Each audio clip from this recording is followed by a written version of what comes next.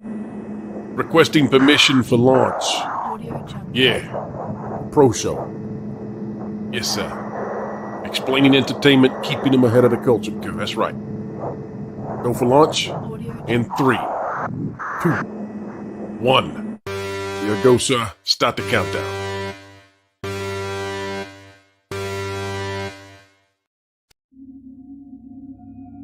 My father used to say, "Watch this man." He's been cited by IGN, The Quartering, Timcast, The Daily Wire, Bounding into Comics, and even Dr. Jordan B. Peterson. Disney insider WDW Pro recently speculated on.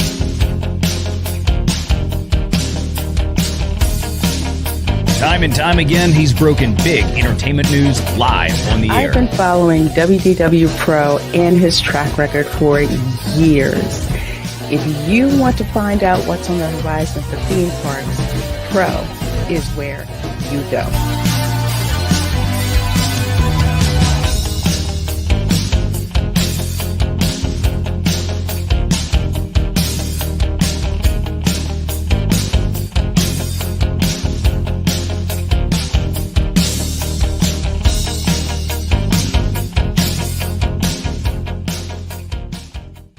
Morty, let's check in on Rian Johnson's new trilogy. Okay. I bypassed the compressor. What did you do, Ray? Son of a definitely remark. Now, he was okay, after 6-7 weeks. Okay? They get over it. Kids are resilient like that.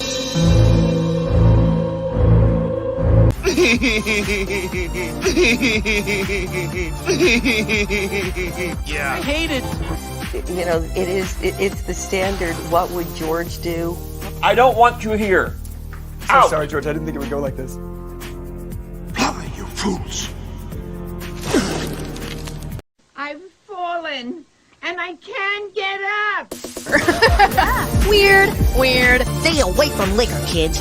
I have always liked Cowabunga. Cowabunga!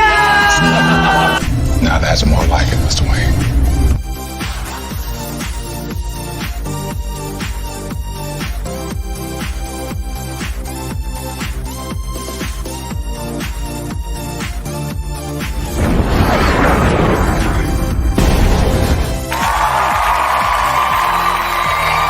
It's about how hard you can get hit and keep moving forward. How much you can take and keep moving forward.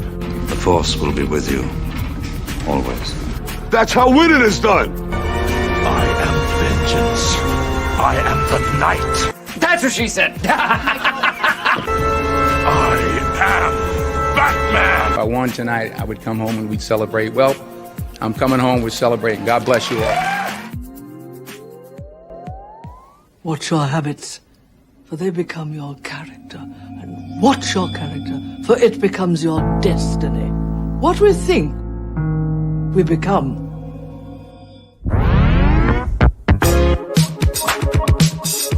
Ladies and gentlemen, boys and girls, in just 2 minutes, the lighting at the Magic Kingdom will dim for the performance of the Pro Show. We hope you enjoy and have a magical, truthful time.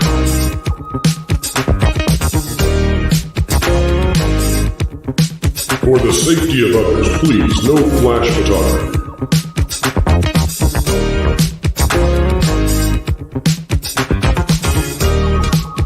And welcome to Provision 3D. All right, everyone, put on your comfy glasses.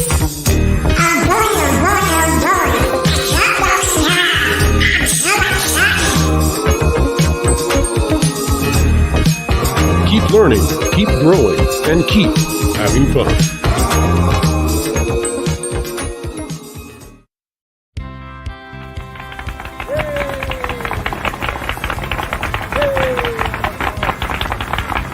To all who come to this happy place, welcome. You know that you've been taught the golden rule, do unto others as you'd have them do unto you. Yes, Paul. Autobots, roll out. I'm bringing the party to you. If somebody's going to try to blackmail me with advertising, blackmail me with money? Fortune and glory, kid. Fortune and glory. We're gonna do it!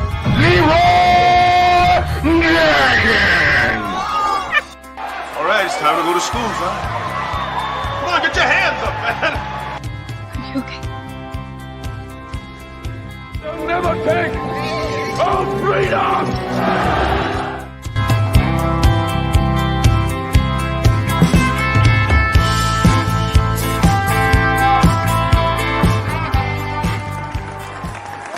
From the redwoods of California to the hills of Tennessee to the Rockies and the Sunshine State and Maine with that bright and shining sea.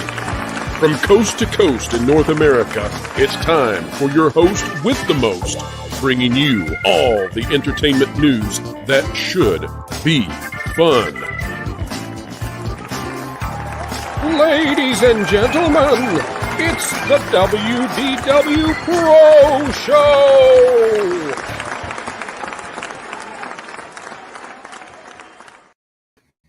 Well, hello there, everybody, and welcome aboard. Jonas, we did it. We did it, and it's we, including everyone out there watching right now. 100,000 subscribers. What a terrific gift going into this autumn. And folks, we thought we would hit this in November or December, and you all made it possible to celebrate far earlier. We have big announcements coming this evening, a special edition of the Pro Show. We're going to be covering news as well, but there is going to be so much, and this is going to be what we would consider perhaps a marathon live stream. We'll hit news, we'll give away prizes, we'll tell tales, we'll have fun, and we'll look back on the channel's history, as well as, by the way, having a member-exclusive live stream that will start at 10 p.m. So, folks, if you would like to join us for the member-exclusive live stream, either become a member, or hopefully you'll be able to grab some of those gifted memberships that we're sure will be on the way, YouTube permitting, because there have been some issues with YouTube allowing gifted memberships on some platforms over the past week and change. But yes, at 10 p.m. we'll be going to member-exclusive time. And Jonas, we're going to do something we've never done before during that member-exclusive segment. And that is, Jonas, that we are going to allow anyone who is at that Tier 2 level or higher of membership, so not the entry level, but any level higher, they can all come on the panel during the member live stream section. Come on the panel with us, ask us questions. We've never done that before. It's usually just VI Pros and Premium level, but today, anybody who is above the entry level membership, you'll be able to come on the panel and have a chat with us, and we look forward to meeting you. Jonas, how are you on this special occasion? I am doing well. I'm doing fantastic. I can't believe that we're already here at 100K. Every time I look, that number keeps getting bigger and bigger and bigger. And you know, maybe it's not actually 100K. Maybe it's actually more like, what is it, 102K now? Every time I look, it's a little bit higher. It's kind of strange. It's like what is it? Heisenberg's uncertainty subscriber count. Your love, Jonas, keeps lifting me higher. Whoa. Your love. Whoa. Lifting me higher. Do you remember? Like I've never been lifted before. Go ahead, Jonas. The 21st night of September. Remember the 21st night of September. Usually that's the song I go for this time of day. Hey, we have a great panel that will be joining us here momentarily, but before they get on here, I just want to point out that when Pro first told me that he wanted to go from doing videos to live streams and the amount of time that he wanted to do it, I thought that he was insane. And here we are now doing, well, I'm not going to ruin whatever your it is that we now, do. But, yeah, we've got a big announcement about the channel, flat out, folks, and we'll do that later in the show today, but we've got a big announcement. We're going to be changing a lot of the stuff here, and all of it for the better. Yes, a lot of changes, multiple channels that will be impacted by this. But folks, we think it's going to be exciting, and we can't wait to bring that to you. But there's a lot of substance to what we're doing today. Before we get underway with any of that, though, Jonas, could you bring on our esteemed panelists, and then we'll get to those very early super chats. Absolutely. First of all, I made the joke as if I don't enjoy every single one of these. I love the Pro Show. It is one of the best parts of my week. In fact, the evening ones are so uproarious that sometimes I wonder if they ever have to end. Now, don't quote me on that when I start saying that they need to end because I want to go to sleep, but they are a blast. Now, one of the people that he doesn't always get to be on the Pro Show, but we're going to bring him in today. He is my co-pilot, my Wookiee co-pilot over there on That Park Place, and always someone that I can depend on. Let's bring him in, Mr. Vash Guy. Well, I am very happy to be on this amazing occasion right here. 100,000. Just think about that. That is an amazing achievement, bro. And honestly, I mean, we contribute to it, of course, but nothing like you have built here. I mean, you've just done an incredible job, and absolutely congratulations to you and the rest of the team that have contributed along the way. So, Ash, you are too humble. You've been here since day one. On day one, by the way, you were not part of the team, but I can tell folks out there that the minute we saw you on YouTube, I told Jonas he has to be on our team one day. We have to have him. He's that good. And here you are. So it's been a great ride watching you grow as well, sir. Yep. We also need to add in my co-pilot over there. Actually, he's mostly responsible for that gameplay. You know him. He is the Gandalf of our fellowship here. That would be Mr. Culture Casino. Hey, everybody. Wow, I can't believe 102,000 now, on your way to 103,000 last time I checked. Oh, wow. Congratulations, Pro. I'm just glad that you guys thought that this old guy was something that might be nice to have around once in a while. Well, we saw the beard and we were envious. I don't want to lie to you. I'm working right now to see if I can get a beard on the avatar. But it could not be as glorious as what you were sporting. Yeah, I don't know. The beard is what it is, but it's not always around forever. You know, sometimes you have to shave. But no, truly, this is incredible news, and I'm so very, very happy for you, and not at all envious in any way. Well, I'm happy for us because Culture, I think. And this is going to be part of that announcement later. I think we're on the edge of doing something really special. I can't wait to make the announcement, folks. Hang tight. We'll get there. Culture is going to be a part of it. Vash is going to be a part of it. Jonas is going to be a part of it. But we've got some plans we're ready to go into later. Yep. All right. Let's add in also from That Park Place, an excellent writer on the website, and of course the host of Tooneytown Wrestling and Tooneytown TV. Let's bring in a person that I think I'm ready to call him. He's also a friend, Mr. Marvin, the Movie Monster. Hello, gentlemen. 100,000 people have clicked subscribe on this channel. What an amazing thing. You know, I used to be one of the people watching. This was always my favorite live stream. And, Pro, they say never meet the people that you admire because they will always let you down. However, that is the opposite that I found with you. When I was welcomed into this team, into this community, I found that the one thing that I've always said about you, my friend, is that it proves that people who are talented, driven, and kind will always succeed. And congratulations. All right, Marvin. All right. I'll buy you another Dole Whip the next time we meet up at the Polynesian. I'm there for it. Now, finally, let's add in somebody who is not a That Park Place regular. Well, if we do have regular guest stars, we are proud to have him here. In fact, we're frantic to bring him on. Someone who is always a source of humor.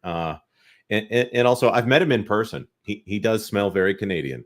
Let's bring him in, Mr. Paul Chatto. Hey, Paul. Am I that off center here? Oh, there we go. There you go. Don't mention regular to a 70-year-old, if you could, please. Well, now, glad to have you on, can I just say, while we're being kind to each other, let me just say, you had far and away the best review on YouTube of anybody for Am I a Racist? That was the funniest intro. I think I was laughing so hard as you videoed that mall looking for a person of color. That was genius. It was wonderful. What isn't there is that I actually stopped two people of color and asked them if they would let me shoot them and just ask the question. Wait, rephrase that. You don't want to put it that way. Sorry. Photograph them. I'm not in the United States. I don't have to worry about that. Oh, that's right. And, that's right. Passive tyranny up there in the Great North. And I wanted them to say like "F off" or "Go stick it, white boy" or something, and both people demurred. So, actually, it turned out fine. None of them actually spoke the language. Just so, thank you very much. I mean, the intro was good, and I'm glad you liked the review. And it was so funny. So funny. Thank you. I try to make things funny, as you know. Now, as soon as you hit 100,000 subscribers, YouTube called me. They said that I have to return this to you. I have to got to trade it in. They got to scratch off your name. Oh, I hear those plaques are actually small now. I hear that I get a mini version when it arrives. Yeah, you get a teeny tiny. Oh, they don't do no. They don't do the mega manly version. No, that's okay, Paul. I'm going to order one that's 16 foot long. No jokes, please. Long. 16 foot long, yeah, or wide. Who knows? Well, it's not the length; it's the width. I knew it. By the way, I will say, of everybody on the panel, the only person who has not met me in real life is shockingly Culture Casino. So everybody else, we've broken bread, we've had some fun, drank a Dole Whip or something. I'm going to solve that problem very soon. And next month, actually. All kidding aside, I just want to throw my hat in the ring and voice my congratulations to. That's an amazing accomplishment. I don't know whether you realize just how few YouTubers hit as a percentage 100,000 subscribers. Yes, and we're still shocked it happened in the time it did. I mean, it's amazing, and we're happy to take advantage of it now. One of the things that I've told people is that once we caught lightning in a bottle, we wanted to do everything we could to facilitate continuing to grow this and to nurture this. And so we are aware of how exceedingly rare it is for people to have this opportunity. We don't want to miss it. We don't want to take it for granted. And it's been a challenge to keep up with the growth. But every time we ever have any kind of issue of saying, well, how do we get the time? I always try to remind myself, gratitude would be a great thing to keep in frame at this point, because so few get to enjoy it. So, well, all of you are part of this huge and tremendous success. And Jonas, so is this audience. Can we bring up the very first super chats and membership giftings, please? Oh, absolutely. And there's one super chat in particular that I just have to put to the front of the line here. Staccato DDS for $100. You put the W and W in WOW song ats on 100K. Song ATS? Well, I think he meant congrats. Yeah, it's grats. Congrats. That makes sense. I was wondering if there was a World of Warcraft song that I was missing, like the Night Elf Mohawk song from Mr. T. You are a Night Elf Mohawk. I am a Night Elf Mohawk. Well, I pity you, Jonas, that you did that accent. You're now demonetized and deplatformed. See you later. All right. Moving right along. Thank you, Staccato DDS. You are the best dental services YouTube can find. Absolutely. And thank you very much, Staccato DDS. The Mum for $1.99. Thank you very much, The Mum. I have beat everyone to the first super chat of 100K. Yes, you have. Thank you. That you indeedly doodly did, and you deserve this.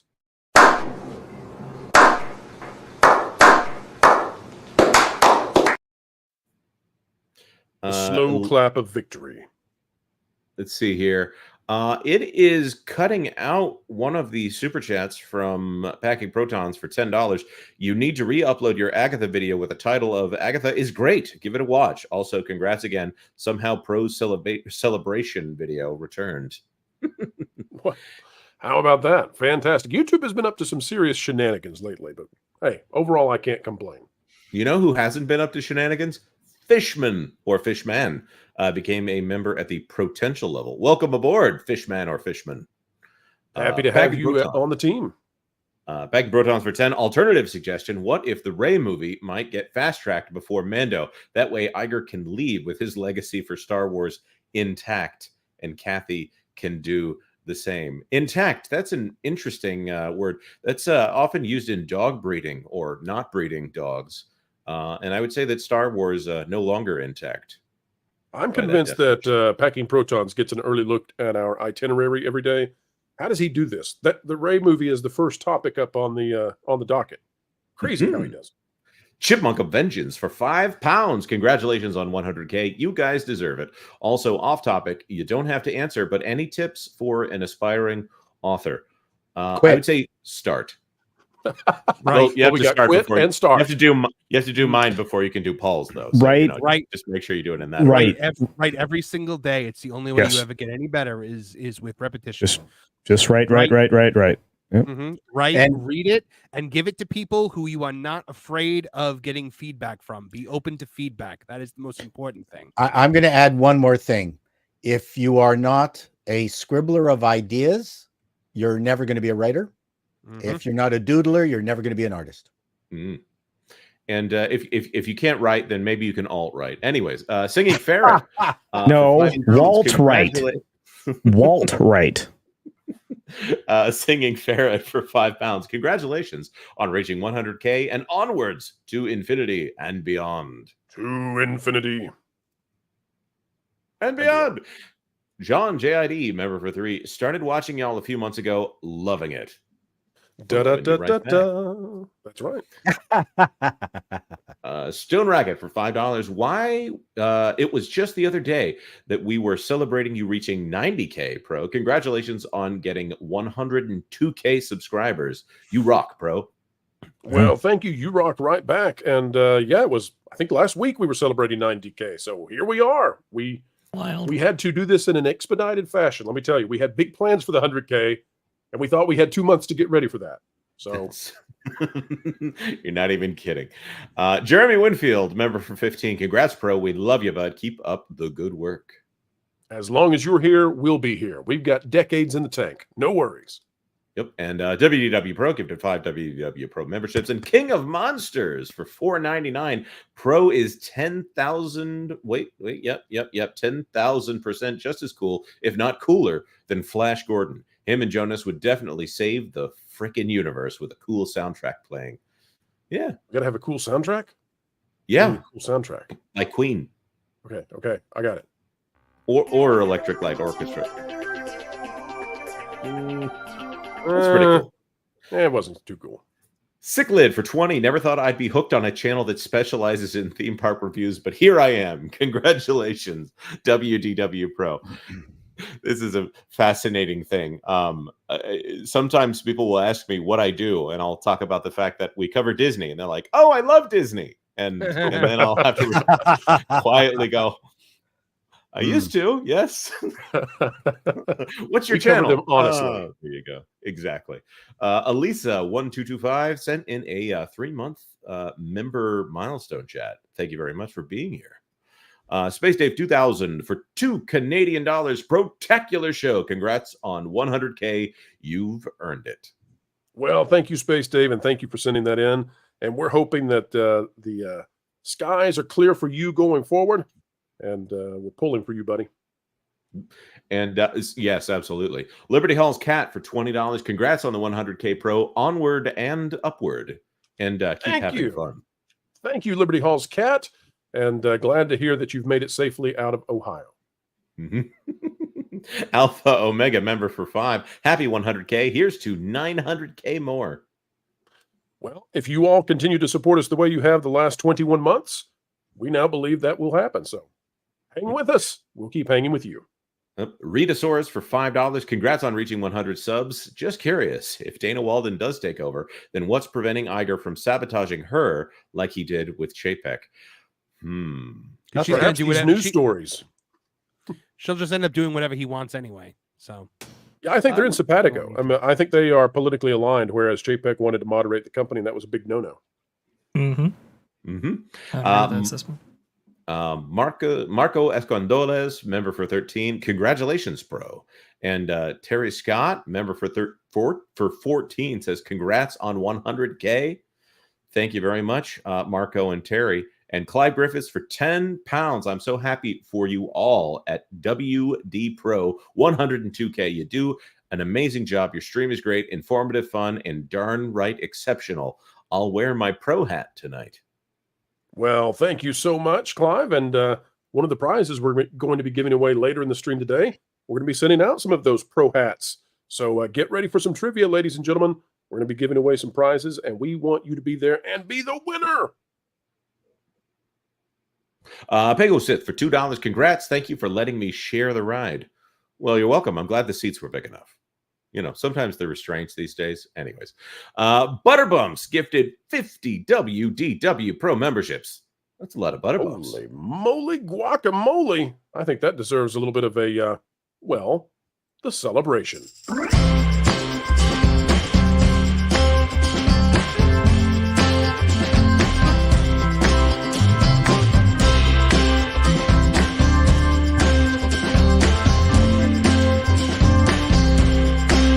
Perfect. Thank you very much, Butterbumps. That's made me very emotional. I can tell. I feel a speech coming on because we love our WDW Pro. I love our DW Pro. I know we all do. That's why everybody's here right now. We love our DW Pro. We take pride in the privilege of being DWD Pro fans, and this is a moment where we can and must come together as WDW Pro fans, understanding we have so much more in common than what separates us. Paul, the teleprompter says to blink. Good. He's doing it. Good job. Okay. He came through.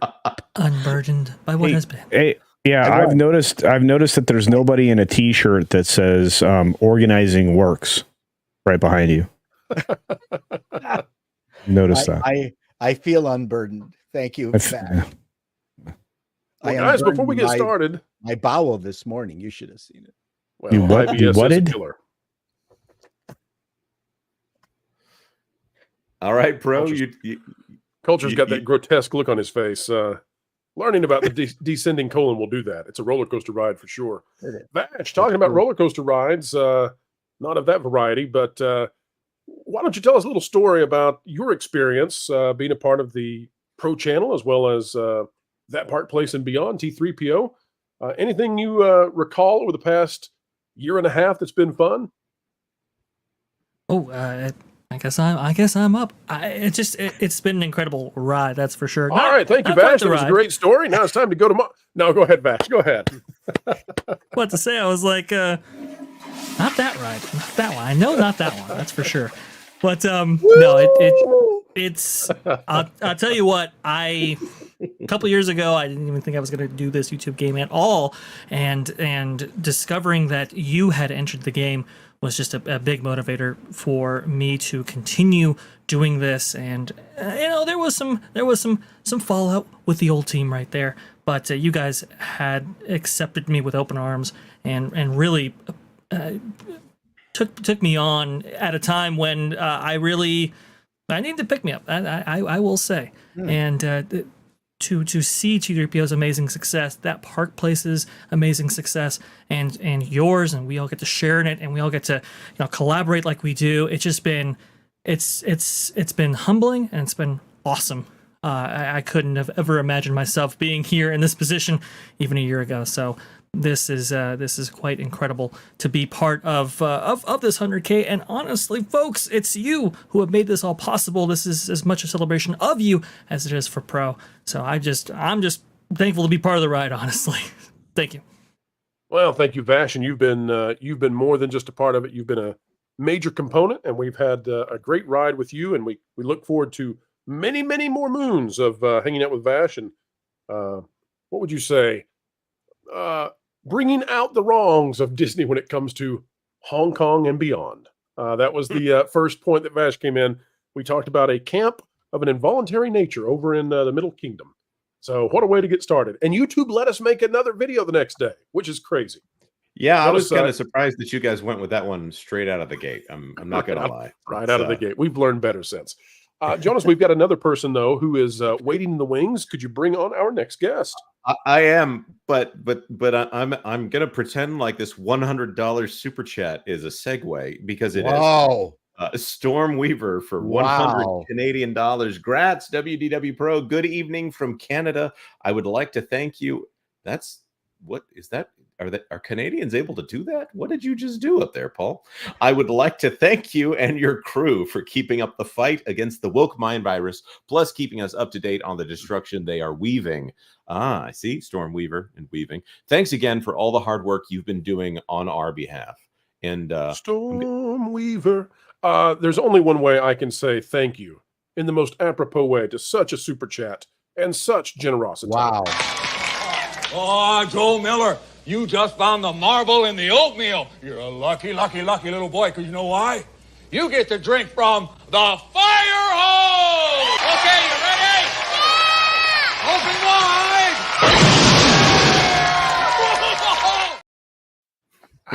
wide! Storm Weaver, we want to go back to comedies like that. Enough of whatever it is that we had to watch the other night on Disney Plus, and which I am told, shockingly, is going to be worse this week. And I don't see how, but we'll be here to agonize through it for you on your behalf. Agonize? I think I know what you're talking about. And speaking of fighting against the woke mind virus, we would be nothing if it weren't for the trail blazed by Midnight's Edge and, of course, its leader, Andre Einarhar. Hey, greetings. Thanks for having me, and thanks for the awesome introduction. And of course, congratulations on your amazing and well-earned success. So go pro and go team. Well, thank you, Andre, and it's a pleasure to have you on. And we've had the opportunity to talk before about all things YouTube. But as Jonas was saying, you over at Midnight's Edge and Tom, of course, you two have formed a duo that has just taken the internet by storm. You all led the way, and we can never be grateful enough for how tremendous your success has been. So successful that it set a path forward for the rest of us. So, Andre, thank you for being ahead of the game and doing such a phenomenal job in starting this whole deal of covering entertainment each and every day. Of course, Midnight's Edge in the morning is Mondays, Wednesdays, and Fridays. And I can't keep up with all the times that Tom's doing stuff through Midnight's Edge in the evening. But you guys are just tremendous. Andre, what's been your favorite part over the past many years of doing the YouTube thing? What's been the most rewarding aspect of the job? I think it's to see the change, because there was a time when I was kind of like the only one doing it, me and the people surrounding me, and then more and more have just come, and it's been like this community. I'm not going to say that I was the first, but I think I was the first doing the kind of like behind the scenes investigations that we are doing and that you are now doing, and Cultured Casino is doing, and others are doing as well. I do feel, maybe it was some kind of trailblazer there, because it really irked me that wasn't being done. Like I started it in direct response to all of the other channels that were out there that were just parroting the company line and the bullshit PR narrative, which was obvious bullshit to me as someone working in finance, and Hollywood kind of like is finance. It's just that rather than investing in cotton or oil or hedge funds, you invest in entertainment products, but it's the same rules that apply. It's the same bullshit game that's being played. And now to see so many more seeing right through that and actually provide some challenge to the BSP narrative that is going out there is fantastic. To see, the actual change, an uprising, if you will. And to me, that's the most rewarding thing. And Andre, I also want to say a thank you, because this channel was demonetized for quote unquote reused content. We're not sure if it was trolls or if it was some sort of automated flagging that was just an error. But the next day after being demonetized, you had me on Midnight's Edge at a time when I was persona non grata. And that was it was a major step to be able to put some pressure and get people out there sending in their polite requests to YouTube on X that I think won the day. So, Andre, thank you. You're a much bigger part of this 100K celebration than people might, I guess, estimate right off the cuff. But you were a huge part of it, because there was a time when we could have been demonetized and we'd have had to gone mostly to that park place and started all over again, building from there. Well, I'm so glad that that didn't happen because yeah, and what I think happened is that as you see sometimes happen in various places of society, you have rules, but then you have the very selective enforcement of those rules. I think that's kind of like what was happening there. That reused content. That's a very nice excuse to behind the actual reason of we don't like this content. Oh shit! It's getting backlash. What we did. Oh, we didn't count on that. Well, fine. Let's just give you this one, and maybe you'll stay on the straight and narrow with this warning. I think that's kind of what they did there. And I don't think they'll be doing it again because, again, you have grown now like 100,000. That's amazing. I'm so happy to see your success. That is fantastic. It's well earned, and they'll mess with you a little bit less because of it. I think. I agree, and the audience. We were likewise very pleased to see that Drunk 3PO, that Jay, he was demonetized for the same reason, and he also was reinstated quickly and then crossed the 100K just a few days before us. And so feeling a lot of love for everybody who's had that kind of success. Guys, is it okay if we cover just a bit of news while we've got such an all-star panel? Yeah, go for it. Let's do it, I guys. can't stay for long because of time zones, but let's bring it. Let's do it while we can then. That's what she said. Here we go. Sorry, Jonas. Out of worldofreal.com, it says Star Wars The New Jedi Order now on hold at Lucasfilm. And this is by Jordan Ruamy. We'll get into what I'm hearing in just a moment. It says, back in June, there were some rumors spreading that Lucasfilm's Rey movie, potentially titled New Jedi Order, was going to be shooting in September. Now, we have never said it's going to happen. I don't know why that was a rumor. There's been no evidence ever that they had any kind of location for that, so I don't know where that came from. But anyway, this author says that he shot down those rumors by simply saying, no chance. Daniel Rickman is now reporting. Daniel Rickman, who I think has like a 60% accuracy rating, somewhere around there. So much better than the 50% that you could get just by guessing, is now reporting what this author apparently has been saying all along. Forget about it. The film has, well, now, wait a minute. If it was going to be shooting in September and you're shooting it down on September 23rd or 22nd or whenever this article came out, really? You're kind of shooting a fish in a barrel at that point. I'm being too rude. Anyway, the earliest it would shoot is in 2025. This author is skeptical about it. Says, in fact, I think the entire project will just get scrapped. What I can say is that Stephen Knight has been trying to crack the script now for well over a year. The final draft still hasn't been submitted to Lucasfilm. Knight, who's about to shoot his Peaky Blinders movie, has written a total of 4 drafts, with Lucasfilm's Kathleen Kennedy continuously giving him notes on how to improve the story. She's so good. These issues with Knight come only 2 years after development on the film started, and various drafts had circulated, with different writers, including Damon Lindelof, that's not really how you pronounce his name, and Justin Britt Gibson taking a crack at it, before both eventually exited the project due to creative differences. There's also another issue. Disney might be second-guessing the entire nature of the project. Will they or won't they allow this film to move forward? Do we really need another Rey movie? Plot details have been kept fairly hush-hush, but based on what I've heard, the film would focus on Rey's tutelage at an academy of up-and-coming Jedis. What a guess. Jedi New Order? Good job there. Part of Rey's attempt to build a new Jedi Order. Oh, wait, that's the title. Guys, I'm being a little bit more cynical than usual. Maybe it's the evening air. But I will say this. You can boil this whole problem down to one simple thing. Money. If Disney puts out a Rey movie and it does a $200 million flop, if it pulls a Marvel's, it will be a much bigger problem for that franchise, and it will indicate to investors the problem they have, whereas Marvel was able to absorb that a little bit because of Marvel's successes. When you've been hibernating and dormant for years, and you only have a Mandalorian movie in the works, then if the other film you have is Rey and it's headed for a disaster, what do? Delay. And so what I'm hearing right now is 2028 is as soon as you might see the Rey movie, and that seems to me to be accurate because we still don't have a script. And oh, by the way, Stephen Knight, if he stays on to do the script, he's not just doing the Peaky Blinder stuff. He is starting brand new studios. So he's going to be busy. And if you don't use him, then you got to get somebody brand new and bring them in and start reworking, retooling, and doing a whole new script. I don't think the Rey movie is coming out until at least 2028. I think it's a huge risk for Disney to bring it out. And personally, I think they might just send this straight to Disney Plus and have it be another Agatha or Peter Pan and Wendy. Panel, what say you? Starting with Andre. Yeah, I am inclined to agree with that. I'm not sure that this movie is going to happen at all.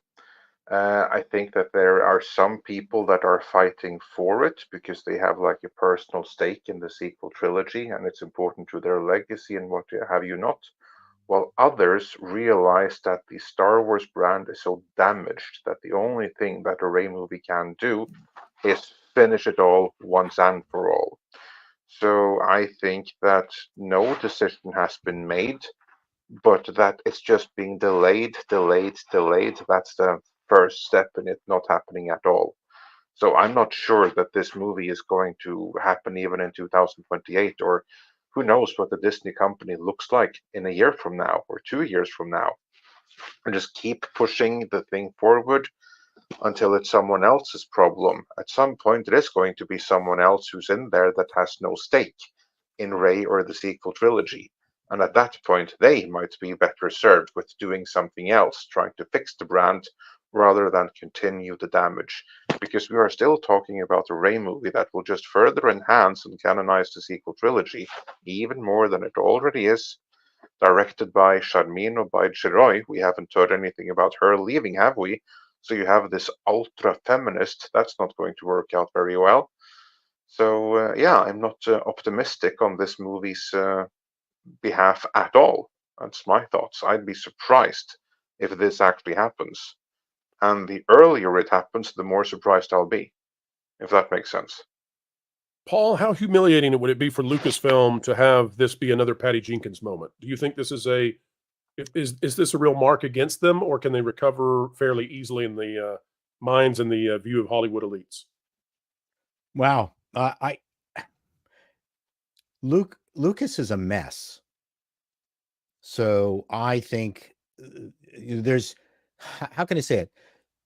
Even an organization that is in disarray could very well point to a powerful IP that they have and then hang their, throw the, gamble on that one IP. Like, DC has any number of Batman, Superman. I mean, even Marvel, even if you just compare to Marvel, if Marvel's in trouble, they could very well decide to, we're going to resurrect Iron Man.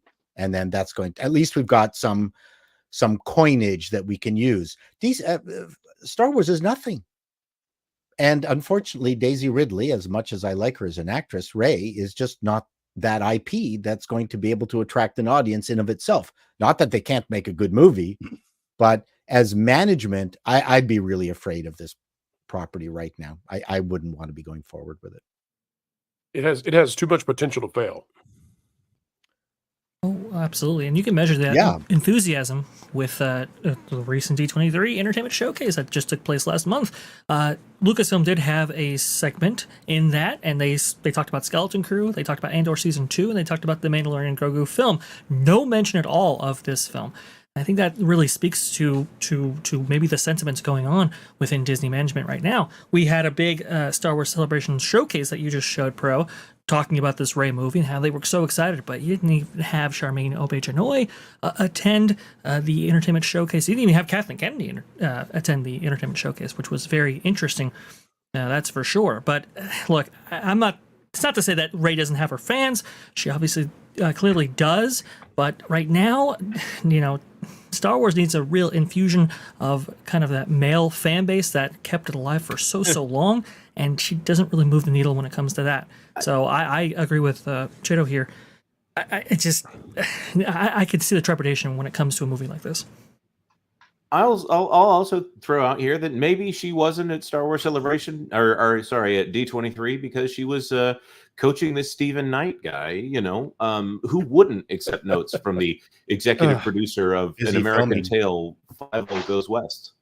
Yeah, I mean, sorry, Paul, go ahead. I was going to say, again, if you're an executive and you're going to go, I'm going to resurrect this thing, what puzzle pieces do I have that are going to be instantly from a premise point of view of interest to an audience?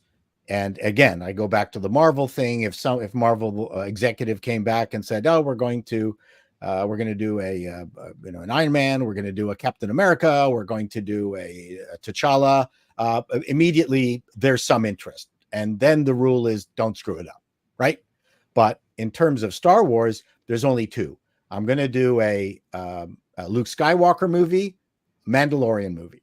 Those are the two irons that they have in the fire that are of any value. I'm sorry, the Rey property is not. Notwithstanding the fact, I mean, what's funny is that those three movies were seen by, well, I don't know, 1 billion people or something, yet we're attributing no value to her ability to attract an audience, which is really weird on in a lot of ways. Well, when you look at the sequel trilogy, I think it drew money based on being Star Wars and being a numbered Star Wars movie. Okay. And that is the thing that they all point to when you try to criticize the sequel trilogy is, oh, but they made money. They made money. Isn't that all that matters? They made money. And did they though? But then diminishing returns with each one, which is the exact opposite that you want to see on a trilogy like this. And then Solo bombed. And since then, they have been so hesitant that Lucasfilm does not exist anymore. I now call them the Galactic Fempire. And they are absolutely terrified of putting anything out in theaters. To put something out in theaters, it has to be a surefire hit for them.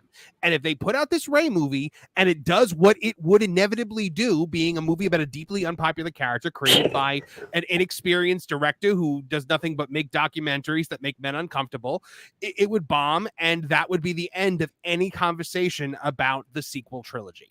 I think they'd be better off to opening up a Sith yoga store and selling Sith yoga outfits. Well, they've got the fan base for that. Yeah. Actually, that's minimal fabric, according to the Acolytes.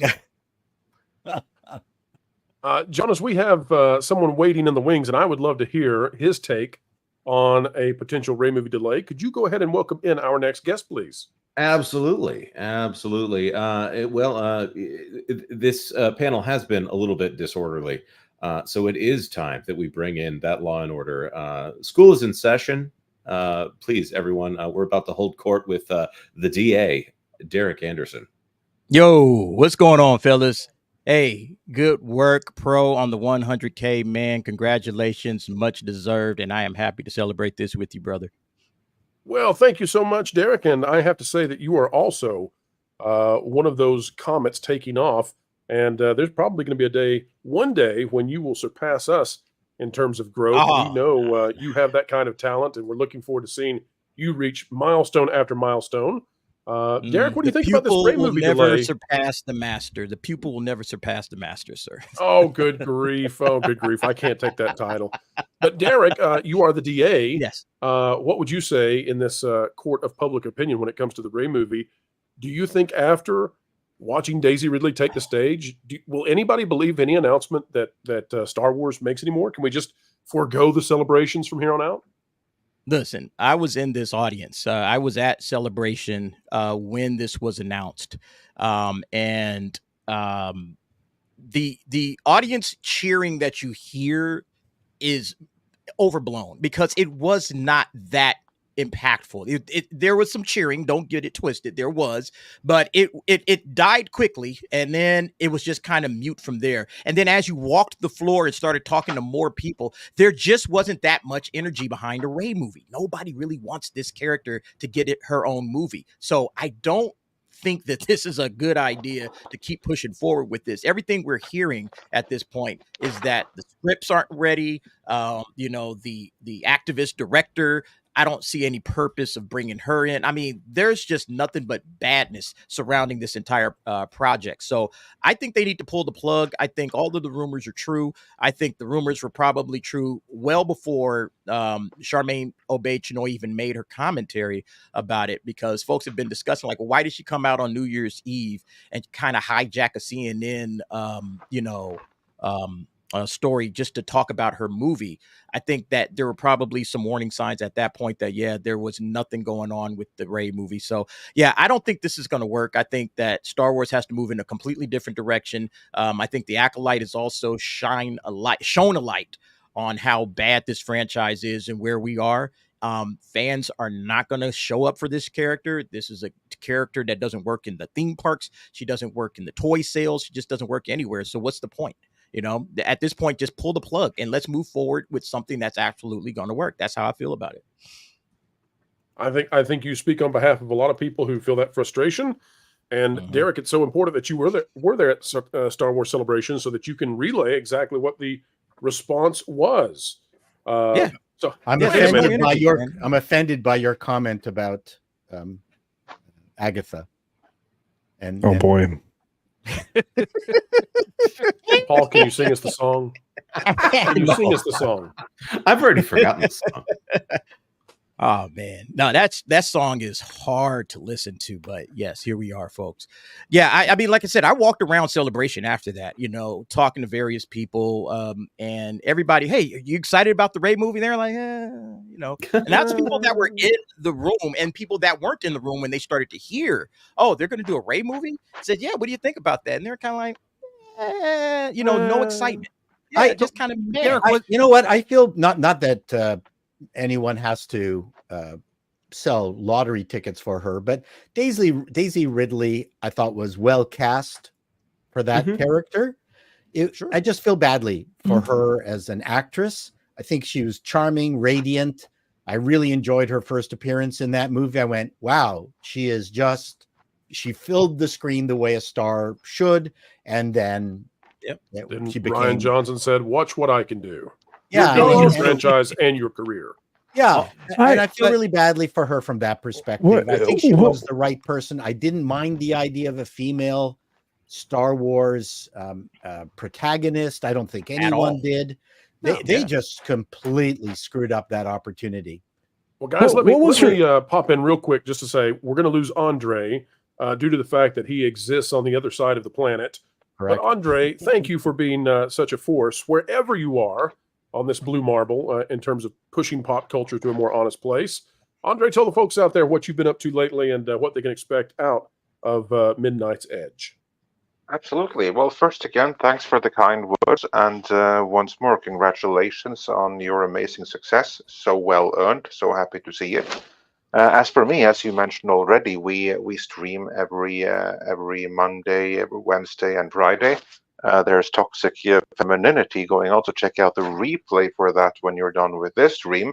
It's going to be a real hoot tonight. And then we have regular video drops pretty much all the time. Next video is coming tomorrow, where we're going to go through how Concorde cost $400 million to make, but Sony spent a hell of a lot of more than $400 million on that game in total. Oh yeah. All right. We'll be covering it on that game place as well then, based on and pointing towards your reporting. That's awesome. You bet. Absolutely. Thank you, Andre, and thank you for the fantastic job that you do, sir. Thank you. So yeah, and with that, have a great rest of the stream. Sorry I have to leave, but hey, time zones be time zones, and what can you do? Right. Take care, everyone. Folks, we will be welcoming in more panelists as the night goes on, as well as welcoming on members of the channel when we get to the member exclusive side of things at 10 p.m. So if you are a member at the level 2 designation or higher, you'll be able to come on the panel. We don't normally do that except for the very highest levels, but tonight we're making an exception because we want to celebrate all of you out there. We've got another member who's going to be coming on in just a second. But first, folks, if you would please indulge us, we would like to take you down a little bit of memory lane here, because it turns out that, well, we've had a lot of fun around here. And, well, Fooey guys, we actually can't play that clip yet. We'll have to hang tight, and we'll come. Wait. Do we have it?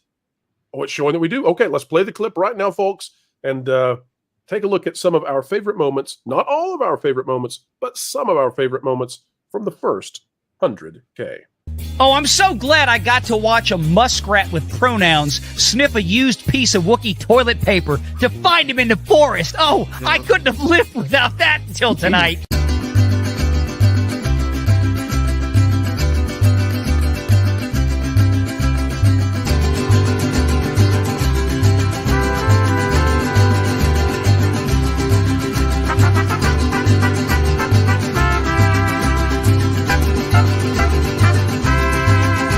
All right, well, folks, you have been introduced to a YouTube star in the making. Max, before I let you go, though, just one question. Yeah. Your opinion on Alf. Sorry, what'd you say? Alf. It's your dad's favorite character. You've not heard about it? No, I'm sorry. Oh, go tell him that Tom from Midnight's Edge said that he loves Alf. He'll tell you all about it. Okay.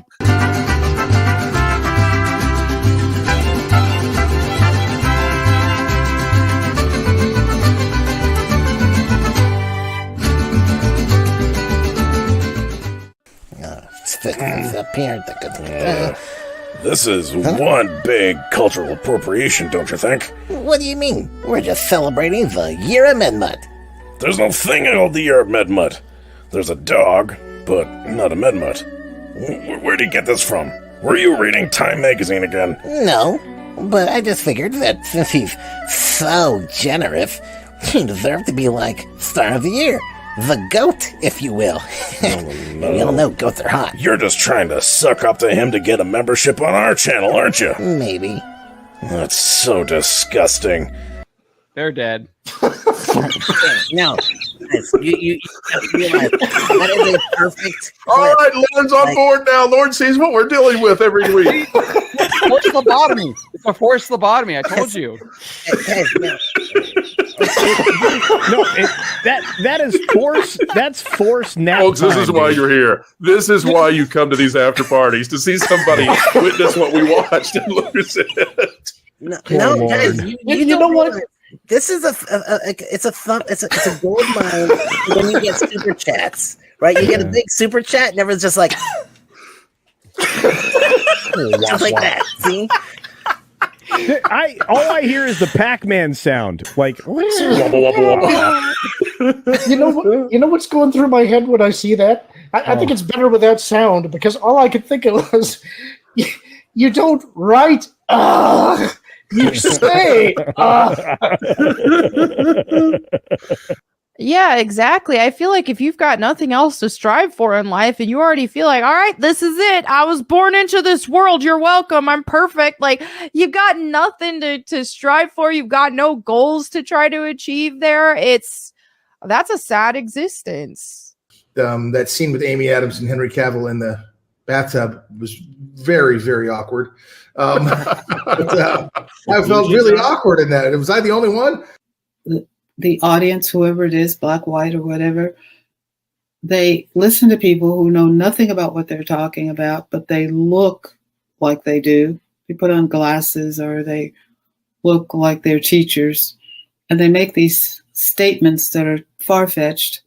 And then the audience, the people that are participating, thank them for teaching them something. It's really frightening.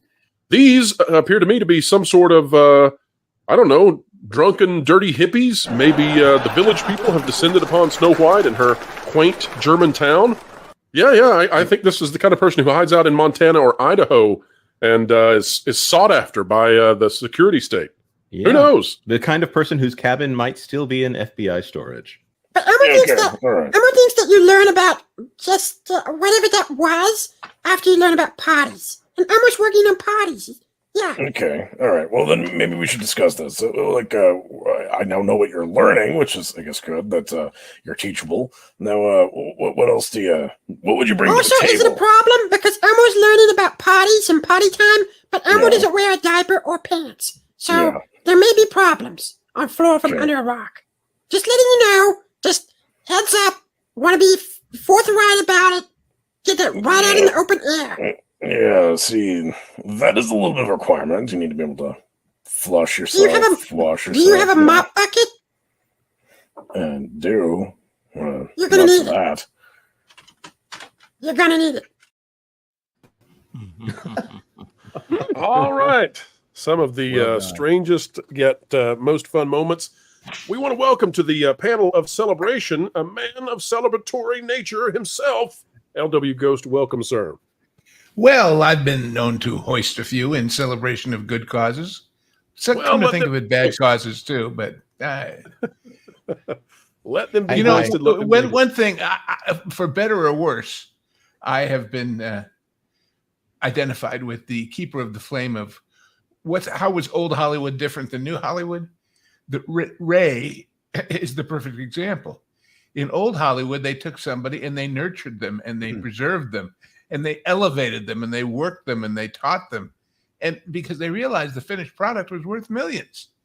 Now they seem to take somebody, throw them into a situation, they get the accolades, they get, even if by default as the new messiah of the franchise, and then they do everything they can to tear her down. It's like we built you, we can ruin you. Lou makes a really, really good comment. This is how incompetent the people are. Just by throwing her on the screen and leaving her to her own devices, they thought that she would carry the film. And Lou's right. In old Hollywood, she would be properly managed and nurtured, because she really does have star quality on the screen. She's charming. But they go out of their way to take that charm away by making her say and do dumb stuff. I have to bring in a great contrast here. Obviously, Daisy Ridley, I think, has handled herself pretty well, considering all of the stuff that has been thrown her way. A great non-example would be, I don't know, Rachel Zegler, someone who has desperately needed a publicist for years now, and has needed someone else to control her social media, and is given what should be that should be $1 billion film. That should be $1 billion film. It is definitely not. You know who doesn't need a publicist though, Jonas? Who's that? Michelle and Hey. We're gonna get really close. Hello there. Hello. This is awkward. We take a little more room. Vash and Marvin are hop to the backstage, but they'll be back shortly. So everybody wave at Vash and Marvin. They'll be back, but we'll see you guys in just a moment. Yeah, there we go. We got more room. We got more breathing room there. I just want to say that I've had the pleasure of meeting 5 of the people on this planet in person, this panel in person. And I was there. Hi, Paul. And you were there. And you were there. And you were there. Hello, Lou. We also want to welcome on. You were just an ectoplasmic specter. Yeah. Or Erica, Paul, at least an ectoplasmic smirch, if not a specter. Let's put it that way. What is an ectoplasmic specter? Ectoplasm is ghost material. Yes, as in when Bill Murray said he was smart. Cars called Ecto One. That's right. But I was going to say, in that vein, Vash and I did a sort of a deep dive into 20th Century Fox's history on Sunday on our show. And boy, could they have, you would have been the equivalent of what they had then, which was Betty Grable and Alice Faye. You could have been a star. You were born in the wrong era. Well, speaking of stars, I just want to say that Michelle and Natalie were absolute stars when it came to their very first. I think, Michelle, this was your first hike. Is that right? When we did the big hike? So we had a big retreat. We had a big retreat where a bunch of YouTube personalities came together and went out hiking, and it was far more treacherous than had ever been anticipated due to a storm that had come through the area. There were trees that had been downed, and the waters were very high. But Valiant Renegade actually was determined that we were going to continue the hike no matter what. Michelle, Natalie, could you tell us about the crazy adventure that I thought would be the end of you all wanting to be around any of us ever again? It was quite the hike. It was far from it easy. I'm pretty sure Valiant almost tore his rotator cuff. It was treacherous, you guys. This was not, a day at the park kind of hike. This was intense. We were I told almost it was died easy 7 times. And I don't know I who told was you waiting that. for you all to come back. And when I heard people whistling the theme from Bridge Over the River Kwai, I got the impression of what that hike must have been like. Well, no one died. We had some near-death experiences, but no one actually died. It's so funny because it sounds like we're joking. That sounds like the kind of thing that would be in jest when you say, well, we almost had somebody die. But no, anyways, enough of that. I will point out, as a family man, someone said, no, this is going to be easy. Just take the whole family on that hike. And yet again, it was the right call. And you remember the last 12 times people talked you into it. I love Pro ends it with, but did you die though? basically. That's what I was thinking. It's like Rose, like, Did anyone die? But did you die? It sounds like a forced march. Well, all I can say A is forest march anyway, but all I can say rocks is and water, it gets slippery. Is the net lesson of this, right? we were able to reel in those who might have had a vertical challenge ahead, so that was good. Well, it's been a lot of fun getting to meet so many of you. Some of you I still have not had the opportunity to meet, but I was just curious, Michelle, Natalie, of the people you met when we did the big retreat, who was sort of the biggest surprise? Who was the person that you went, that's not who I was expecting? And you can't say me because that's too easy because I'm an avatar. So who else? That is a good question. Gosh, that is. I'm like, really? I'd really have to think this one through because obviously Valiant was what you thought Valiant would be. It's kind of true, yeah. He's pretty much, what you see, what you get. Yeah. He's high energy. He's high energy. And then, Jonas is the sophisticated one of the bunch. Is that what I am? Okay, sure. So, well, the fact is he has his own teeth, which makes him unique. That's true. I paid for them. Lou is the storyteller of the group, which is what I expected. Paul, that he is. Paul is the comedian of the bunch, which is what we expected. Yes, love his comedy. So I feel like everyone has lived up to you. What you see is what you get, which I think is a good thing. I think on everybody's YouTube. lived up to the hype. Yeah, they've lived up to guys. What the audience needs to know that no one's faking. These people are who they present themselves as. That's a good thing. Real deals, baby. See, and I thought the two skinny Jesuses balanced out the fat one, but and I should also say Lou's wife is very funny. Yep. Oh yes, she has to be to put up with me. She definitely is. Thank you. Okay. I have let myself be quiet for too long here, but we have had way too many amazing super chats come in, and Photon Empress just dropped.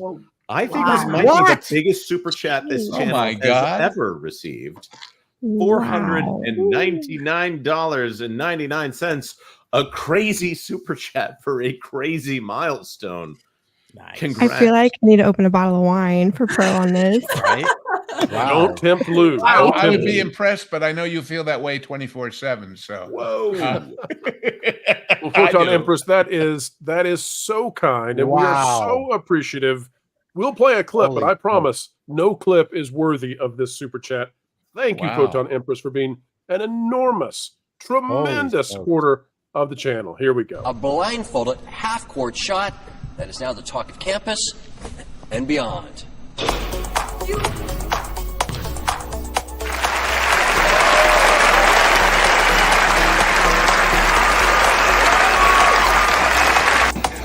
Wow. Are you kidding me? Did you see it? Yeah. Is that on tape? Yeah. You are kidding me. Wow. Wow. I like that. All right. I would check to make sure it wasn't a stolen credit card, but I think we should be positive about it. we will be positive about it. I checked. It says the card belonged to somebody named Bob. Is it Eager? Eager, I believe. Eager, yes. Eager it is. Well, that is impressive. That's amazing. It's amazing. Thank you, Photon Empress.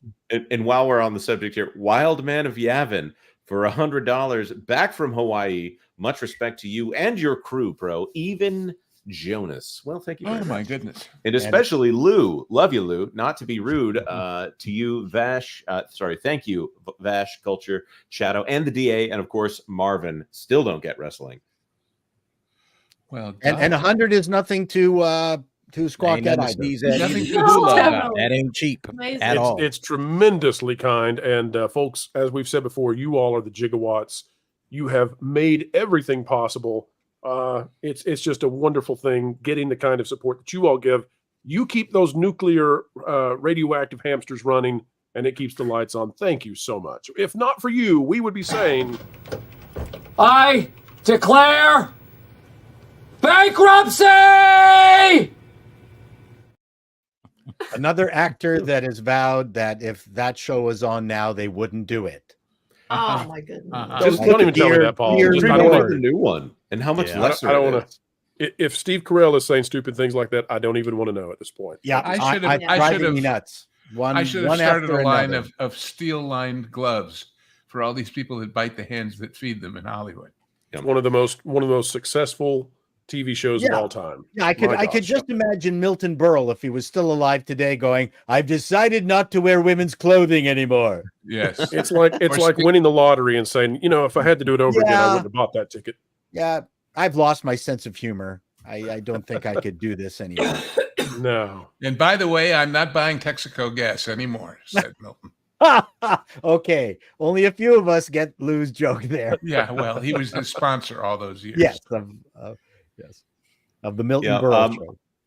I'll point it out here. Samuel Main sent this in a little while ago, but it is a super sticker, and it's like it's like a living controller that's saying super effective. But thank you so much for the $50 super sticker. I think that's another record for a dollar amount attached to a super sticker. So, Lou, it's looking more likely that I'll be able to afford that tomahawk ribeye and send it your way. I guess so. My God. I guess. Hey, and look who it is. MedMutt gifted 20 WDW Pro memberships. Thank you very much, MedMutt. I hope that MedMutt was around for the highlight video. MedMutt, I hope you saw the clip of you from Floral from Under Rock. So funny, so funny. All right, well, we've got. Go ahead. Oh, MedMutt for go ahead. $20. Pro wanted to congratulate you on 100K. Wilton, I'll still take a year. I'll still take year of MedMutt praise, and I'm a member. DA, I loved your Star Wars preach last night on VR. To all the panel, keep up the great work. I saw this, by the way, when I was clipping Valiant Show from this morning from last night. My goodness, we do stream a lot, don't we? But great job on that, Derek. Always glad to hear you go off. Derek, with all due respect to those rare moments when Mexican Iron Man throws the lightsabers, Derek is the supreme ranter of this group, and thank God for him. Guys, I've got live reaction, actually. A viewer who had tuned in. Here's live reaction to Derek's rant from last night. At least that's what I hear. Wait, what? You created the spit take, Derek. Congratulations. All right, Michelle Nally, I know you're short on time. Could you tell the folks out there, what is it you're up to tonight? What should they go be checking out if they get the chance? Yes, well, we just did our live stream where we kind of got into the P. Diddy situation. Yeah. Are we allowed to even say that name? Is that like Beetlejuice? We say it 3 times and the live stream is demonetized? I don't know. We'll see. But we also had our first time watching reaction of Taken. It's back up after it had been taken down. Hopefully it doesn't get taken down again. With the threat of a Retaken. strike to our channel is what we got over that movie. Interesting. But that's back up. And then we also have our first time watching reaction of Uncle Buck is coming out Thursday. A good family friendly movie. Until he tries to circumcise that gnat. Things get a little awkward then. And then also I reacted to Gladiator 2 trailer that came out today. But we just want to say congratulations. Hey! 100K. I mean, wow. That that's really amazing. That is amazing. Amazing. Like, you should be very proud of yourself, and we're proud of you. And I think all of us here, I can speak for all of us. That's an amazing accomplishment. Yes. And on to the next accomplishment. Let's keep going and going, and let's all do it together with smiles on our faces. What better kind of adventure could you have than to have a motley crew such as this, all going up and up and up? Thank you, Natalie. Thank you, Michelle. You've reached the status of established titles that you can now be a sponsor. Oh, no. I'm established. I'm mainstream. Surely not. There you go. All right, ladies, thank you for stopping by. 200K Pro. You'll be there soon. Yes. One day. I love you too. Love you guys. Yes. And I'll be means back it. on the channel soon, but congratulations. And you guys have an awesome rest of your stream. I need your shopping list. I need your shopping. Okay. I will send it. I'll work on that tonight, Culture. Okay. All right. Good to see all of you. Congratulations. Talk to you soon. All right, Jonas, as they go out, we've got more coming in. Get ready, folks. We'll see who's behind that door.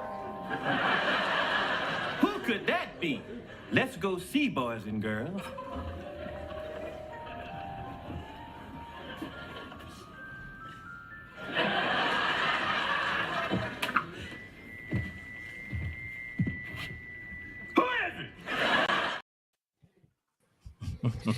All right, we're going to have to do some arranging here to get everything as we need it. But look at this crowd of wonderful, amazing people who we've got.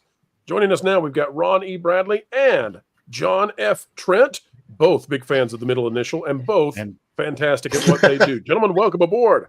And our true Knights Templar. At least they're not big fans of the middle finger.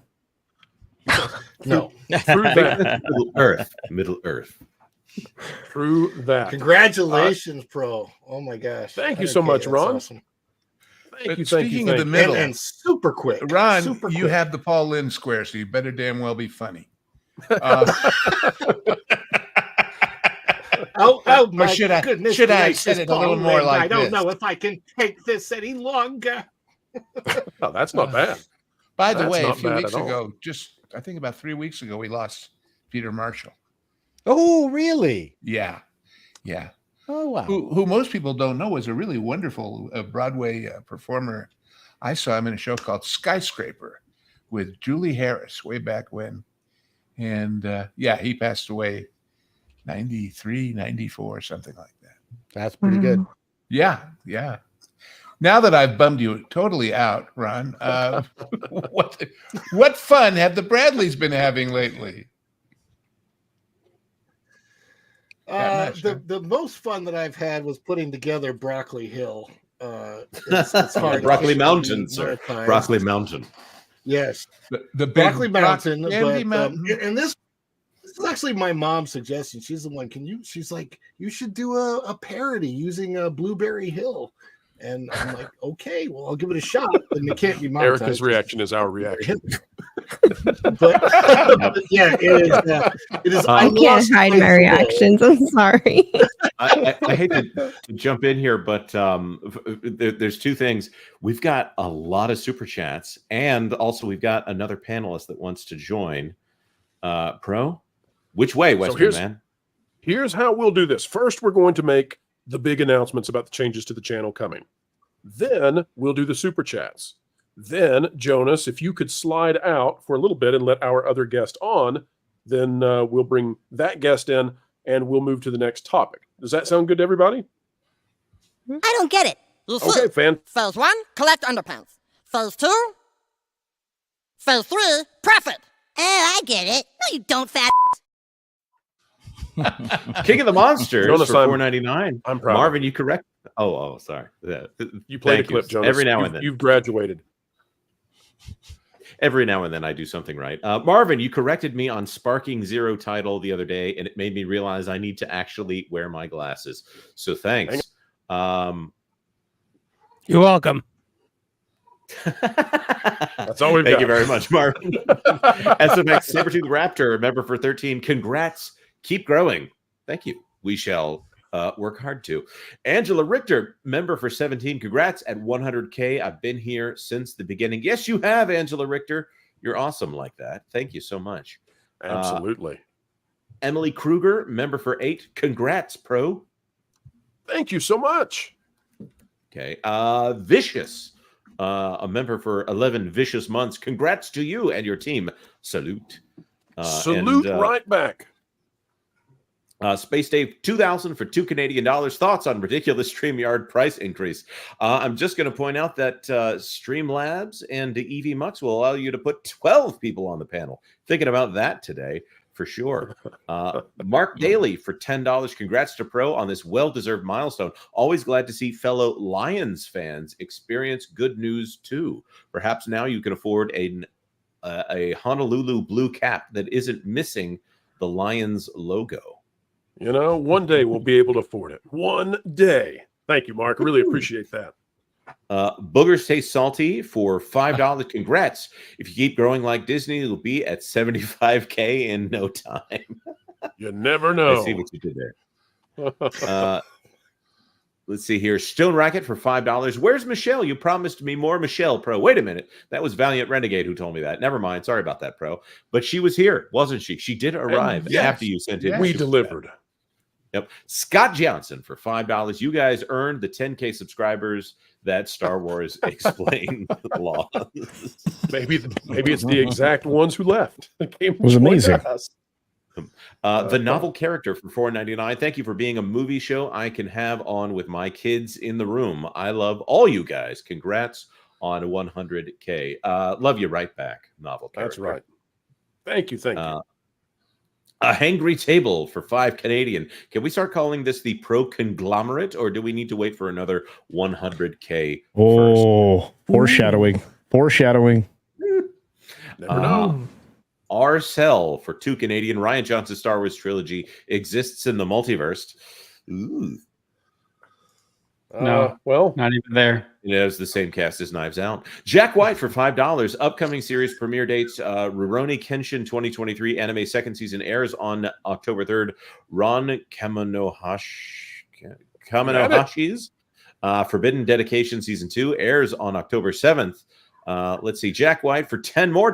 Demon Lord 2099 airs on October 12th. Bleach 1000-Year Blood War season 3 airs on October 5th. And new series recommendation: Wisteria Wand and Sword and Mission Yozakura Family Solo Leveling Yu Yu Hakusho Gundam. Let me see if there's another one for $5. Jack White. When will they learn nobody likes or wants to watch KK's narcissistic self-insert, but can't really call her that a character? That is, can't really call her a character. Yeah. Jack, I'll just say we miss when you're not with us on the show. Always love seeing your name come up, and what fantastic suggestions for people to check out in the world of anime, as well as a pithy finisher on Kathleen Kennedy. Jonas? Oh, he's not even done. He's not even done. Jack White, $20. The thing I find hilarious and fascinating is that these SJWs, they call everything from the past in entertainment problematic, and yet they are promoting theories and ideas put forward by actual problematic individuals. And for $2 more, Jack White, people like John Money and Simone de Beauvoir. And the P-Diddler, perhaps. And I just have to say, as much as I love Take Me Home Tonight, it really doesn't stand the test of time. Thank you very much, said. Jack White, for your very generous super chatting. Indeed.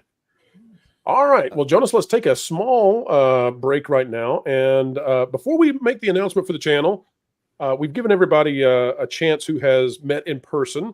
John, I've had the honor of meeting you in person, and you haven't really had a shot yet to weigh in. Could you share with us some of your favorite memories over the past 12 months or so of being a part of the team? I think for you, it's right about 12 months that we've been working together. What are some of your favorite things that have happened besides conquering and dominating with the website now? Yeah, I really liked the retreat that we went on and meeting everyone. That was a lot of fun. Going on the hike, obviously, it was memorable. I liked how we became like star chasers at one point, trying to find kind of it wasn't really stars. We were chasing the, I forget what it was. It was some kind of like the eclipse, wasn't it? Yeah. Oh, the Northern Lights. Yeah. So that was like really cool. And just kind of experiencing it through like the phone. Because that was, yes, because the phones would pick up the image. Yeah. Yeah, so that was really cool. And then just the conversations that I had with everyone, whether it was yourself or Jonas or Lou or Lorne or Valiant, etc. That was just that was a lot of fun, just kind of getting to bond with everyone. Absolutely. It was fantastic. And by the way, folks, if you'd like to know how John was introduced to Jonas J. Campbell and myself for the very first time in person, we went to the door when John arrived, and I'm not sure he was sure that he had come to the right place. And we just bear hugged him because we knew who he was, and he didn't know who we were. So it was perfect. Yeah. Wasn't he caught trying to steal a package off your stoop? Well, he was successful the first couple of times, but the bear hug did him in. Fine. Okay. This was just curious. Isn't that my Prime package? Come back here.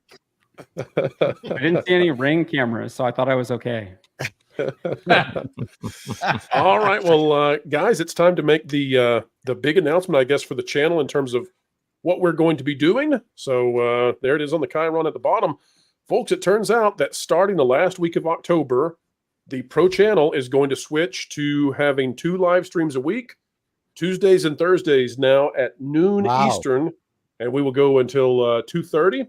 And so that will be a double dose of the Pro Show twice a week at that time. Some of you out there are going to say, well, wait a minute, Pro. That Park Place Live is on Thursdays at noon Eastern.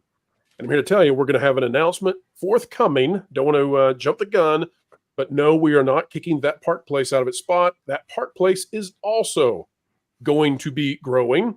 And the other fantastic news we hope is we are going to be moving now to having 4 videos a day on the channel. We've been doing 3 a day now since, a long time ago. And we'll be switching to doing 4 videos a day. The way that we can do that is because all of your support has enabled us to not only supercharge the website and supercharge these other channels, but we are building a team. We're building a team to take on pop culture and bring Hollyweird back to the mainstream middle, the sensible center, where money is made. And with that team of people, we can put out more and more and higher quality content at the same time. So, folks, that's coming your way. The Pro Show twice weekly. And yes, we'll still do those late evening live review reactions that you love so much. We will continue to be put in agony with Agatha, followed by probably Skeleton Crew, and I'll slip Arcane in there somehow. But that's the big news. So big changes underway here on the channel. We cannot wait to bring it to you. Now you should mention to them that one out of the 4 live videos is actually just a lobby cam. That's right. Well, we're going to set up a Chicken City 2. So we're following the Tim Pool model. If you're talking about holding other people's feet to the fire, you need to be transparent with your show too, man. Well, we were going to do chickens. You're right, Paul. We couldn't afford them, and also they're pesky and hard to deal with. So if you all out there have suggestions for the most and John won't let feature there is, watch the chickens hump. So we. I thought that's how eggs get made, right? I don't know. And Bash Sky also, folks, will be doing T3PO live still, and we'll be doing a phenomenal job there. So get ready. Things are ramping up here. Congratulations. Thank you. And Jonas, let's get through just a few more super chats, and then we'll bring on our next panelist for more news. Mary Barnes became a channel member at the potential level. Thank you very much, Mary Barnes. Welcome aboard. Thank you. Let's see here. Mike S. Hangout Mike's Hangout for $9.99. Congrats, Pro. I don't mind telling you that whenever I want the latest on Disney news, I always choose WDW Pro. Well, when it comes to Disney news every day, and not just relegated to some sort of niche, turns out we might be the biggest kid on the block now, which feels weird to say, but you're not alone, Mike, and we're happy about that. Thanks for being one of those who are doing such a fantastic job lifting us up. And nobody's going to beat us, nobody's going to catch us. So I can give away one secret of why this all works. I can't say that, but you go ahead and say it, Lou. Well, because you have acquired a group of people, those on this screen and elsewhere, who each have their own unique perspective, but great knowledge and great experience. In fact, here's what really happens, folks. Yes, some of those, so many videos a day are planned in advance and come out of the larger shows and all that. But I can't tell you how many times I will get a message. Hey, I want to do a video about X in 20 minutes. Are you free? And we do it. Breaking news works. It's there. And the point is, the other guys, sometime next Tuesday, they'll get around to it. And that's too late because there's some more coming on. Right. And the whole point like is to think of Pro, he uses this avatar now, but I like to think of him as the scene after the exploding tape recorder scene in any episode you choose of Mission Impossible, where he sits down at the table with the folder with the pictures of all the members of the team potentially and picks out, well, this one can do this in this plan, and this one can do this in this plan, with that great Lalo Schifrin drum music going. And that's what it is. It's having experts who are generalists and generalists who are experts all at the same time. And that's why they ain't going to catch you. They ain't going to come close. Well, we try to find the people who are all here. We try to find the people who know the things that we would like to know better and then ask the right questions. And so far, that seems to work. Now, Jonas, if you don't mind, I'm going to send you to the back for just a moment while we bring in a special guest that I wasn't sure was going to be able to make tonight, as well as one other. And we'll bring you back in a minute. Jonas, is that okay? There might be a couple of things I need to mention real quick. Do it first, Jonas. You do it first. First of all, we are about to lose Paul Chatto. Oh, I thought we already did. He's back. I thought I got lost also. Oh, well, thank you for being here, Paul. And everyone go check out Apolly News. And he's back to doing Would He Greenlight Something? And he talked about Agatha all along. And you're not going to, it went differently than I predicted. So yes, me too. I was surprised at that one. Yeah, I'm just going with network rules. You don't know. I mean, Brandon Tartikoff greenlit Manimal. It lasted 10 shows and it was gone. Remind me, Paul, to tell you my story about Brandon. Okay. But I've met Brandon. Great guy. I have too. He is Brandon Tartikoff. By the way, this is the thing that I really need to bring up here. The Wild Man of Yavin gifted 50 WDW Pro memberships and very generous already with a $100 super chat. And then from Photon Empress, who already did a $500 super chat, also gifted 50 WDW Pro members. Wow. Oh, God. Amazing. Usually when we switch to the member exclusive live stream, the numbers have to drop, right? I'm not sure they will tonight. I think everybody's going to be gifted a membership. It'll just stay the same, except we'll have people on the panel. What a wonderful thing. Thank you. Thank you so much. I think there's one way to celebrate that the right way. Here we go. What are those? These are my Spider-Man pajamas. Let me rephrase that. Why are you wearing those? Because my He-Man pajamas are in the laundry. All right, folks, and if you are going to be missing Paul, don't worry, because Paul, I think we have you scheduled for tomorrow. 12 o'clock. Tomorrow. 12 noon. So, folks, EST. Tune in tomorrow to the Pro Show. Paul will be there. At least we hope so. I think I've used up all my jokes. But... All right. Goodbye, Paul. You're no use. Yeah, we'll think of more. I'll be there. I'll be there to be Hi, the Paul. Okay, nice to meet you, Erica. Thank you for the wonderful words. And Paul, if you don't show up tomorrow, John will have to wear a Hawaiian shirt to fill in, and he really doesn't want to wear the Hawaiian shirt. So, as long as he wears pineapples on it. Hey, you can recognize the older people by the shirt pattern. Yes. No, you're not wrong on that. That's right. Listen, again, congratulations. That's an amazing milestone. Yeah. And hopefully, the next one, 1 million, is going to come soon. So, well, that would be a tall order, but we'll see what happens. Thank Bye, you, Paul, everyone. so much. Love you all. Bye. Bye, Paul. Thank you, Paul. All right, and we're going to be bringing on 2 additional panelists. We were not sure we'd get both of these, but first of all, folks, please welcome the legendary lawyer who has helped us so much over the past and given us the kind of advice that we are desperately in need of each and every day. Welcome aboard, Mr. Each Ron and every day. Coleman. What are you doing? We're always in big trouble, Ron. We're always in big trouble. Hey, and the man who can everybody, adjudicate Star congratulations, Wars. Thank you, sir. Thank you. The man who can adjudicate Star Wars like no other. Please welcome the man, the legend, the bobblehead himself. Lauren Connor is here. Jew. Adjudicate. Lauren, welcome. But Ron, let me go to you real quick. Ron, one of the best compliments that I have ever had since I've been doing YouTube happened last night on the Valiant Renegade show, and you didn't even have to say anything. The compliment was as Valiant was getting started, I had to put out an article for breaking news, and so I was multitasking, doing his show and writing this article. But the article was putting me in a place that I don't like to be. I was outside my forte, and I was having to weigh in on a legal issue. And I could tell that when you and Valiant were doing the show last night, there was some hesitation because there was a worry about what is this article going to say. And then there was the realization that we were all on the same page And I thought, what a tremendous compliment that we were able to be in sync to that degree. So what a thank you. You nailed it.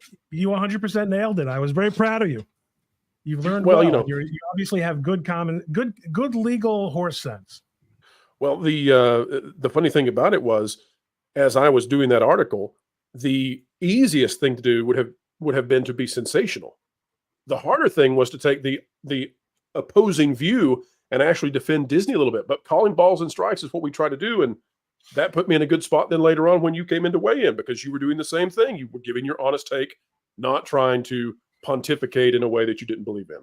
Yeah, I mean, I think the affidavit story is a little bit overblown. I think there probably is some there, but not a lot of there. There's got to be, they have to be more competent in the way that they're getting that out there. And that's not to say that they're not working hard. You just have to imagine that if you're an individual, especially if you're not at the highest levels and you're trying to take on a corporation and get this stuff out there, and you have a mainstream media that's not interested in covering it, the difficulty in doing this the right way is exceedingly high for the average person versus if they're putting something out that the mainstream media would love to have out. And if you end up relying a week after your affidavit has been broken, you end up relying on Laura Loomer to break your story, you have not succeeded. Well, and if you're filing with the SEC on that, it's sort of like calling the fire department to tell them that the bank has been robbed. You could have filed a Toll House cookie recipe. Got the same response. Equally relevant to the SEC's mission and competence. Oh, but it's a big deal. Oh, it's a big deal. Congratulations, bro. Fantastic. Thank you, Ron. Greatly appreciated. And Ron, have you ever had the honor of meeting and being beside Lorne Connor? Have you ever had this distinction before? Lorne, I think we have. We have. Yep. Once before. I think it was on I don't remember what the topic actually was, but we did get together once. Yeah, and I think Erica's the only one here who I have not been on with. Is that correct, Erica? Yes. Hi, Ron. Vash, never? No. Get out of here. No, Vash. I believe we.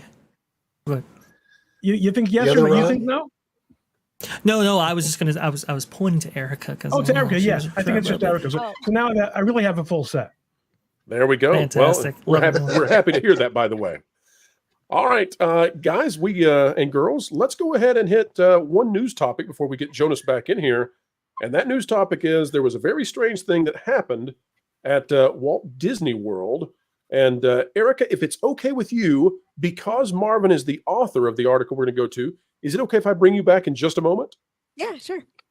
All right, we'll bring back Erica in just a moment. Marvin, we're bringing you in, and here he is. Oh, God. Oh, it's stuffy back there. I'm sorry.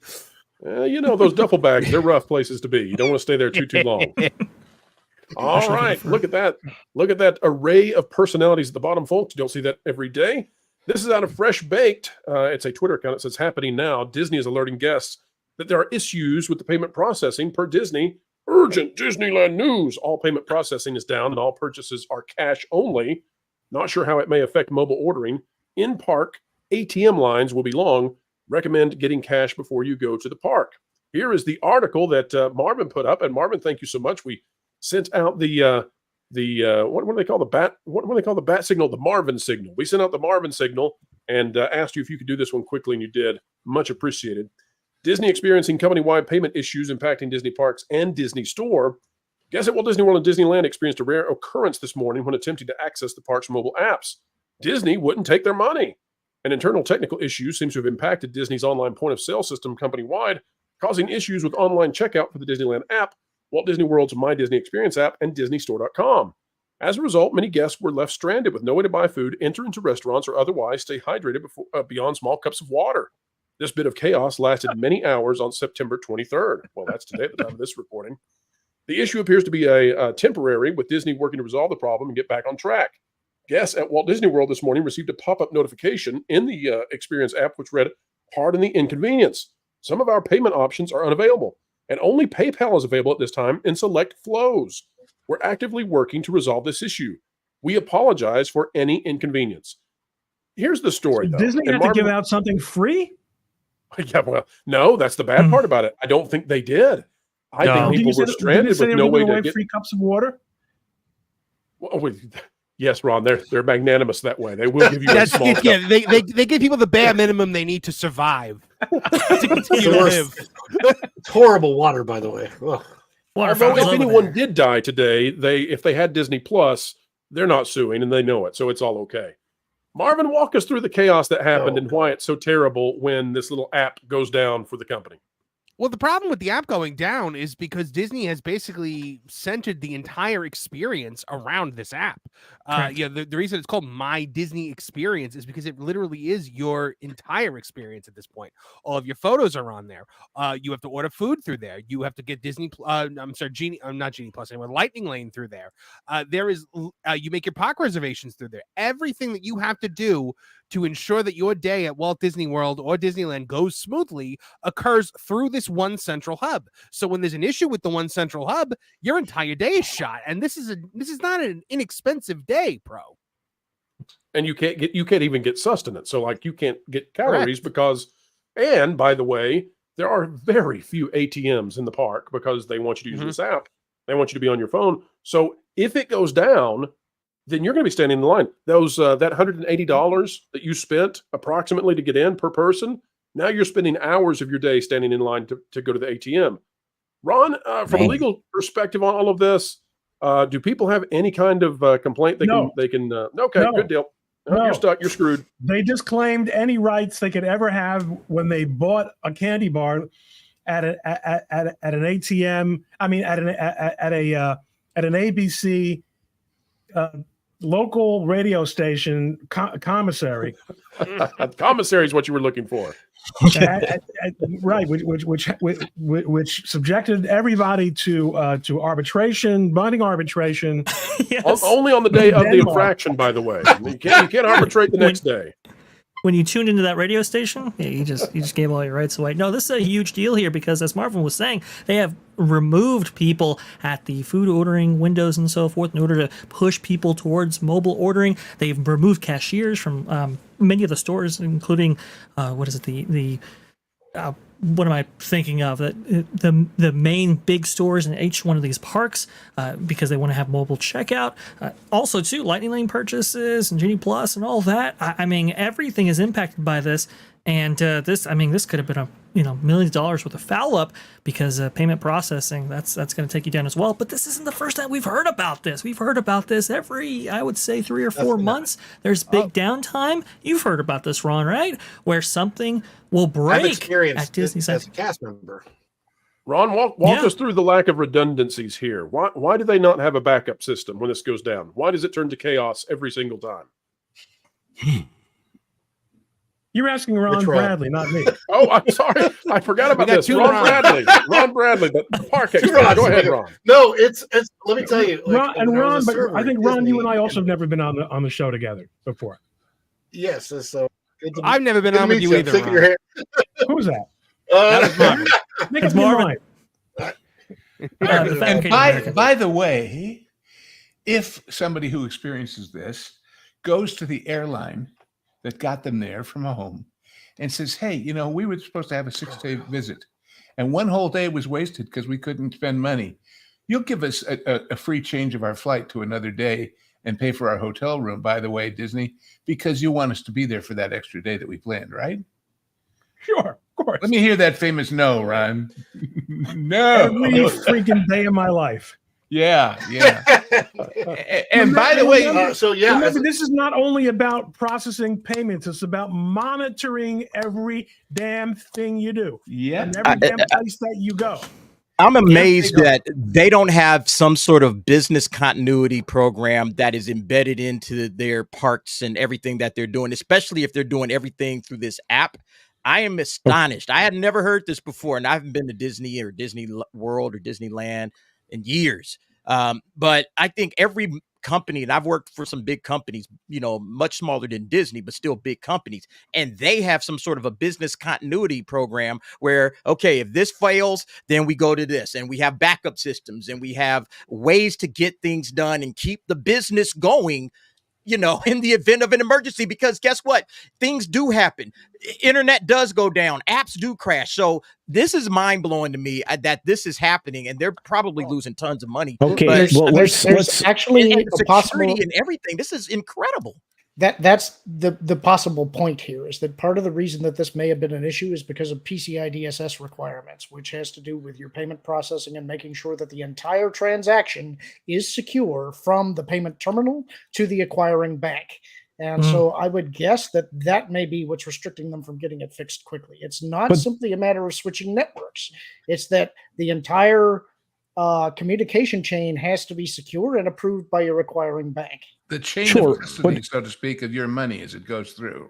But there's a larger conversation here, guys. It's the fact that the reason that you have Disney minus in the first place, or is the terrible Disney experience, whatever the thing's called now, is because of Tom Staggs and his brilliant brainchild idea of putting everything there so that they could schedule more efficiently and reduce the head count that they had at their theme parks at any one time. So there is no continuity. There's no magical more employees showing up. And that's one of the biggest problems at the theme parks when something like this happens. Yeah, they don't have built-in contingencies like they used to. They can't shift there is staff. no ready room of people sitting around waiting to take over for the people that aren't there. Exactly. There are a lot of people that aren't cross-trained anymore. They can't move from retail to ride. Version of staffing.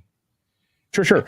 But they can't move. They're not cross-trained. They can't move from one place to another. They can't move from one attraction to another. There's you have ride leads that seem to be incapable of doing anything but the one place that they've been for the last 6 months. There's some real problems. Unlike the older days. I mean, Ron, you worked for him. I know a lot of people that have worked for him, and you had a certain level of proficiency in different locations. So, I mean, you have janitors that were also in retail and stuff, but they don't have that anymore. It's like, I think I figured it out. The lead that was putting people on Tiana during thunderstorms for 40 minutes as a demotion, as a discipline, while they retrained them, they moved them over to the payment processing part of the park. Well, regardless, it's just a matter of a few years ago where you had a lot of people that were proficient at many things. Well, sure. But even then, now you create a cascading set of failures, which is kind of what happened with this payment processing thing. But this happens all the time. To be fair, Culture, there are cast members now that are proficient at being multiple genders. So that's okay. That's what they are. That's new. And others that are proficient at knowing how to pay for it. Fluid in orientation, not fluid in their ability to maneuver the parks. All right, folks. Well, we're going to bring on some more panelists, but before we do, we must say a sorrowful sayonara to a few who are dropping out for a little bit. Maybe we'll get them back later. Not sure about it, but we'll see. Marvin, before you go out, tell the folks out there what they can expect over there at Tooneytown. We have two channels, Tooneytown TV and Tooneytown Wrestling, focusing on, movies, TV, pop culture, and pro wrestling. We have got our 5,000 subscriber celebration on Tooneytown Wrestling tomorrow night at 8 p.m. live. And then we've got Toonie Talk TV coming up Thursday night at 8 p.m. So hope to see everybody there. Fantastic. Great. Thank you, Marvin, for being here. And if you want to slide back over during the member section, you're welcome to hop in on that one as well. Thank you very much. And we're going to be losing Vash of T3PO and That Park Place. Vash, tell the folks out there where they can find you and what it is that you do, sir. Absolutely. Well, you can find me over there on That Park Place, putting out 2 videos daily there for you, sometimes 3, who knows. But definitely we have a swath of daily content for you. We're just actually recording right before we got to this show, me and Jonas, that is.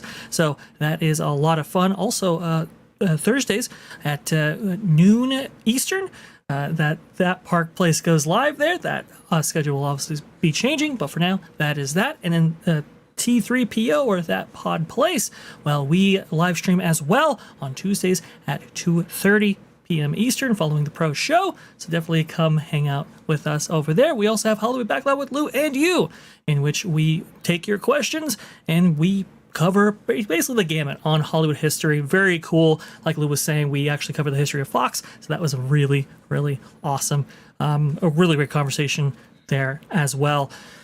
Pro, I just want to go ahead and congratulate you one more time. 100K is an astounding achievement. I could have never imagined when we did that first video that's where this channel would actually go right here. I obviously knew you were very talented, but achieving this milestone, it can't be understated how amazing that is.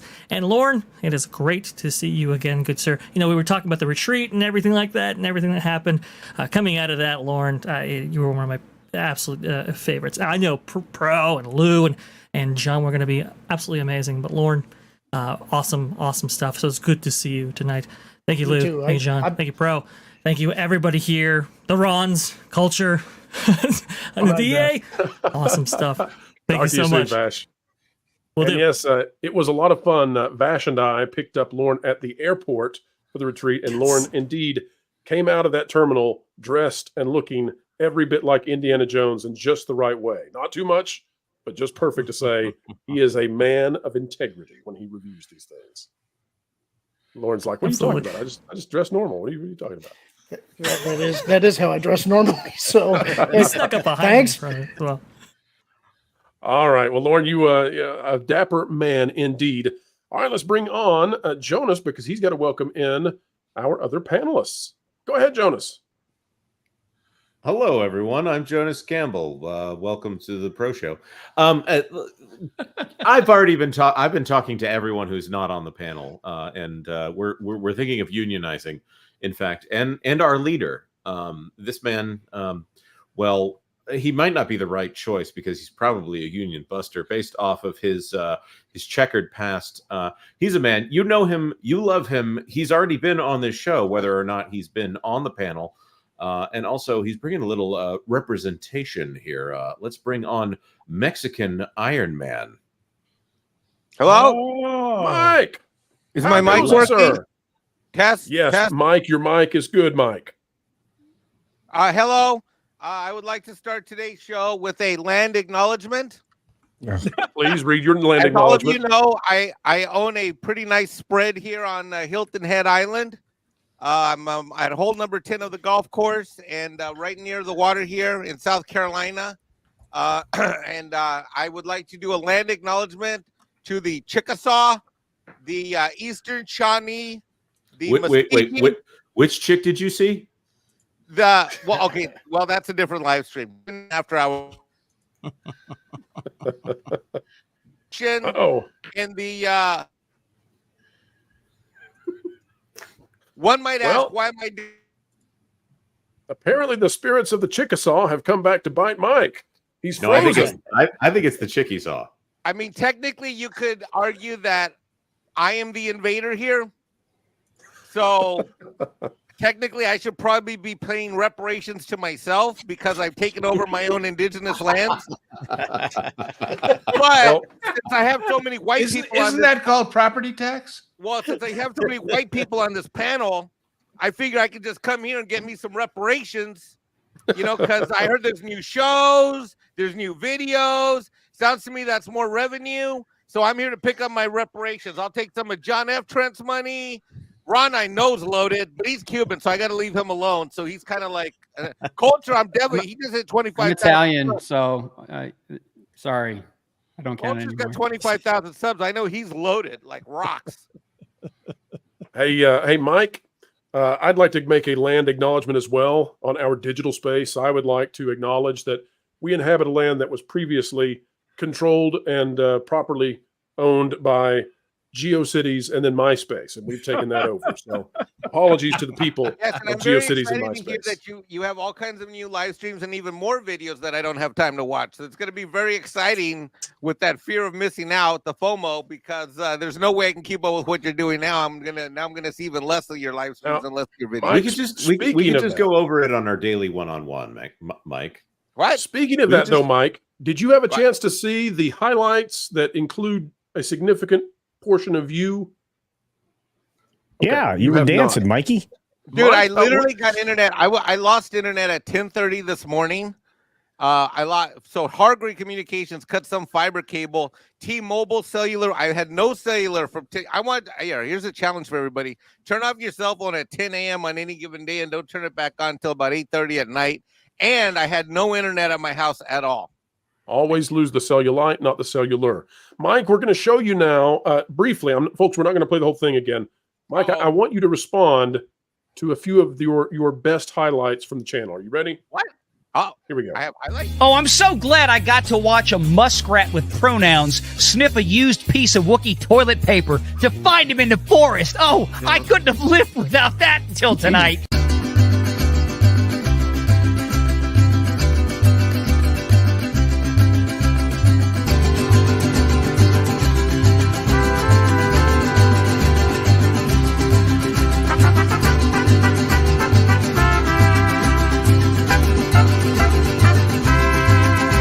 All right. Well, folks, you have been introduced to a YouTube star in the making.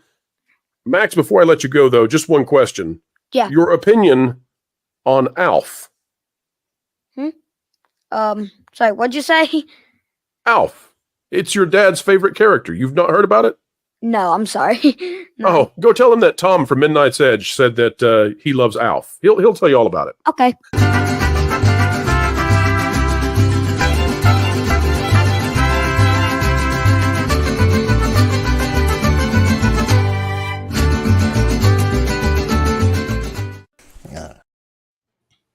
Wow. Right. Wow. On a serious note, congratulations to you. I remember talking on the phone with you for multiple times, even before you launched this channel. It is a proud day indeed. I am super proud. Easy, sir. Pride Day. What are you doing to us? What are you doing to us? Day of Pride. Oh, I mean, wait, hold on. See, now you gave my words. I'm trying to get emotional here. Get your rainbow sombrero ready. I'm very proud of you, and congratulations to you and the entire team. And from the beginning, you treated this as a team project, which is very hard to do on YouTube, but you did it, and you're doing it. And my congratulations to you, Jonas, and the entire team of people behind all the pro channels. And it's been my sincere honor and pleasure to call you my brother, to call you my friend, and as a fan of your channel, to enjoy all of the amazing content you guys have put out. So I mean that from the bottom of my heart. Thank you and congratulations. Hermanos todos, Mike. And we mean it. De acuerdo, de acuerdo. Mike, we've got to say farewell or adios, hasta luego to two of our esteemed panelists. Are you leaving too? Is that three? I don't know. I thought that was my outro. That's not your outro yet. You're stuck with us. You're glued to the floor. All right, we've got to say goodbye to first of all, Ron Coleman. Ron, thank you for stopping by and celebrating with us. It's a true honor. My pleasure. My pleasure. 100,000. Unbelievable. Unbelievable.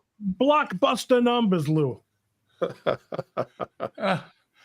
Ron, I would say keep on keeping on, but I know I couldn't stop you if I wanted to. No. I've really been enjoying your force stuff. Of nature, it comes with certain pluses and minuses. One of them is that I am unstoppable in my way. Good night, everybody. Great seeing all you guys. Looking forward to the next 100K. Thank you, Ron. And folks, if you're not yet subscribed to Ron Coleman here on YouTube or on X, make sure you do so with haste. We also have to say goodbye to a rising star who has just about left that category because he continues to go so far. Derek Anderson is the YouTube channel you must be subscribed to. Derek, you are moving on, and in more ways than one, literally and metaphorically. Tell the folks out there about your channel, sir. Yeah, it's Derek Anderson, the DA. You can find me on YouTube. Just search Derek, the DA. Usually pops up with that. DEREK is the spelling of the name. But yeah, if it wasn't for great channels like this one, like Echo Base Network, like Film Threat, and a great guy over there to the far right of me, Mexican Iron Man. All of you guys have done so much. Culture Casino as well, helping out here and there. This is a real community full of love, full of support. And so, Pro, this 100K is 1,000% deserved. You did this. And yeah, I can't wait for the next review or the next celebration with you guys, because I know we're going to be moving fast and furious. And if it wasn't for you, if it wasn't for the guys on this panel, I wouldn't be hitting 100K. John F. Trent, I shout him out every single time I do a video. I read that Park Place every single morning, man. That is my go-to for the news. Everybody get over there and support that, because look, mainstream media, legacy media, they have failed us time and time again. So we are the new media. It is now time more than ever to support these channels, support That Park Place, support your favorite YouTubers. They're out here trying to cancel us. They want us quiet. They want us silent. We will not be silent. Okay, so you guys get out there, support every last one of the fellas on this panel and others, and make sure that you always give a like, give a thumbs up, give a subscribe, share the video, comment on the video. All of that is how we have grown. And thank you once again, Pro, for bringing me out. I was a little guppy when you found me. Now I guess I'm a minnow. I don't know what I'm. Derek, what's next from Guppy? Derek, what's your next milestone? Well, I'm gonna shoot for 25K. I was gonna do a 20K celebration, but we already shot past like 21, so I think we're gonna hit 25 pretty soon. So I'm gonna do a 25K celebration once we get to that mark, and of course, everybody here is gonna be invited to hang out and just kind of celebrate.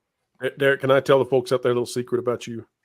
Go ahead, man. The way you know that he is rocketing and exploding on the charts is when you hear a YouTuber say, "Well, I was gonna do a 20." But we're so far past it, we can't. I'll try to get the 25. That's what he'll be saying when he passes 50. That's what he'll be saying. Well, you know, I get assists from folks, you know, everywhere. Chris Gore has helped me out a tremendous amount. Jeremy from Geeks and Gamers, he's helped me out tremendously. Drunk 3PO has helped me out tremendously. So, I mean, it's a big community. A lot of people. I already shouted you out. Yo, Mike is the one that brought me in really early on. And then, like I said, Echo Base Network, man, it's a beautiful thing. So, how did Mike discover you, Derek? I know you got to go. Coach discovered him. Culture discovered you? Coach. Okay. Coach over at Echo Base, man. Yeah, he found me, and then you guys. I did Derek on the down low. I hit him up when I was in LA saying, "Hey, can you meet me for a drink?" Little did he know I had like 5 other people there waiting for him that I didn't tell him about. Yeah. Like It was Chris kind of cool. Warren. Just dropped in. It was Film Threat hanging out. I was like, "Oh, what's up?" And so, you know, it's been pretty cool. I've been on Versus and everything, so it's just awesome. And I love doing the channel, and I love doing everything that we're doing. So, look, I just want to say to everybody out there, just make sure you're supporting us, because this, I think Pro is on to something. This is the next level of media, and we just got to keep pushing. You know, we just got to keep pushing, because mainstream, they're not doing us any favors right now, and they're kind of, you know, co-opted. So we got to start telling the truth out here. So make sure you're supporting all the major YouTubers that you guys love. And you know, I appreciate Pro for bringing me into the circle as well. Thank you very much, brother. Hey, Derek. Yo. With all due deference to that guy who got it sort of wrong way back when, you are the living proof that this revolution will be televised. Derek, you take care. Thank you for stopping by, sir. Thank you very much. I'll see y'all next time. Peace out. All right, Jonas, before we bring on our joke. Made that go ahead, John. Furious reference. We need that Fast and Furious 2 or Too Fast, Too Furious, where he's got ejecto-cedo. It's like an exit. Absolutely. All right, Jonas, before we bring on our next panelist, I think we should play a bit of a trivia game and give a little bit of a prize away. Is that okay with you? Yeah, I mean, you're the boss. All right, folks. No. Get in that comment section. Be ready to go. I'm going to ask some questions pertaining to the channel. A little bit of a trivia game. If you get these questions right, you've got to be the first one to get it right. And we're going to be watching to see who gets it first. And so let me put this in the private chat so my panelists know what the first question is going to be, and then they can help me watch to see who gets this first. Lauren, you keep your eyes open on it. So we get to guess and we win a prize? No, you don't get to guess. You've got the prize. You've got the greatest sombrero in the world. All right, folks, here we go. First answer in the chat wins it. And by the way, what is the prize? We're going to recognize these individuals who get the questions right. We'll recognize you in the morning video tomorrow. Here we go. Question number 1. What day did the WDW Pro Channel release its very first videos? What day? Thursday. A day that ends in Y. All right, folks, type it in. What was the very first day we released a video? Jonas, do you have the Jeopardy music that we talked about? You've also got to have the year, folks. You got to have the year.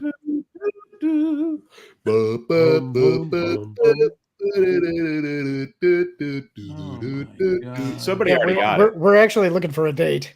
We got to have the year, folks. 80s man. Okay, 80s man has got it. All right, 80s man, you have the answer. It is January 1st, 2023.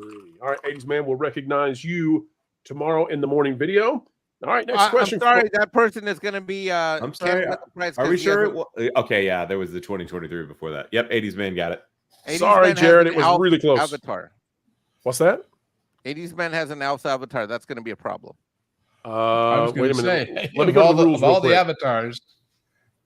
80s man lives in Springfield, Ohio. I think his prize ought to be a cat. Not for long. I'm looking at the rules, Mike. It says here that if someone gets it right with an elf avatar, I'm required to do this. You're the one who's out of this world, sweet baby. You're the one. Okay, I'll shut up now. It's the rule book. I can't help it. All right, question number 2, folks. Here we go.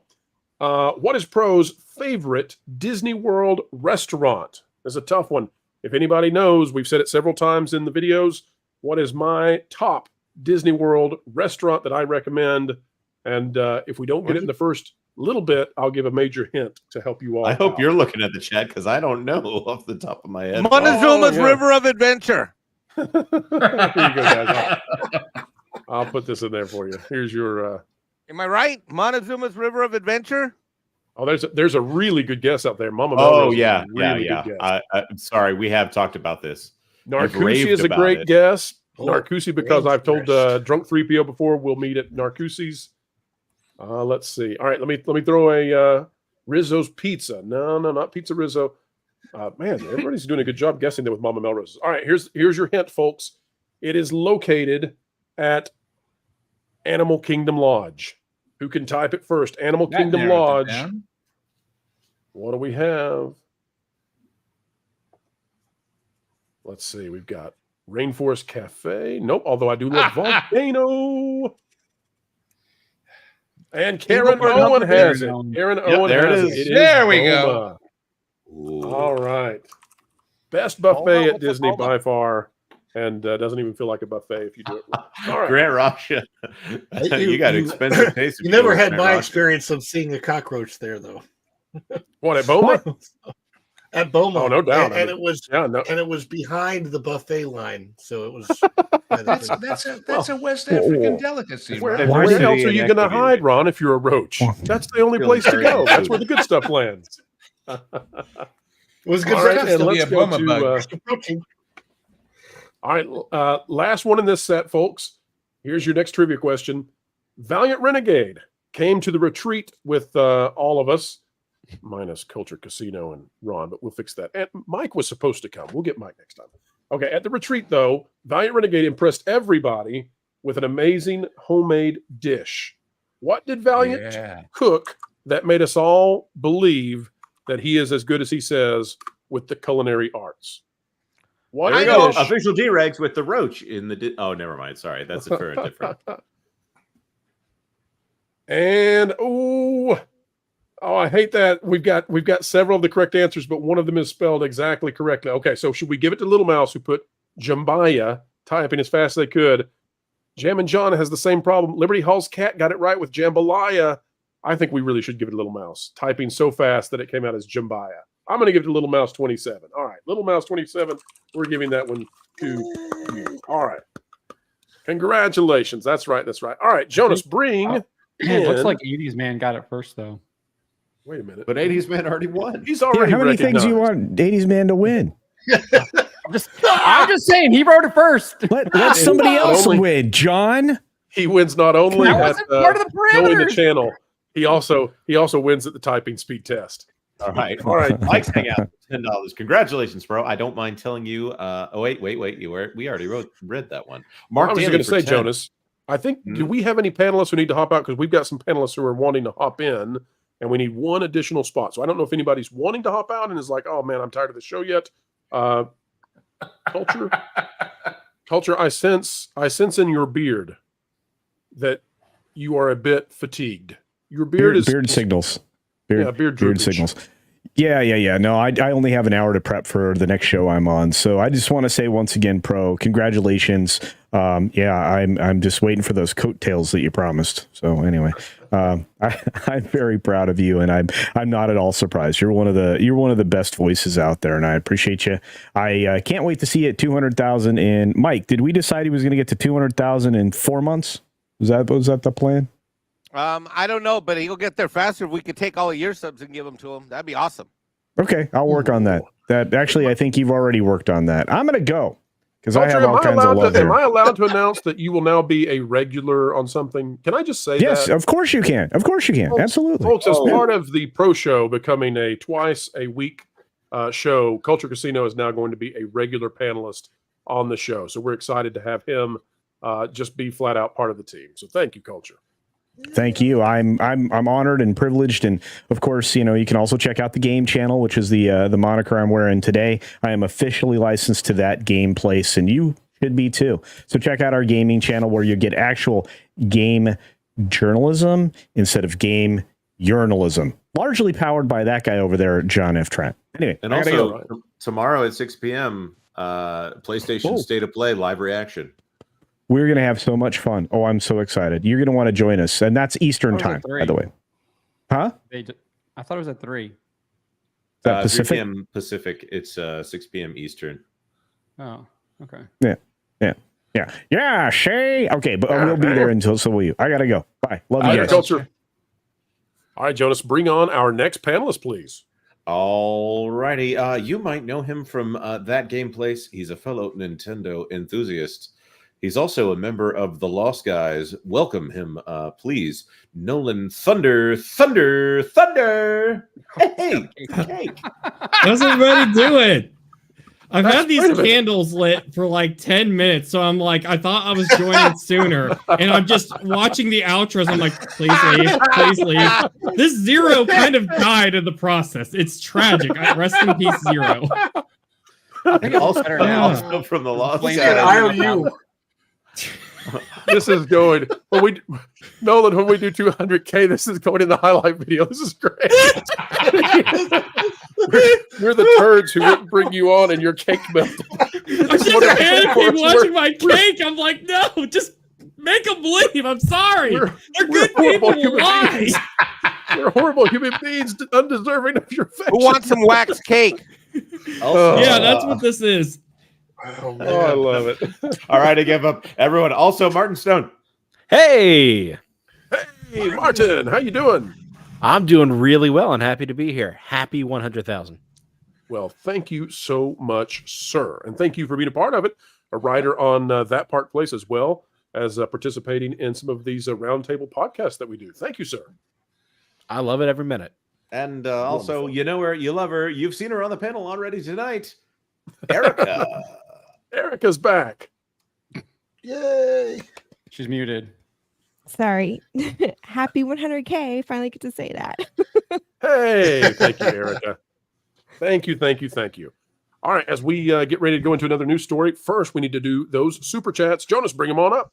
All right, Mark Daly for $10. Disney films, more turkeys than Butterball and more bombs than a Mideast pager store. Any truth to the rumor Sean Combs is in talks to develop a kids show for Disney Plus? I wouldn't be shocked. Is he somewhere in the cast list for Proud Family somewhere? I heard this rumor is more likely true, so I'm leaning in that direction right now. We gotta work on it a little bit more, but I think that's actually a true rumor. I was actually. Do you remember that song? I heard one of the early drafts for Little Mermaid was, "Look at the sky, isn't it blue? Do not accept pagers provided by Jews." Anyways, Hypnotic and Rapture, member for 14. Congratulations on the silver plaque and check mark. Thank you, and that comes as Jonas makes his most risque joke ever. Yeah, I'll say it's naughty. So you're gonna get the small Thank you, one. Lou. Thank you. They don't do the big one anymore. No, you get one that's the size of a spoon. So I'm actually going to order one. Somebody makes replicas somewhere. I'm gonna be like, you know what? I earned that thing. We're gonna have a real size one instead of this little mini version. Why did they? In other words, why did they stop doing like that? Because just they like hate those us. framed Disney stock certificates that cost more than the value of the stock itself. This is that equivalent. You know, remember we found that outfit that was making those $75 extra for this and so much for the frame. Oh, and, you had to frame it. Oh, yeah. yeah. This is that. You make your own YouTube award, and then I like my all the $90 souvenir Disney stores on stock in a Hollywood $500 mahogany frame. Yeah, well, all the souvenirs on stores on Hollywood Boulevard around the Chinese sell plastic Oscars, you know. So why not? Exactly. Jacob Foxfires for 10. Congrats to Pro and all his friends in reaching such a big milestone. I say celebrate like how Chapek would and pet those hippos. You deserve it. Oh, wait a minute. I think we've been requested to play something. Jonas, can we? Am I allowed to? I mean, we're doing like 8 comments on each super chat. Of course we can do video. I want to hear it. Not right now. Yes, now, Dusty Bun. Wait. Okay.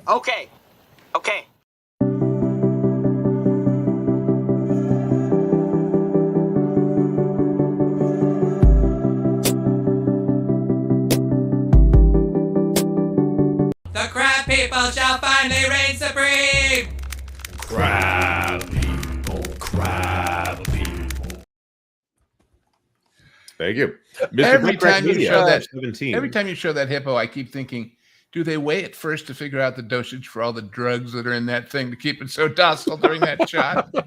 Yeah, I was like, how many cc's of scopolamine do you need to use to calm that hippo down? I tell you, I've seen a hippo bite a lion, just like chomp it, one bite, in dead. half. Yep. Yeah. Yep. No messing with no. Bob Chapek was petting a hippo. Hungry hippos is a really important lesson for small children. Don't go near those things. They'll take your finger off and more. Mr. Buttcrack Media, member for 17. Hey, Pro, congrats on 100K. You do such good work.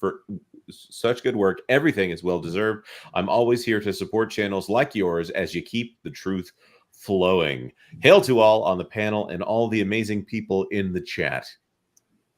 Well, thank you, Mr. Buttcrack Media. No one keeps the juices flowing like you, and we're so appreciative and so happy every single time we see your name. Here's 10 seconds of the commercial. Do you long for the days when plumbing was seen as a real virtuous job and you could find a plumber who would come and help you at any hour of the day? Well, let me tell you, friends, Mr. Buttcrack Media Plumbing is here for you, whether you need your... Love it. Gory-eyed Beast for $2 Canadian. Congrats on 100K. Approaching full power, 121K. Thank you very much. Odin for 300 Uruguayan pesos. Evening, gents, and congrats on reaching 100K. I've said this before, but I think Star Wars has a way out by faithfully adapting EU material into animated adaptations and having matching toy lines. What do you think? First of all, muchas gracias por los pesos. And I was just trying to finish up the last of the Thrawn trilogy. Sorry, Tron trilogy. That sounds fantastic. Thrawn trilogy. I think they could do action figures for that again and probably make some money. This is definitely a Lorne question. I don't even pretend to know what he can come up with on this one. Lorne, what do you say? Well, this gets brought up every once in a while, and I think a lot of people are in favor of the idea. I'm actually not. I'm not against animation as a rule, but when you're talking about something that's long format like that, I think that's a lot of the problem with trying to adapt something from the novels, is that they are different mediums. You could do it in an episodic show, but I think I don't think the fan base is going to be satisfied with a Thrawn trilogy that's animated. I just don't. So that's my take. I'm not against doing maybe some shorter series, like some of the one-off novels. Maybe you could do something like that. But I think overall, they need to get their live action stuff worked out. They need to figure out what they're doing in movies. They need to start producing better shows, or they just need to stop. Nolan, do you think they have a way out, or you think no? I think they're about as dead as whoever ended up in the Rancor pit. That's pretty dead. That was Luke, and he won. Never mind. There was a Gamorrean that got eaten. John Maynard for $20. Congrats on the 100K subscribers. Thank you, John, and what a kind gesture there. $20, man, that is very, very kind. Appreciate it greatly. And Lauren Connor for $5. Can a poor supplicant get a link? Jonas, Glad to have you here, that Lauren. him. We told you to send him that link. What are you doing? I did eventually. Aurora Uplinks, a member for 13. So are you guys going to stream Space Marine 2 game? Man, Pro, you just announced another live stream. This is keeping me from streaming games. I would never do such a thing. What are you talking about? Fair enough. Me? Ken Reihard for $2. Here's $2 for 100K. Can I get a kazoo salute? They left right at the moment I put this on screen. Right, Ken, I'm sorry. I will try to get Michelle and Natalie back on to do another kazoo salute. And my kazoo's not good enough for you? How dare you, sir? The Wild Man of Yavin for $5. Will you add the 100K plaque to your screen now, bro? See, that's a good idea. You should add it to the background of your avatar. We can do that. Not a problem. Yep. King of the Monsters for $199. Congrats. Thank you, King of the Monsters. Oaktown Girl, member for 13. Thanks for all the great entertainment news, bro. Oaktown Girl. Same. I was thinking the same Great thing. minds sing alike, you see? Same melody. Me too. Morgan King, member for what? What? Rick Springfield? Yeah. That's He Billy sings, Joel. Billy No. Joel. Oh, Billy, Yes. you're right. Billy Joel sings Uptown Girl. I was That's the thinking one where Jesse's Girl. Yeah. Morgan That's two, King, member that's for two 17. songs that end with girl, and I got confusified. Apologies. Just don't get confused with Lola. Morgan King, member for 17. Congrats on 100K at WDW Pro and panel. Keep it up. Thank you, Morgan. I'm calling 867-5309 right now to find out whose that might be. Old Renaissance Boomer for $10. Got to see you and Drunk 3PO hit 100K. Well deserved. To continued success. What do the Lions and Billy Graham have in common? Both can have a stadium on their feet yelling. Yeah. Hashtag Go Pack Go. Go Pack Go. I've got a family member who is a huge cheesehead, and even though the Packers are not my team, I still pull for them in any other game that they're not pulling for mine. I'll keep mine a secret, but Packers fan every other week. It's a funny thing coming from Tampa Bay originally. They would call the Packers game the Battle of the Bays. They're talking about how it's the biggest rivalry. If you talk to anybody from Green Bay, they'd be like, "What? Who?" That's not a bay. That's a bay, right?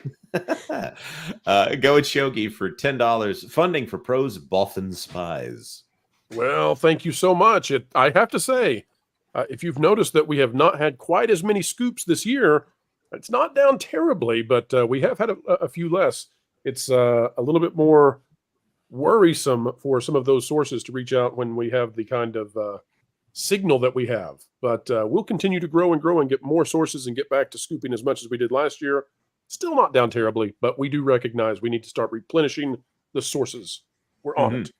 MedMud for $20. Lou, if you're still here when this is read, I have a souvenir General Custer scalp made from Bill Shatner's retired toupee with certificate of authenticity from our favorite tourist trap, Yellow Horse Trade Post on I-40 in Arizona during vacation. I believe it. I've been to those places on I-40, and that's the kind of stuff they'd sell. Good for you. That sounds like I'd have bought one if I'd have been there and seen it. I'll tell you that. Beautiful. Old Renaissance Boomer for 2. Happiness is today's shows are not 26 to 36 episodes. Can you even imagine? The crew people I know, it isn't happiness. Anyway. Could you imagine a clip show episode of The Acolyte? I was just remembering that time that you awkwardly got into a lake after taking off your robe. And then there was that time all those witches passed out dead for no reason. That is the scary like part if you think about yesterday. it. They could make another season out of the outtakes with somebody doing the bottle show trick of the remember the time when? That's right. That's not out of the possibility. So, I got to put this one up on screen. Valiant Renegade for $100. Happy 100K. Where you at, Valiant? Get over here, you crazy wild man. You get over here, Valiant. Valiant is the guy who started this all, telling me that you've got to get on YouTube. You can't just do a website. And this was back in the days when the website was under some real pressure from some people who did not want it to succeed. And actually, we had to hibernate the website until John came along, because we did the YouTube thing and it exploded. And then John came along and we decided we'll have our cake and eat it too. And well, the rest is history. But Valiant started it all by saying, on YouTube, you must go. Exactly. Nolan. I remember getting a call from Valiant about you before you and I even talked on the phone, where he said, "Hey, Mike, I'm trying to talk Pro into coming on to YouTube. I think it'd be great. Do you know who Pro?" I'm like, "Of course I know who Pro is. I mean, from back then." and he's like, "Well," he says, "Well, if he needs any support, will you be there for him?" And I'm like, "Absolutely. I'll run his live shows. I'll be a mod. I'll tell him whatever he needs." It's like, and then you and I talked on the phone. I said, "Tell him to call me. Here's my cell number." And then you called me, and it was great. And by the way, Mike, you saved us on that first Pro show. Jonas, do you remember that? Do you remember Mike saving us? I do. I remember we tried to hit the button. It would not go live. Yeah, and we did nothing wrong. even now, that could have happened. It just so happened to be on the very first time, and we got on the phone with Mike, and Mike was like, "Start a new one. We'll move everybody over." And he started helping us do all that, and everybody came, and that was the first time that I knew this was going to work, is because everybody in that audience found their way over to the new stream. And I thought we're done for. They'll never come back, because obviously we don't know what we're doing. But Mike was a huge part of salvaging it. In other words, what if you gave a Pro show and everybody did come? The Wild Men of Yavin for $2. I love making wrenches count, i.e. counting gifting. Yes, and thank you very much again for gifting so many memberships today. Mexican Iron Man, member for 17. Fire culture to make room for the Mexican. LOL. Well, we did. Mission accomplished. And then Medmutt gifted 10 WDW Pro memberships. Thank you again, Medmutt. Oh, Medmutt, so kind of you. Thank you. Neo for £2. Congrats on 100K from the UK. Well, and that's A-OK with us from the UK. Thank you. And this one rhymes. Lawyer Ron Coleman, member for 9. Woot, 100K, but don't say gay. Never would we ever. Never would we ever. All right, Jonas, let's pause. We'll come back to Ann in just a moment. We love Ann. We want to get to Ann, but we have to say farewell to a couple of panelists. First off, I know that Lauren has to step away, but Lauren, you're a fan favorite of the channel. People love your stuff. Tell the folks out there what you've been doing lately on your channel. I've been reading Shadows of the Empire. We've gone through a bunch of the Star Wars novels so far, but that's the one that I'm doing right now. I regularly appear here with you and on the Genre Guys with Lou and with Hangry Tables. I've been appearing on Marvin's shows on Thursdays. You can find me on Twitter. I'm at Lauren Connor. Pretty much throw a rock, you'll hit me somewhere. All right. Well, careful, people. Choose the rock with kindness. All right, Lauren, we'll see you real soon. We also know that Mike has got to say hasta luego. So, Mike, where are you going to be tomorrow? You doing anything? You doing any YouTube stuff? I know you're not a YouTuber, but what does a noob-tuber do on a Tuesday? I'll be on Doomcock Show Wednesday. Other than that, I haven't had internet all day and cell phone all day. So I'm going to be up probably till 4 in the morning tonight trying to get caught up on work, and then I'll be working all day tomorrow. But I will tell Doomcock and Harvey we said hi. I will, but I will be listening to you. You are doing the show tomorrow, right? We are doing the show tomorrow. Absolutely. All right. Paul Chadow's going to be there. Oh, well, then I'm not going to watch for sure then. Oh, I'm kidding. I'm kidding. Thanks for having me. Congratulations again, my great brother. And you are a brother indeed.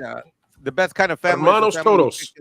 The best family you pick is the family you pick in life, and I picked you, and you picked me, and so we are brothers, just like you, me, Jonas, and all of us here are at the Pro family. Es un placer. Es un placer. Muchísimas gracias, Mike. By the way, you and Jonas speak the best Spanish. Good job. No, yo trato, pero yo pienso que Erica tiene las habilidades mejores que yo. Erica, what do you got?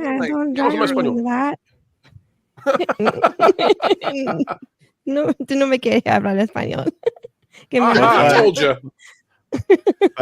Por favor, no cebolla en mis tacos. Okay, now you're messing up on purpose. I know. I'm speaking of Spanish to you offline. Now you're messing up on purpose. Jonas, tú puedes hablar español. Speaking as an authentic Jonas speaks really good Angeleno, Spanish. Y no dice nada. as a native-born Angeleno, I can say, let's sing it. Ready? Want to sing the great anthem. Guadalajara, Guadalajara, Guadalajara, What are you talking about? The other person who frequents Guadalajara on every opportunity he can, Ron Bradley, is also saying farewell. Ron, thank you for stopping by, and congratulations on your channel taking off as well. Oh my gosh! Well, thank you so much for all of the help that you have given me, and the Dole Whip, which was great.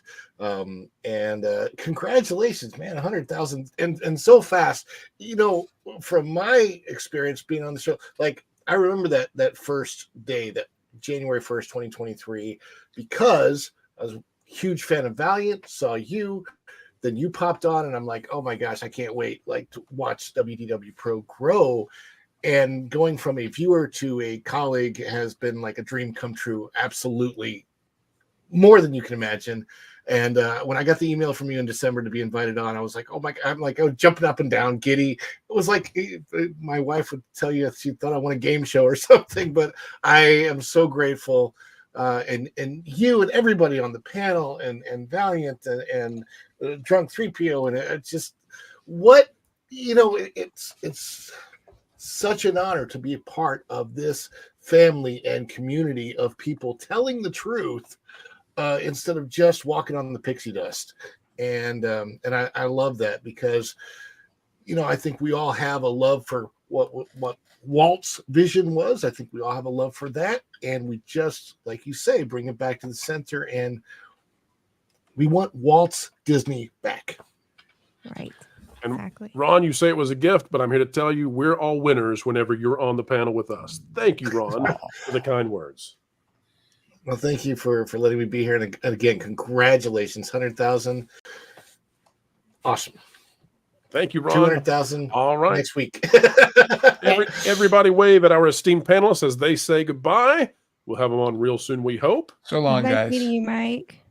Nice meeting you. Sitters. He's over. He's done. He's out of here. See you, Ron. And we're going to ruin it all. Next time we're we going to ruin Ron it all on, with a you troll. You need a Price is Right intro because of the game That's show. not a bad idea. Da-da-da-da-da-da. Let's ruin it right now. Come on down. I love game shows. You know what? You know what I love? I love putting you and Jonas together, just side by side on the 100. Together again. So happy together. I can't see. Now you made it weird. Now you made it weird. Now you look at each other and wonder what the parting gifts are. So fantastic. Well, folks, we're going to be switching to member exclusive in 30 minutes. So if you're out there and not yet a member of the channel, well, you should be. Turn your name green, become a member by clicking that join button. Or if anyone else wants to gift more memberships, my gosh, we've had tons and tons of gifted memberships. I cannot in my right mind ask for any more, but we'd love to have all of you join us in 30 minutes for that member exclusive segment, where we will be allowing anyone who is at the level 2 or above membership join the panel. We'll go over the rules for that in just a few minutes. Jonas, do we have any other super chats that we need to hit before we go to our final story of the main show tonight? Are you kidding me? Yes, Anna Ivy for Let's do $10. Congratulations on reaching such a fabulous milestone. Well, thank you so much. Thank you for being a fabulous supporter, Anne. Always good to see you out there. Yep. Going Shogi for $10. My family bought Lightning Lane / Genie Plus yesterday. Everything we managed to get broke down. Everything else sold out. We had a nighttime event to get ready for, so we ended up paying $30 per person to ride nothing. Did you have to pay for Lightning Lane when the My Disney Experience app just went down? That's unacceptable. They should be paying you to be in the park that day. And so this is what we've talked about. This is what sucks.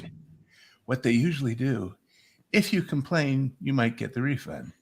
But if you don't, so for people who didn't know or didn't think to, you're really getting ripped off. It's got to be illegal. Like the other thing about it, for something they don't even provide anything in return.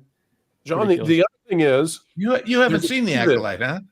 You can try to complain. You can try to get a refund, but you get to wait in a 3-hour line to stand there and try to get your refund, and you spend $180 to be there. Oh, and everybody else in your party did as well, and you're not having fun because you're in a 3-hour line at the guest services to demand a refund, having a bad time. That's what sucks about all of this. Every bit of that sucks. The idea that they don't have redundancies is so dumb. Mac for $2. Congrats on 100K. Built on respect for the audience. Respect to you, Mac. You make a lot of our stuff possible. It's the same thing we see like across the board at Disney, right? It's things worked better like 20 years ago. The movies were better, the television shows were better. And I don't mean to ignore Mac's wonderful generosity, but back to that point. Imagine the difference if somebody was empowered to say, hey, the system is down. Yeah, well, that means these people, okay, throw a switch and everybody will get their money back without even asking for it. And you don't even realize they're doing it. You might not have even realized that things were going bad. But when you get home and you look at your credit card receipt, here's this refund. Talk about positive PR.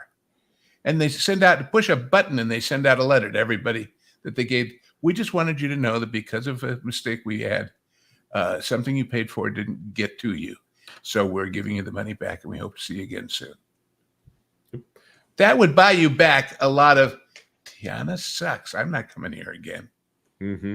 I mean, and it's so simple, and money-wise, nothing compared to what they make. Nothing. Selling out the long term for the short term games, and sacrificing people's fandom and appreciation by doing so. I mean, you want to delight people in ways they didn't even anticipate. That's what they used to do. Mm-hmm. They forgot Indeed. how, I guess. Scott Johnson for 10. Disney has multiple single points of failure and axed the competent IT administrators and replaced them with bottom of the barrel H1B button pushers that call vendor help desk for every little thing. I'm going to say that vendor help desk, those might be H1Bs as well, but I'm not going to explain that one to the audience if they don't know what that means. Have you tried holding down the reset button? Yep. But you make a very good point. By the way, John, I covered over John's comment. Yeah, I was just going to say, I mean, this is something we've been talking about for a while across the board. It's not just the parks. It's not just the movies. It's not just the television shows. Like massive amounts of brain drain. They've lost all of their talent. Their talent has gone to Universal when it comes to theme parks. It's going to Netflix. It's going to Amazon. They just don't have the human capital anymore that's able to like make this stuff run efficiently and create good TV shows and movies. And maybe even worse, they've told all the people that anticipated doing it not to. They've turned off the future talent who said, that place, I understand. It ain't the place to be anymore. I'm not even going to try. Hey guys, I know it's late. Inspired. I know it's late, but we've actually got some breaking news. Hang on just a second. Oh, my. Ooh, I like that graphic. Modern Disney sucks. Breaking news. Okay. Nice. Well played. Well played.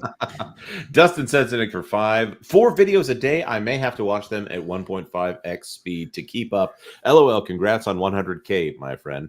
I do 2x twice, and I find my comprehension is better at 2x twice than it is at 1x. I don't know why that is. You have to be careful at 2x though, because then you start talking too fast when you're actually recording the videos. I've done that. Gotta slow down when I talk. Otherwise, you become Ben Shapiro. PR Burke 1 for $10. People need to know why we care about Disney in the first case.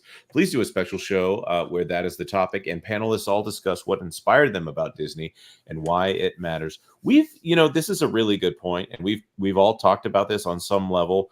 I was talking with a guy who's a Disney historian yesterday, and while I think yes, I know we talked. What? Who else was this? What are you doing?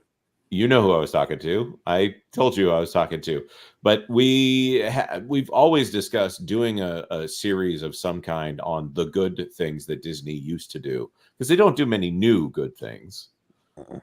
But talking about what the company used to be, I think there's a place for that. It may not necessarily be on this channel, which is a current events news channel, but I think there might be something that Park Place does in that some way down the road.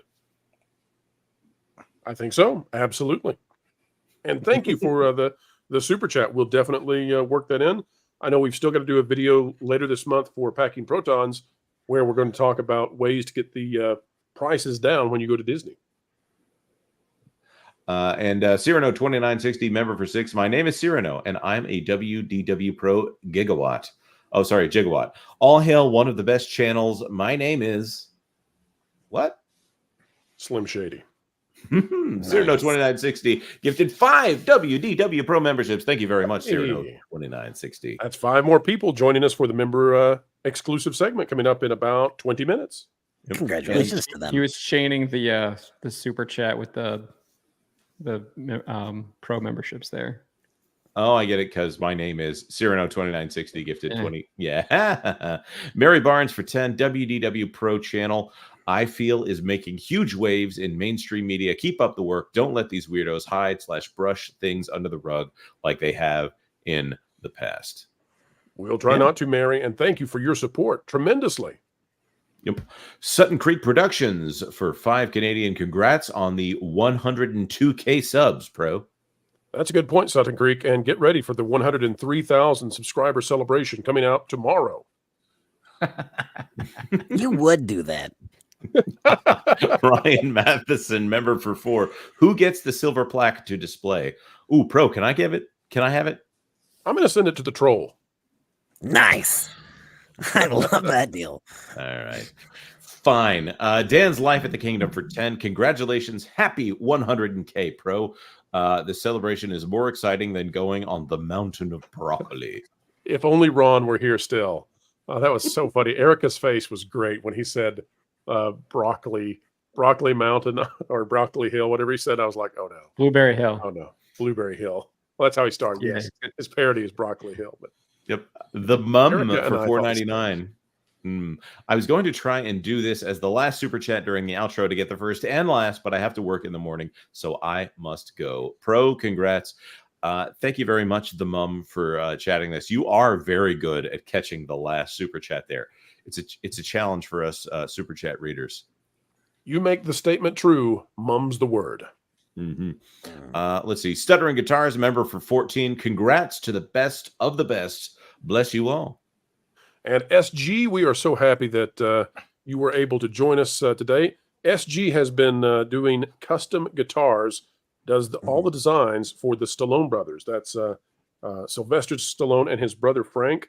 And what a cool job. Stuttering Guitarist also is a collaborator on Vacation Radio, as well as an upcoming rock radio station that'll be debuting in November. So thank you, SG. That's how winning gets done. Doggy, member for 8. Congrats for 100K. God bless and enjoy a good future. Oh, thank you, nice. Doggy Dog. Yep. Space Dave 2000 gifted 1 WDW Pro membership. Thank you very much, Space Dave. Everyone counts. Mm-hmm. Pam Empson, member for 2. Love all the WDW gang. You're the best. No, you are. No, you are. Wait, you guys are a gang? Yeah, we're a gang. Welcome to the gang. We're a gang now. I always tell people don't join gangs. You're supposed to be. You're supposed to acquire the motorcycles for us. What's going on? We told you this. Ben like Dowdy. I feel like we got downgraded. Weren't we a conglomerate earlier? Now we're a gang. When do we become a shadowy cabal? As soon as we're joined by Hangry Tables. Ooh. As long as we don't get RICO laws against us, that's when things get into trouble. At what point? Never mind. I was gonna say something. I'll be good. Ben Dowdy, member for 5. Hola. Ole. Hola. We went from Rico to Rican. Anyways, Brian the Mac, member for 1. Happy 100K Pro. Keep up the good work, all. Thank you, Brian, and thank you for using that member chat. Happy you've been here for 1 month, and we hope to see you in 1 year still. Yep. Official D-Regs for 2. The True Star is here. Hey, Wilton, you're late. Sup? I am. That guy? But Dominic Troll Lopez. is never late. He's always on time.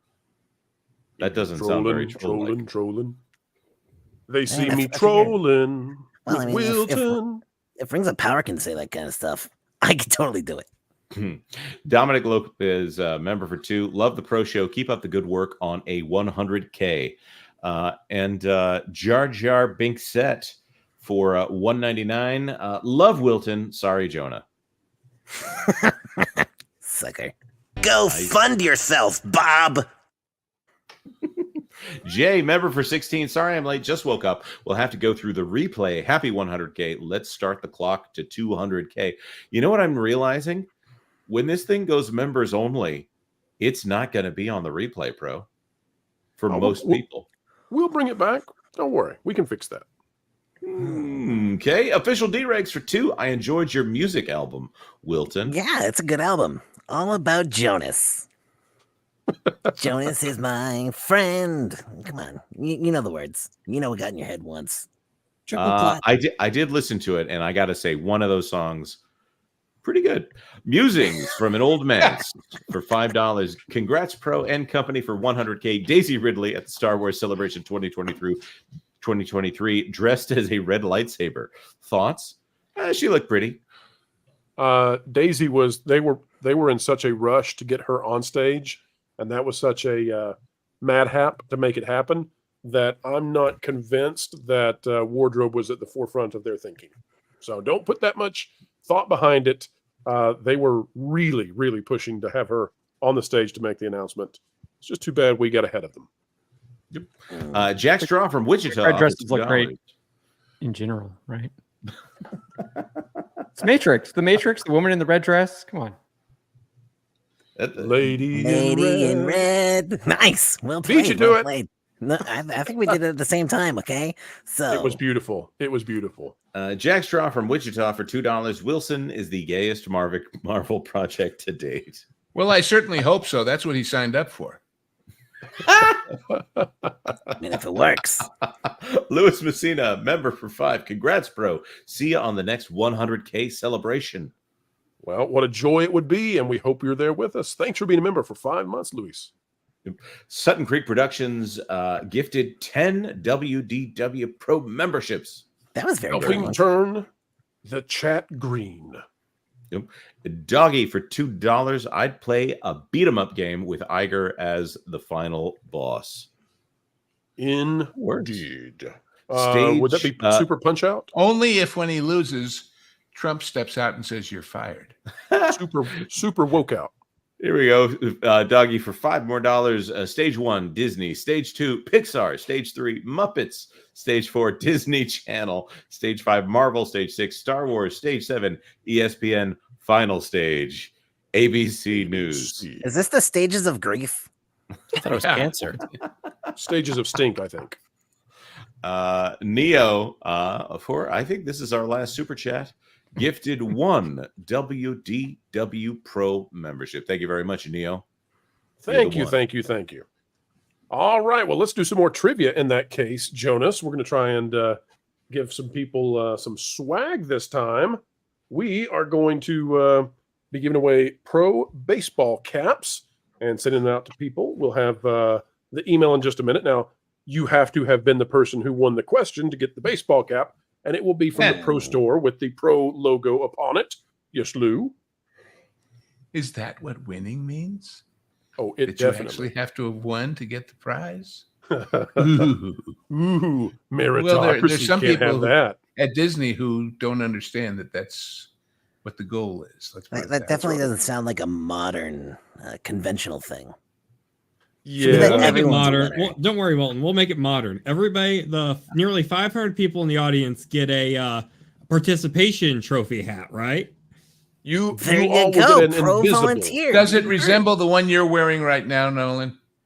Yes, just not as beautiful. Does it come with the ice cream, or do you only get the cone? You get ice cream, but it's vanilla. Oh, wow. All right, here we go with the first trivia question. Folks, again, this is for a pro baseball cap that will be shipped directly to your address. Now, you will have to let us know what your address is, and we're not going to use that for any nefarious purposes. We promise not to try to sell you Tupperware, but well, only because they're bankrupt. But here we go. In fact, wait, Pro, it could be an enhancement for us to broadcast your address, because any burglars thinking of knocking off your place, they will know not to come on the nights when we're doing the after parties on Agatha. Because they'll know you'll be there. Even they will know don't you're want to be there. around Agatha. That's right. Yeah. All right, folks, here we go. First question. And if you won in the first set of trivia questions, you can win again in these, okay? All right, first question. Double dipping. First question is, who is the artist behind all of our beautiful thumbnails we have on the channel. Who is it? Watching that comment section. Who is the artist? And Karen Owen is the winner there. I think Karen Owen's already won. Yeah, He we wins said you again. can win again. Did right. we? Yes. Well, I think in that case, then 80s man won twice. No, This is that's getting just for this complicated. section because you're getting something mailed out to you. Ah, okay. All right, next question, folks. Here we go. What franchise did I have my first scoop under the Pro name that put this brand on the map? Which franchise did I have a scoop on that put this Pro brand on the map? Was it perhaps the Rocky I'm franchise? seeing the chat. Okay, we're watching. Will they get it I'm seeing right? the chat saying Star Wilton. Wars. Wilton, did I get the Wilton Saved by the Bell? That's good. I love that. Still waiting, folks. Nope. You're gonna have to get the first Well, franchise scoop that I The had. That Wuzzles. really, It was the the Wuzzles. Wuzzles. That's my go-to. Is it on the- just on for the crazy YouTube list. channel? No, this goes all the way back to pre. This was so I was doing Disney World scoops over on the WDW Magic forums a long time ago. I was the Alpha 24, and Sutton Creek Productions has it. Indiana Jones, and the one that really put us on the map was when we scooped ahead of Grace Randolph that Harrison Ford was going to be injured and out for a significant time on the Dial of Destiny. At the same time, Disney was denying it, and that took off in the press and put a name out there for And little Doomcock old gave Pro. me the What was even more impressive is that he hadn't been injured yet. I know. Prescience. How did we do that? What's more impressive is that since that happened, when interviewed and asked what the worst part about being a big Star Wars, a big star is, he said, you get the best medical care because That's he right. was back so relatively quickly. He wished he had a totally bad doctor so they could never come back to that in retrospect. Oh, just never gonna do it. Well, then we would have got a CGI monstrosity the whole way through, like the dwarfs. If I remember correctly, though, that's also when Doomcock gave you a first shout out too, and that's where I think most of our sphere kind of learned about you. Probably so. Now I'm not sure on that one, but probably so. Absolutely. And then I'll say this: there was actually a really, really big scoop that I did under a different name. That was the inspiration for me doing this all, and I'll tell that story in just a moment before we go to the member exclusive. But here is the third question, final question, and this is. And by the way, if you have been watching the stream, you'll know this. So this is going to be quick fingers, folks. Yeah. Who helped fix the very first Pro show when it failed to launch? Well, Pro, I'm so glad you asked me that because I grew up in a middle-class household for most of my childhood. We were renters, and Wilton wins. Captain Fireball I have has a it. gun, Captain so I would Fireball never disarm you. got in there first. All right, good job, Captain Fireball. All right, I'm going to put in the chat Definitely now, wasn't everybody. Wilson. No wrenches, no tools in his hand. All right, folks, I've got the email that you need. If you were the winners, okay, and the winners are, I'll say it just again, and I know so many of you were so quick on those, but Captain Fireball, Sutton Creek Productions, and Karen Owen, you all need to email wdwpro@protonmail.com with your shipping address, and we will get you a baseball cap shipped out early next week. It'll be heading your way, and don't worry, one size fits all. All Who right, are they before we go shipping? to the go ahead, Wilton. What'd you say? Who are they shipping? Oh, we're gonna ship Elmo. Elmo themed baseball cap? Oh, okay, all right. Yeah, Because remember I thought you were going all like you shipped Disney into on Saskatchewan or us, something. Yeah, Sure, why not? all right. The So before we shipping go to capital of the the Great North. Aristocats. Timbuktu like the Aristocats. there you go. So before we go to the member exclusive segment, folks, I want to run through a few rules for the member exclusive section, and that is, if you are going to join the panel, if you're a level 2 or above member, we're going to put a link out. We're going to do a new intro so that everybody can have some time to refresh, and then you can click that link, and you will be able to join the panel if you're at a level 2 or above. If you're not at a level 2 membership or higher, you won't see that link appear in the community tab for the WDW Pro channel. In order to be on the panel, you have to have your camera off. That's for safety reasons. so that you don't have anything happen in the background that you were not wanting to have happen and which might embarrass a panelist potentially. Also, we do not allow profanities during the member exclusive section. So if you start being lewd or cursing or anything, we'll have to pull you from the panel. So just be aware that you need to keep it clean. I want to share with you all the reason that we got started with this in the first place. And that was, and some of the panelists know this story, many, many years ago now, I had connections that had given me a very big story. And I had realized that the mainstream media was not accurately portraying what was going on in media. And I also realized that it was part of a broader culture war. There were some brand new channels that had just started on YouTube that I was paying close attention to. One, for example, was Geeks and Gamers. And at that time, the information that I had received, I thought, people like that need to know this. And it was related to Star Wars. Because it was under a different name, I'm not going to put out the name that I gave or the story that it was. Otherwise, some sleuth out there will track it down.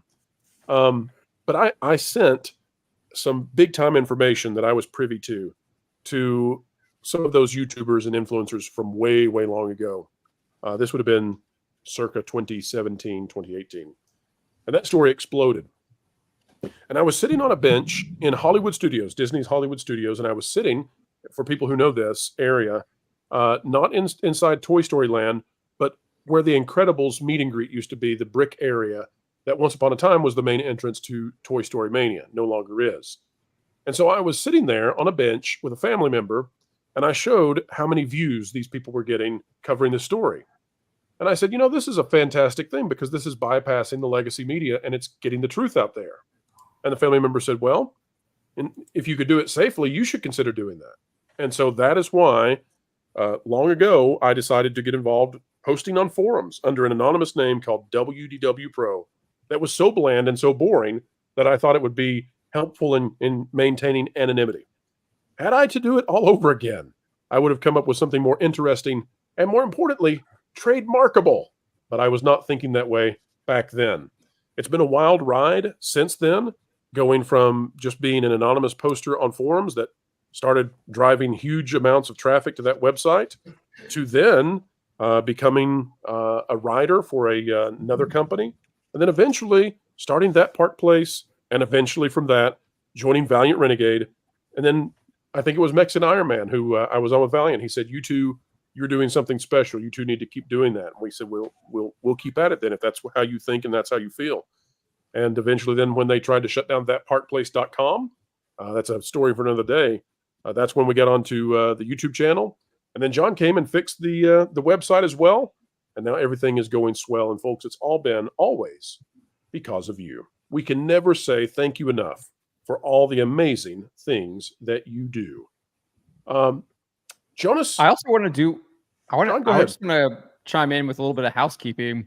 I covered you back in 2019 on Bounding into Comics, and the first time I saw or heard about you was the Smuggler's Run at Star Wars Galaxy's Edge failing. It was not Indiana Jones. Indiana Jones was 2021. That was 2 years later. So the reason that I wasn't including a story like that is because that was Disney Parks. So the first time that I stepped out into actually talking about movies and TV shows and that sort of thing under this brand name was with the Indiana Jones story. People sort of knew me as a Parks sleuth or insider or scooper or whatever you want to call me. They knew that from the forums, but branching out into this other area that I was capable of, but had not yet been doing, that was a big step with the Indiana Jones thing, and it really put us on the map. But I'm shocked that you can remember all the way back to then, John. That's 2018, going back to remember 6 years ago. This guy was talking about Smuggler's Run. Well, it was pointed out in the chat. John is a stalker. He actually writes these things down. He detailed notes on everyone. He knows what color underwear everyone has. He's that kind of a guy. He knows pays that attention. You don't wear underwear, Wilton. They call that a beautiful mind, I think. Nice. It's much more simpler than that. Literally just typed in WDW Pro and Bounding into Comics and just scroll down. There you go. And found the oh, that's cheating. That's cheating. But that's detailed notes. Detailed That's notes. still the product of a beautiful mind. Those are some of the I tell you what, we haven't baseball tricks. We haven't given Martin or Hangry a good opportunity to tell some tales. Guys, as we get ready to switch to member section, let me give both Martin and Hangry a chance to weigh in on some of their favorite things that they've seen happen over the last year and a half. Martin, you go first. Ooh. Watching this channel grow, that's been great. What's been going on over at that Park Place. And I got to say, enjoying watching these things with my kids. It's nice to have a place where I can let them watch news stuff about the things that interest them. Some of the other channels get a little spicier. These are safe places for them. Very cool. Hangry, tell the folks out there what you've been up to. And by the way, we've got 2 member exclusive videos coming out in the next 2 days because of Hangry's work. Hangry, what have you been up to and what have you enjoyed most? Well, I think the answer to that is just getting to know the members a bit better. I've thank you very much, Pro, for the opportunity over the last little while to be able to contribute in some small way to the growth of this channel. And, congratulations on it. It's just unbelievable how, it is very believable, actually, the growth that you've experienced. But to answer your question, I've been doing member interviews, and along with doing the genre guys with Mr. Ghost, as well as the Lost guys with Nolan and Martin, one of my favorite things is doing those member exclusive spotlights. And I got to tell you, I've had conversations with people who do things that I wasn't even aware existed. And where these conversations go, the interests, the passions, it's such a joy. Like, I feel so uplifted after every discussion. And so that's a real, that's a real blessing. And I'm really grateful to be able to do that. And it just sort of, we're kind of all united in this feeling that, hey, it's a grassroots level of, we have to work at the grassroots to get the entertainment industry back to where we want to see it to be. And so this is a shout out to everybody in the chat. If you'd ever like to have a member spotlight shone upon you in a very friendly way, please leave a comment, drop a message, let us know. But more than that, I think it's just been the opportunity to get to know all these fantastic people, to be able to collaborate with them in some small way. And just to be able to say that I know I'm part of the culture curve. And may I just also add in here, Pro? Oh no! You raise me up so I can stand on mountains. You raise me up to walk on stormy seas. I am strong when I am on your shoulders because of communism. So there you go. Wilton, you took a song that's about God, and you blasphemous little troll. You blasphemous little troll. Wait, is that Josh Groban's still better? All right, folks. We've had a great time. We're going to switch over to the member exclusive segment. It looks like most of you are going to be joining us. If your name is Gray, this is the time to click the join button. And we're going to take a 5-minute pause as we switch over. That's for everybody to get a refresh. Some of your panelists will still be here. Some, I'm sure, will be ready to call it a night. But it will be all right. When we come back, we'll have members of the channel. Remember, if you are joining the panel to chat with us and you are a member joining that way, make sure that you keep your camera off and keep it clean so we keep the kind of content everybody wishes to have right here. All right, switching over, folks. We'll see you in 5 minutes. New outro, new intro. Wait. Before we do that, let's read our last super chat. Jay for $20. The final boss battle against Iger in that beat 'em up game should be the ABC weather report as a theme, dodging weather-based mechanics in between opportunities to wail on Iger.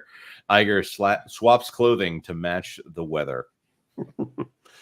Iger is the final MCU villain when Tony Stark is revealed, and it's not Dr. Doom, it's Iger who plays Doom. He snaps his fingers and he disappears. Or the stock, one or the other. All right, folks, we'll see you in just a few. My father used to say, watch this man.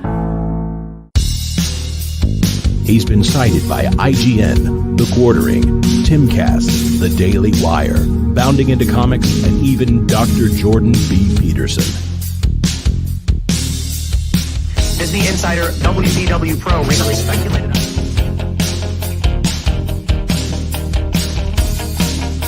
Time and time again, he's broken big entertainment news live on the air. I've been following WDW Pro and his track record for years. If you want to find out what's on the horizon for theme parks, Pro is where you go.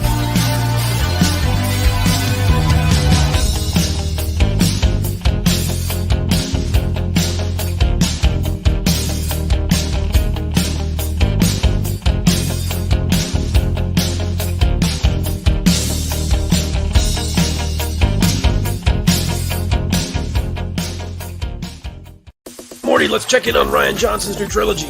Okay. I bypassed the compressor. What did you do, Ray?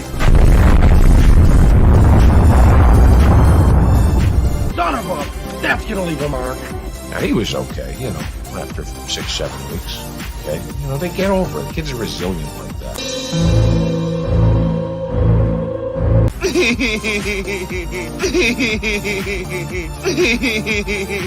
Yeah. I hate it. It's the standard. What would George do? I don't want you here. So sorry, George. I didn't think it would go like this. Fly, you fools. I've fallen, and I can't get up. Weird. Stay away from liquor, kids. I have always liked Cowabunga. Cowabunga! Now that's more like it, Mr. Wayne.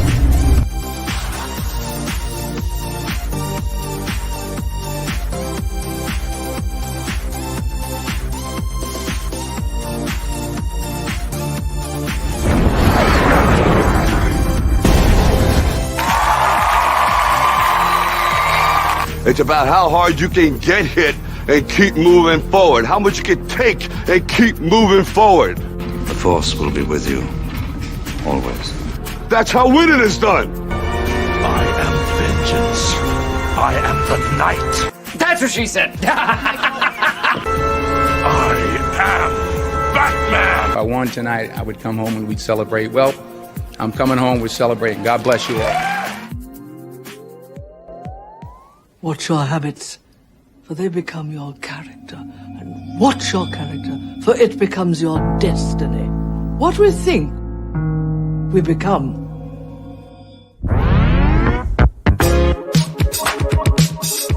Ladies and gentlemen, boys and girls, in just 2 minutes, the lighting at the Magic Kingdom will dim for the performance of the Pro Show. We hope you enjoy and have a magical, truthful time.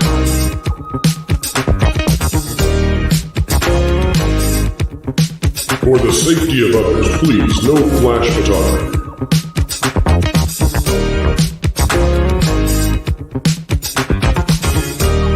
And welcome to ProVision 3D. Alright, everyone, put on your coffee glasses.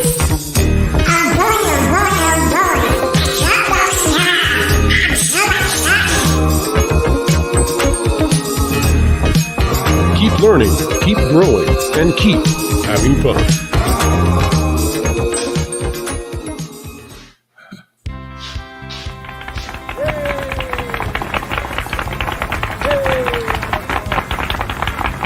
To all who come to this happy place, welcome. You know that you've been taught the golden rule: do unto others as you'd have them do unto you. Yes, Paul. Autobots, roll out. I'm bringing the party to you. If somebody's going to try to blackmail me with advertising, blackmail me with money? Fortune and glory, kid. Fortune and glory. We're gonna do it.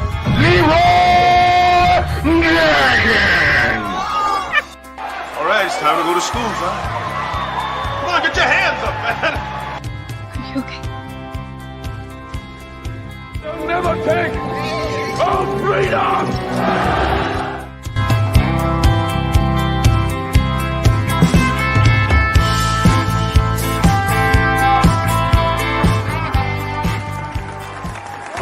From the redwoods of California to the hills of Tennessee to the Rockies and the Sunshine State and Maine with that bright and shining sea. From coast to coast in North America, it's time for your host with the most, bringing you all the entertainment news that should be fun. Ladies and gentlemen, it's the WDW Pro Show!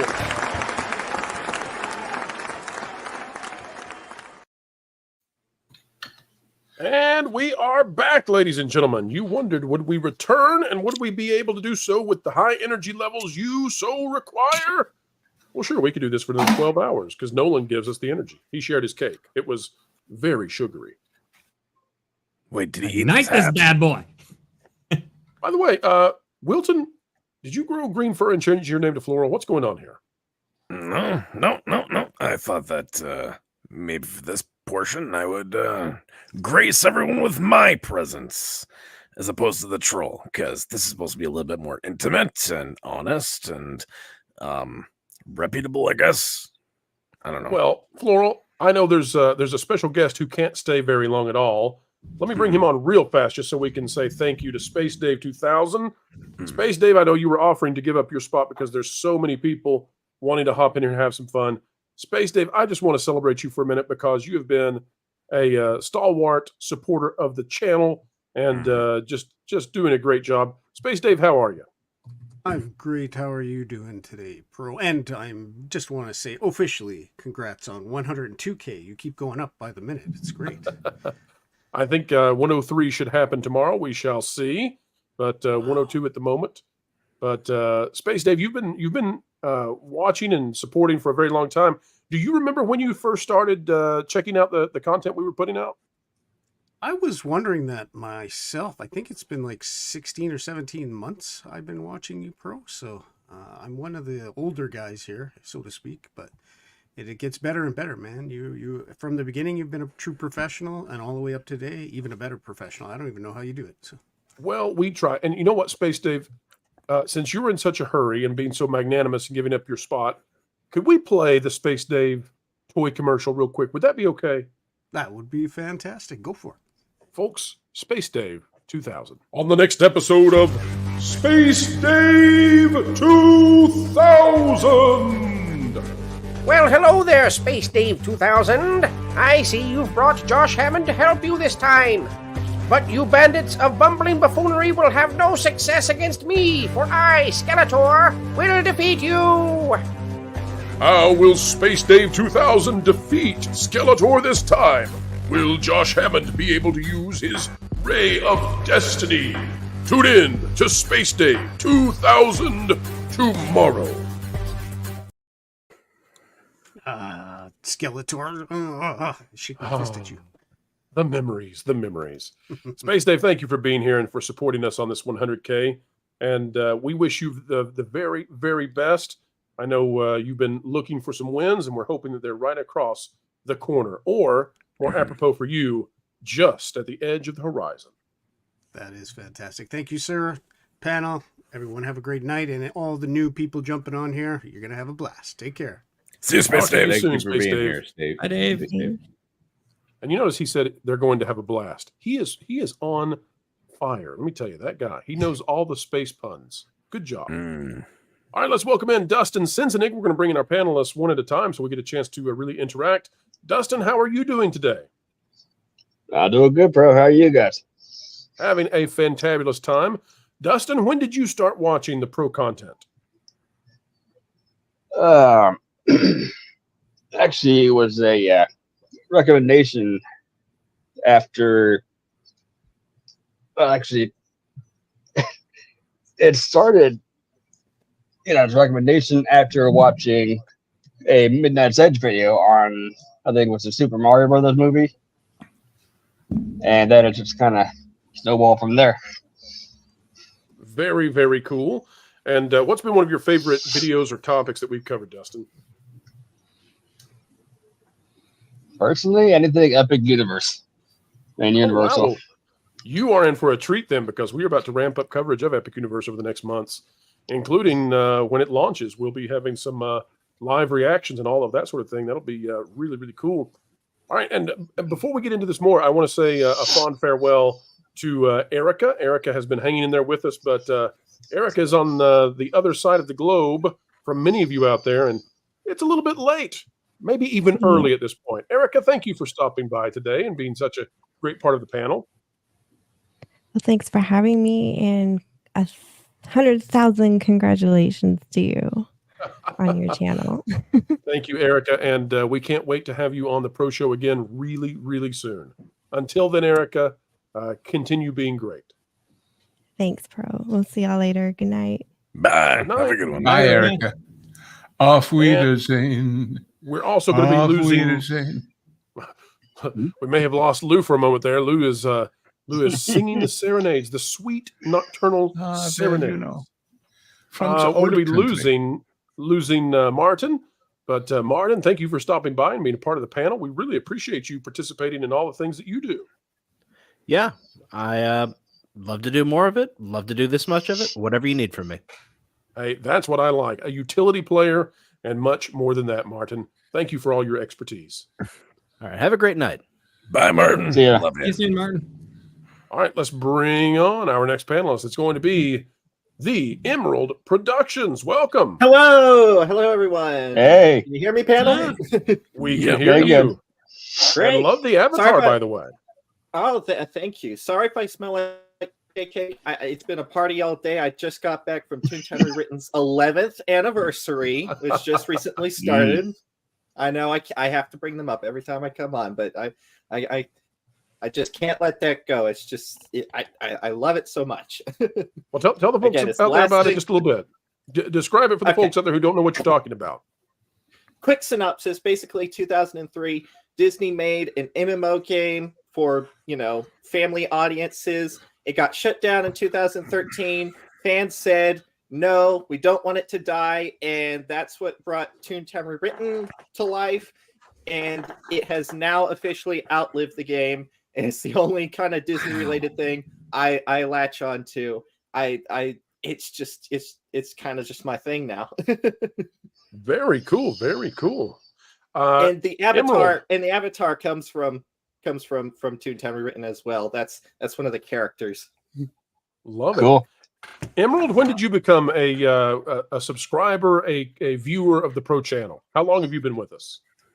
I remember I was watching a documentary about how Disney was just like starting to fall off. It's this big like hour-long video, and at the end they brought up you, Pro, and so I was like, oh, this WDW Pro guy. That's interesting. So I look you up and I watched some of your videos, and I'm like, wow, this is great news coverage. Subscribed, and then very cool. Subscribed to like that Park Place and all the other channels, and now here I am. Welcome to the club. Welcome to the club. We're happy to have you. Let's bring on our next panelist. It's Karen Owen, who has been a big winner tonight. Karen, you've been dominating out there. Well, thank you for the prize. Yes, and Karen, I hope you'll send that email so that we can send you the cap out there. I think you'll really enjoy it. It features the blue that you've come to know so well here on this channel. Karen, you've been with us, I think, at least it feels like you've been here since the beginning. Did you come over with from the Valiant Renegade show and come over here to our content on day one? Oh, I think I was there for day one. I know I was there for one of the first member streams. Oh, yeah. Yeah, I remember. Absolutely. Well, Karen was the first Council of Waltz member on that Park Place to be on the panel. So she's always has a special place for me. You bet. Karen, what draws you to some of these channels, such as that Park Place, the Pro Channel, Valiant Renegade? What do you enjoy most about checking out our content? Well, finding out what's really going on with some of the things that we are getting with movies and TV. And a lot of times your discussions about it are more interesting than the programs, as you're finding out again. Isn't that a tragedy? I mean, I enjoy the discussions myself, but I think it really speaks to the state of entertainment right now that talking about entertainment is more interesting than the entertainment itself. Absolutely.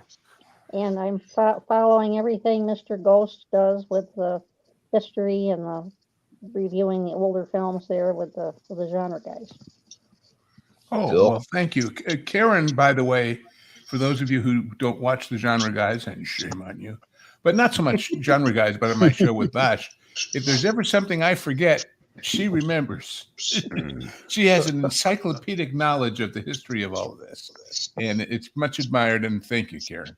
Well, as the winner she has been proven to be tonight, I'm not surprised. Let's bring on another winner, and that is Red Tigress. Tigress, welcome to the panel, to the 100K celebration. Hi, Red Tigress. Thank Hi, you. Floral. Can you hear me? Yeah, we can hear you, Yeah, Tigress. Okay. Thanks. Hi, bro. Wanted to stop in and Tigress? say hi. Tigress, tell us when you became a viewer, a subscriber to the channel. I think you've been there since the very, very early days as well. How long have you been enjoying the content? Until YouTube recently screwed up my account and I had to reset everything. I think I came over when you started off of Valiant's channel. Right. I found Valiant, and it's like, in my real life, I'm an engineer. So seeing the other half of the equation of the finances and looking at that, and I think I actually knew about you before you were on Valiant. Probably, Because I used to find a WDW Pro on Clownfish at times and in different Sure, Pirates and forums. Princesses. Yep. Yep. And I'm like, okay, this guy is making sense. That's which right. Doesn't Well, always happen. We try to do that around here. And Tigress, what kind of engineer are you? There's a variety of different engineers. Which field of engineering are you a part of? By schooling, I'm an electrical engineer. Okay, so what are you practically today? I'm a test engineer. I say that I tend to play with things that tend to go boom. And I try to break them so that the people who have to use them can't. Oh, that's a really cool field to be in. I bet your job is both rewarding and fun then, eh? Yes and no. It has its moments, and it has other moments where it's like, But you're one of the only jobs where you're supposed to make things go boom that shouldn't go boom, and then they reward you for doing so. that's true. Because my job is to find things that if people find them when the objects are actually in use, people can die. So we try and find the situation during testing before they actually go into use. Initially, I was going to say, Gotcha. well, that explains why you and Wilton are actually like okay friends. But then you said that, so now I know. Wilton and I are friendly enemies at times. Well, but I Red think Tigress, he's a cool troll. I wonder if you know the story about the doctor and the engineer and the lawyer, and they're having a discussion about who really, putting aside that other one we all know about, has the world's oldest profession. And they bet a considerable amount of money on it. And the engineer says, well, you know how in 7 days the Lord created the universe out of chaos? Well, obviously the Lord was an engineer. And she starts to pick up the money.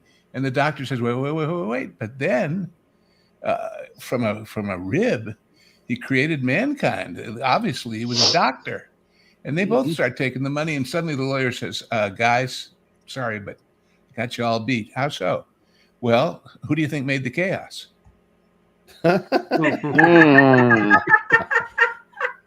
Oh, good. I've always wanted to tell that one to a real engineer and see if they'd ever heard it.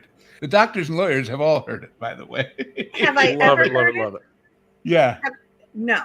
Yeah, well, that's good. Do I love it? Yes. Well, there's a whole new one. There's your opening joke for your next speaking engagement at a convention. There you go. Well, let's bring on someone else who should be at the head of every convention out there, especially when it comes to feline affairs. It is Liberty Hall's Cat. Welcome aboard for the first time on the member exclusive side of things. Well, hey there. Appreciate it. Thank you very much. Welcome. Glad to be on. Happy to have Is you. that Happy your to have cat in the profile picture? Yes, it is. His name Cool. is Good LB. man. Good man. His name is LB. He just turned 13, and LB stood Wow. for a little bit. It stood for a little bit. So So, well, still stands Liberty? for, but I'm sorry. Liberty, how long have you been a subscriber and follower of the Pro Channel? I will be 6 months in about 4 days as far as a subscriber. I think it was about this time last year I started following Valiant and yourself and just kind of got hooked on it. I never thought I'd be following theme parks, but it's been really interesting. Well, I have a kaleidoscope of interests, and so you might think that theme parks are the absolute, what I'm just fascinated with to no end. The reality is there's a lot of different things I could be doing, but I find myself in the same situation as you. If you were to tell me that I would be only known for doing entertainment at this point, I'd say, well, I don't know about that. I've had quite the journey in careers, and Jonas knows a little bit about it, but Jonas is always teasing a little bit because every time I talk to him behind the scenes, people think we're sharing deep secrets, about the entertainment industry, and in reality, I'm annoying him with my latest recipe, my latest barbecue recipe that I've come up with. It's funny. It's a running gag that almost every time that we have to get off the phone, it's, I've got a brisket or something like that.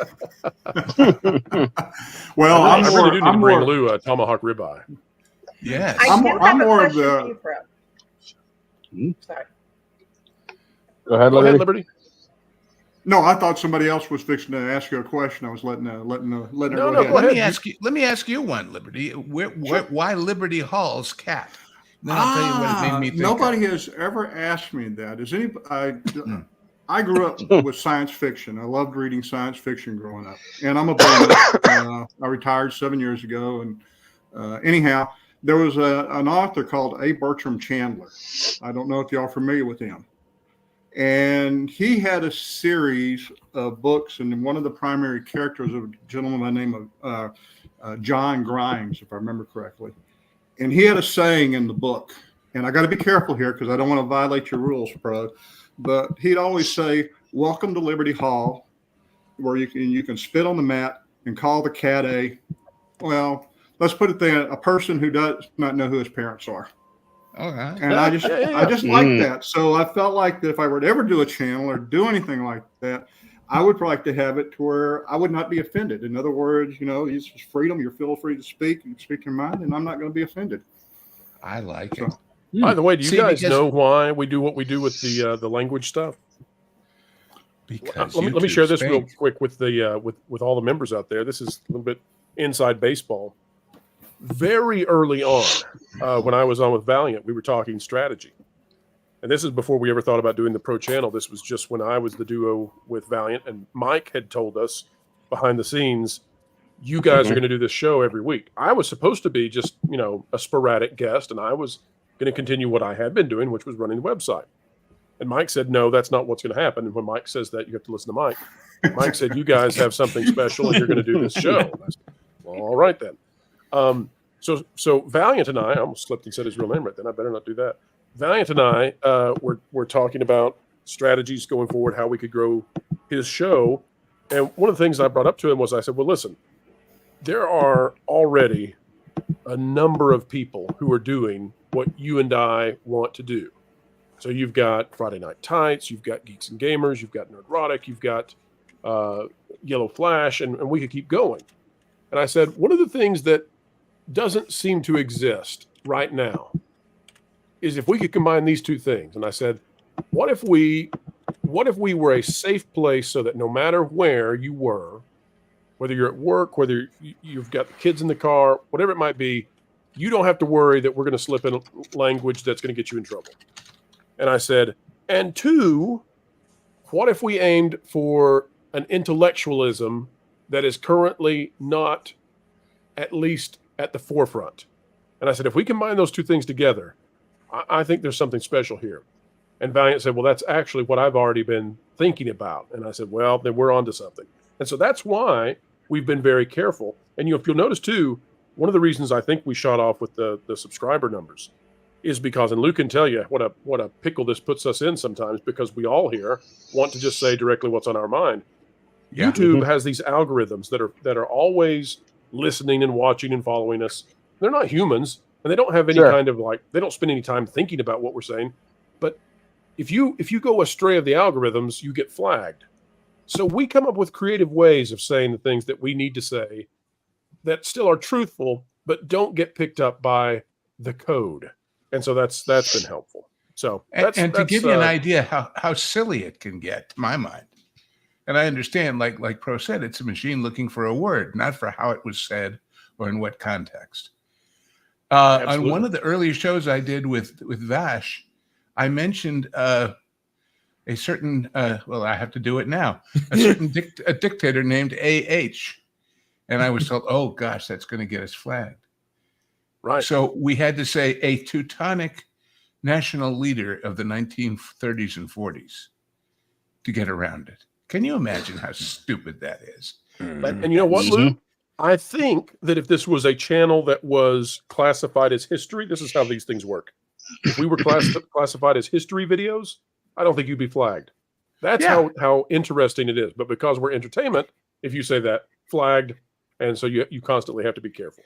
And one of the things that always gets me is this idea that you can't, with the music in the background, show a trailer for a movie because they'll get you on copyright for the music. And I'm going, they made the trailer as a commercial. They made it to get as many people as possible to watch it and hopefully like it enough that they want to see the movie. Rachel Zegler, Snow White, to the contrary. Although what's funny on some of that, though, is when it's not even the whatever studio is making the movie. It's whatever music company produced. Well, yeah. I used to have a thing routinely back in the old days, YouTube, back in like 2011, 2012. I would release a video and it would be perfectly fine everywhere except for Germany. Just it would get blocked in Germany. And this was like a routine thing that kept happening to people. It was so weird. Germany's always causing problems somehow. They get bored of it. Yeah. But that was full circle on that conversation. If you're in history or not. Well, that was that story where a French pundit was very upset when they were going to take the wall down and merge the two, and talked about all the ramifications for international order and blah, blah, blah, blah, blah. And somebody who was very cynical with him in an interview said, oh, you're just saying that because you hate the Germans. And he said, hate them? I love them. That's why I wish there were two of them. So, well, I tell you what, let's do something interesting here. Floral, you are sitting there and you look as if you're in some sort of late night TV show kind of thing where you're doing the interviews. You know, I see your mug there. You've got the table. You've got the cityscape at night background. Yeah. You look very, what will we say? Johnny Carson-esque. Yeah. All you need is a pencil to bang on the desk while you're talking. I was going to give him Conan because I don't really want to give him Carson, but okay, we'll be Conan. All right. Carson-esque. Okay. So, Floral, would you do me a favor? We have 4 amazing guests on that bottom row down there, members of the channel.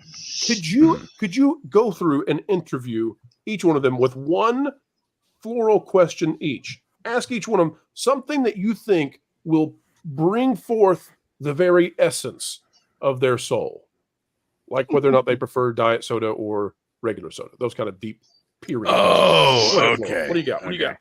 All right. Show us that you've got your bona fides. What do you got? Okay. All right. So Emerald Productions. He's starting from right to left. This is avant-garde people. Well, that's how they came in. Strategy. That's how they came in. Yep. Come on. If he goes the other way, his beeper might go off. True that. Don't want that happening these days. So then Boy, that was everything's on the line. Slow realization. Hey, you gotta go hard. Gotta go hard. And you gotta bring in those jokes if you're going late night. So now Emerald Productions. Now you are a person that is into those old school Disney games, and obviously that's the game that's connected with your heart. So that means that you have that place of nostalgia. Now that makes me think there's probably something within ARM. What? Floral. Ask him if he likes Castle of Illusion. It's a Mickey Mouse game from back in the Sega Genesis and SNES era. It's a good question. Do it. Go for it. Do you like Castle of Illusion from the SNES era? Only you can hear me, Floral. I'm in your earpiece. Right. Even No, though I was you gonna don't say have ears. You thought, yeah, okay, you told me to go after the soul, so I was going after the soul. Within arm's reach, there's probably something that's a personal piece of memorabilia.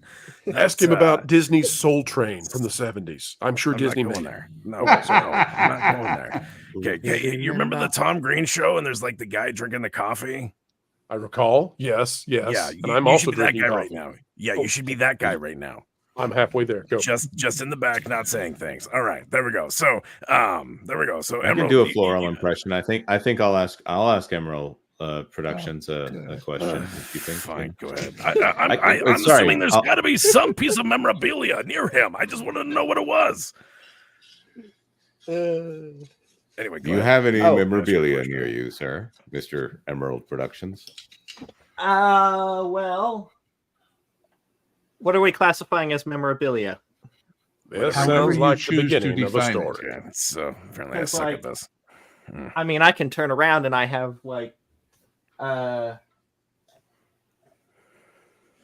I mean, I have a whole bunch of stuff from Disney parks and a big pin collection. I have the little, there's a little model of the train from, I think, Big Thunder Mountain Railroad with Mickey in it. You have a Big Thunder Mountain. Okay, see, because back behind me, I've got the monorail and I've got the trams, and I don't have Big Thunder Mountain. I did not realize they made. Yeah, it's like this little, you know, the little Right. pullback toys that of trains that were so popular back in the day. You pull them back and then they start going. It's like that, but Mickey and like the Thunder Mountain Railroad train or something like that. That's cool. See, winning. Okay, that was a really good question, Floral. Thank you. Gosh, Floral. And I don't know, but I think something. There was like a whisper in the back of my head, something about like Castle of Illusion back on the SNES.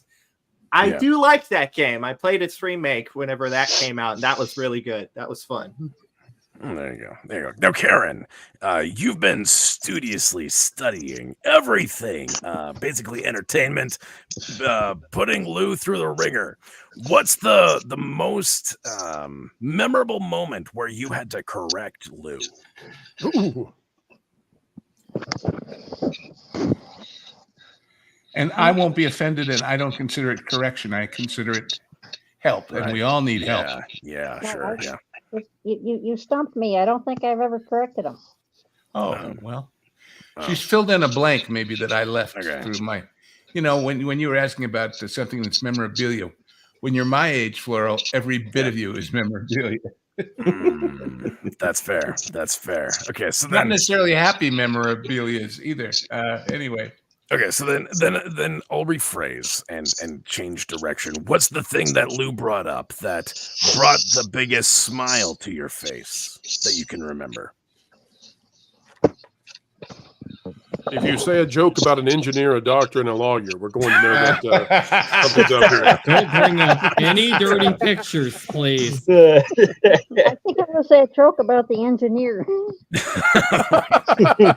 I thought, Karen, one time I know that we got into a wonderful connection was talking about all the great old Fox TV shows that Disney's chosen to ignore as far as putting them on the air and doing something. If you're on the stream, remember to mute the audio from YouTube if you're on StreamYard. Mm-hmm. Or use headphones. Yeah, that's been my complaint about the Disney Plus, and I guess they brought some of the things from Fox into Hulu, but they haven't promoted them or done anything useful and interesting with them. And all right, so Red Tigress, we know that you love your cats, and so does Liberty. So now this might apply to both of Karen you has guys. a cat. Yes, You left Karen out. What's the deal? I knew this was a good panel. Yeah. Nolan likes I that like too. this panel a lot. What's your deal, Floral? Seriously. I'm not a huge cat person. Go ahead. Go ahead and ask if they're studiously studying again. I wanted to know if Don't repetitively repeat yourself, though. Don't be redundantly you redundant. Were going to be engaging in any fun things with your cats anytime soon. Are you looking forward to things? Because I know her. Okay, I know her. This is where Floral pays the price for all the times he's tormented Jonas. I'm not tormented. So this doctor, this lawyer, this engineer, and a cat. Oh, jeez. Come on, you said get after the soul. I know Tigress, just make up a question that you wish he had asked instead of that one. No, I understand what he's asking, Pro, because he and I do know each other a little bit. Yes. As far as cat shows, the answer is no for quite a while. Oh, right. Okay. Well, on that note, Dustin, I'm so sorry Dustin, for what's about to happen to you. Now that I've seen the pattern. Dustin, what's your favorite color? Red. There we go. Perfect. Does that mean you're angry? Hard-hitting journalism. Good answer. Good answer. We just need to know, like, are you angry? Are you passionate? Like, what is it? I think, Pro, you've wandered into the territory of that classic aphorism that is known far and wide by all who achieve 100K, which is never ask a question of a witness that you don't already know the answer to. Well said. That's fair. Dustin, do you need another question? Do you feel that was sufficient? Or, I mean, what's your favorite color is what Flora would ask a 3-year-old, and I think you were far above that. Well, yeah, go ahead. Answer it. Okay, Dustin, what's your thoughts on existentialism? And by that, I mean, how much did Floral's question stink that he gave What? Well, I am green. Well, you really threw me off for that, Kristen Pro. I'm just messing with you. I'm messing with Floral, trying to get All under right, his. so, okay, well, we can go really skin. personal. Dustin, who are you voting for? Why don't we start doing that right now? We can Oh, just go what's your all blood in type? on politics. Social Security. Yeah, like what was your first pet? What was its name? What was your first car? Let's go into all that stuff. Those are password questions. What is wrong with you? What is wrong with you? Did you grow up said to on? get What's your after the mother's soul. maiden name? Just go to Last liberals, 4 man. years. Just go to- Actually, I think the question regarding existentialism should be Camus paddle a Camus? Which, of course, like all 6 degrees here, goes back to the Indian canoes at the rivers of America that are about to disappear from the world. And ain't that a shame? The canoes They we will knew, no I think, is what you're referring to, Lou. The canoes Lou knew. Well, yeah. Canoe, paddle a canoe. Camus. Would you eat Plural? canoe in a box with socks? Oh, sorry. Or Liberty Tall camouflage. Cat awaits you. Yes. Okay. So Liberty. You were talking about the thing with the thing, and you also have a powerful voice. So now I want to know: do you sound like your dad, or do you sound like your mom's dad? Oh, I probably sound more like my dad. My mom's dad, he passed when I was about 4 years old, something like that. So I got videos of him, but I don't know what he sounded like. Flora, your questions just get better and No. better. That's good. I would have to say my dad. Okay, cool. So and you're terrible. Not a problem. This is the worst late night host gig I've ever seen. Right now, seems everybody. to point out that Floral from Under a Rock streams every Wednesday at 9 p.m. Hey, I'm not easy. I'm trying to remember it. I'm sure it must be on YouTube somewhere. That hilarious moment back in the 70s when Johnny Carson asked Buddy Hackett about existentialism. So I was just going to ask. It was all the rage back in the 70s late night. I mean, I was going to ask, like, do you have a good relationship with your dad? But now I'm questioning. What? Jonas, please save us and bring a super chat up, please. Jonas, bring up a super chat. Grimlock say watch Buckethead for $5. Thanks, Pro Show members for all the hard work. Oh my. Thanks, Pro Show members for all the hard work that goes into your shows. Congratulations and best wishes for your continued success. Oh my! Thank you, Grimlock. And by the way, there are people out there right now who are saying, "Really, this is what happens in the member-only section." I never knew.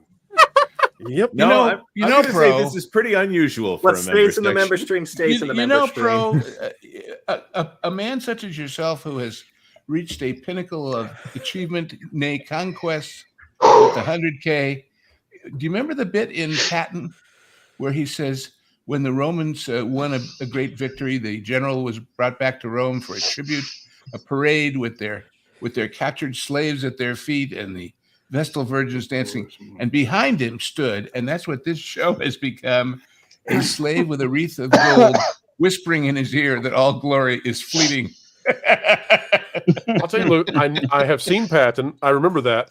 What's amazing about you is that you not only had the perfect comment, but that you recall that with such veracity. It's amazing the resolution that you can recall these things from movies. Yeah. Yeah. It's a blessing and a curse. I remember my 8th grade math teacher, the bitch. And welcome to the membership. Oh, jeez. All right, well, let's go to our. It's like when people used to, when I used to review restaurants, and people say, "Oh, you get to go to all these great places," and I would say, "Yeah," and I get poisoned twice a year too. So, Jonas, we've got another super chat up. Let's get that one. Jack Straw from Wichita for $2, listening to people over 65 trying to remember. Not if it's Lou. Lou always remembers. Barely. All right, let's do something a little different. We'll start with Liberty's Hall Cat this time, and we're going to give the panel at the bottom the chance. Everyone asks Floral a question. Yes. Ask about whatever family member he has an awkward relationship, please. Hey, Floral, does your dad hug you still? I grew up under a rock, so no. Talk about your medical conditions. How about that? Do you have any other issues? Every time I cough, I find out I'm a puppet. So I have news for you, Floral. Yeah, you need penicillin, and it's got to be quick. It's true. Worst jaundice I've ever seen. All right, let's start with Liberty's Hall Cat, and anybody on the panel that you'd like to ask a question to. Each one on the panel gets one cue for us, and we'll do our best to answer it. So, Liberty's Hall Cat, you start off. Anything that's ever been on your mind as you've watched our content, we'll be happy to take your question. And I'm going to look through the comments that we've had out there from those of you who are watching right now, and we'll try to get some of those questions that you've had over the last few minutes and bring them up as well. Liberty Hall Cat, what you got? Oh, I'm just going to have to ask Floral, what shade of green is that? Really, it depends on the camera. So, yeah, it's like, I don't know. It's not forest green, to be honest. In person. It's somewhere between forest and bilious. But this is frog green, so you want near 3 Mile Island or anything like that? No, just conspicuously too close to a pond. So, okay. Oh, that's right. Well, what kind of rock was that you live under? A big one. Yeah, that narrows it down. Okay. I haven't got that. He's a puppet master, damn it. Not a biologist. Ironically, I did take geology. That's the funny thing. I did. And actually right next to me is a giant rock. You just can't see it because Nolan's head's blocking it. Love it. I'll pass the baton. All right, Dustin, your chance. Yes, sir. Pro for you. As a so I'm a collector, as you know from my member spotlight videos. What collection, if you have any? No, wait a minute. Actually, yeah. What collections of anything do you have? Let's see. Collections. I have a vast collection of retro video games and consoles. I have a collection of Calvin and Hobbes and anything that was made by Bill Watterson, which actually Jonas added to that collection last year, and I was very appreciative. It's an excellent book that he gave me by Bill Watterson that was done after he had finished Calvin and Hobbes. I have I have basically every Far Side that was ever made. What other collections do I have? We'll stop there. I think that gets most of the stuff that I have in terms of that I can really say it's a collection of things. I'm not quite as eclectic as Lou But those are some of the things that I have collected. Oh, I've got the original run of the Robin comics by Chuck Dixon, all the way up through like the 50th, I think, close to when I think I've got it all the way through when he left. So however long that is, I've got all of those in mint condition. That's a great series. And actually, right now in the studio, playing to my right is Sega Dreamcast playing Power Stone right now, and beside it is an Atari 2600 that is not up and running right now, but could be. So all kinds of cool stuff here.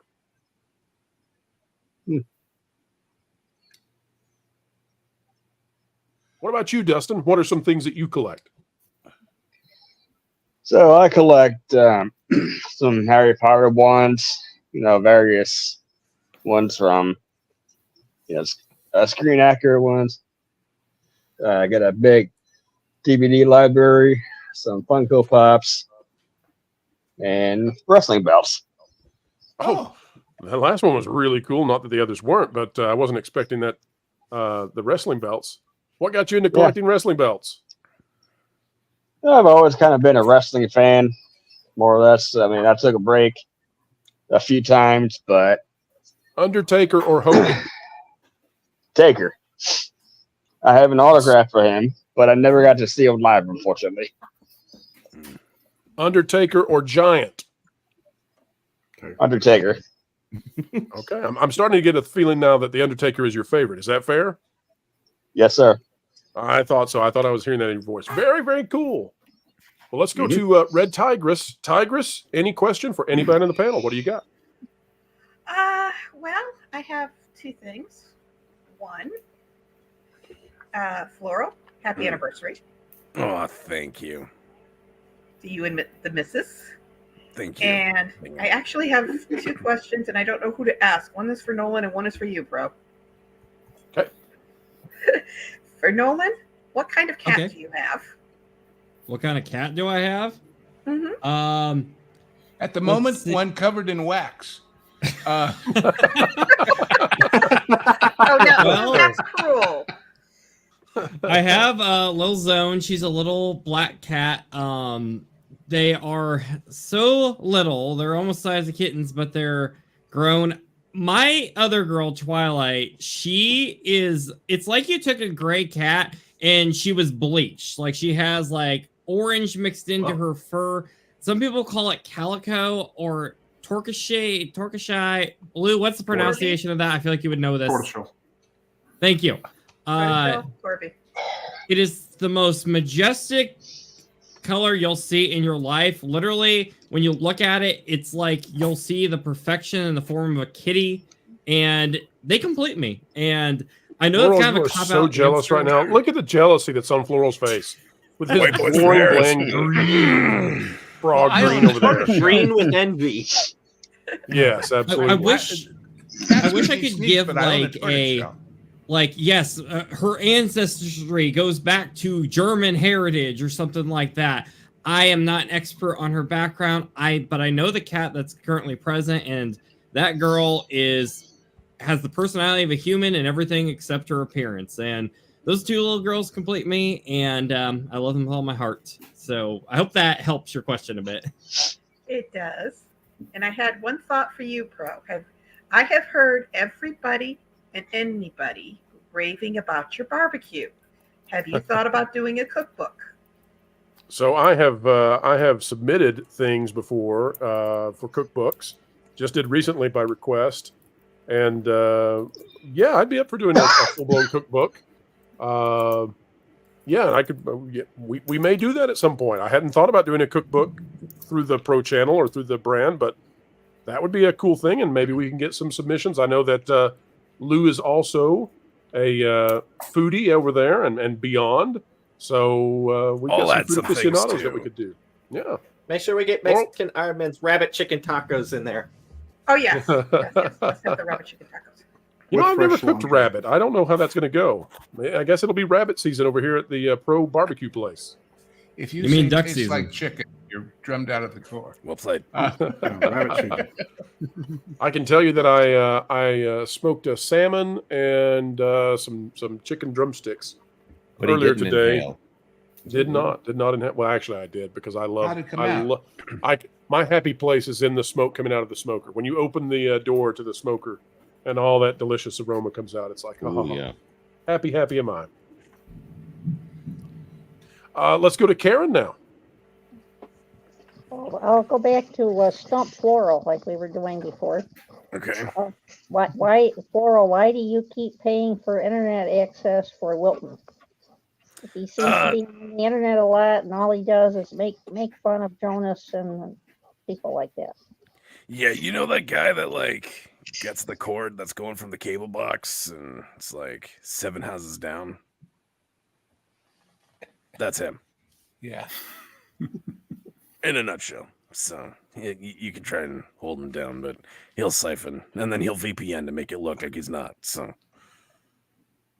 Because he'll actually tell you where his VPN's coming from. Weirdly enough. Laurel, when are you going to hire Elmo? Not going to. We actually It's got not working out? Elmo's. No, well, we got his uncle on staff, and yeah, Fredneck, the guy who blew off his arm with tannerite. So Yep. yeah, It was a gruesome fur-raising event. yeah, it was. Yeah. And let's go to Emerald Productions for our final question from our panel of members. Oh man, this is difficult. I didn't really have one set up. Floral. Floral. Okay. Yep. Where do you get the marketing budget for all of the troll antics? What's the budget? Where's all the money for that? Because there's a lot of shenanigans that I'm sure are very costly. You'd actually be surprised at how costly they are. If we want to go technical, then Tax fraud. It's a lot of dollar stores, and then otherwise it's PNG files. So yeah, you figure out how to animate those things quite a lot if you're me. So yeah, that's the budget on that. Is you go to Google, you type in something whatever PNG, and then you make it come alive. You gotta. Hey, Floral, puppeteer here's my the PNG. question. Yeah, I go got a ahead. question for you, Floral. Okay. Of all the things you've made for me over Yeah. the last years, and by the way, I pulled back the Halloween one from last year. I had to work on it a little bit because of the things you say are no longer accurate for the channel. But fair enough. Of all the things that you've done, what has been your favorite bumper? Favorite bumper.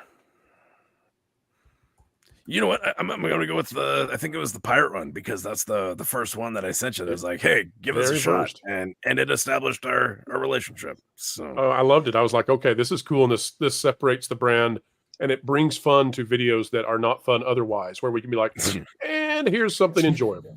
yeah. So I think even though it's like technically not my favorite, which I can't think of which one would be, but I think that is my favorite because of what it launched. All right. Well, folks out there, if you have questions, go ahead and post those, and we'll try to get those up on the screen, and we'll answer a few. We've got about 4 minutes left, so we'll go rapid fire here.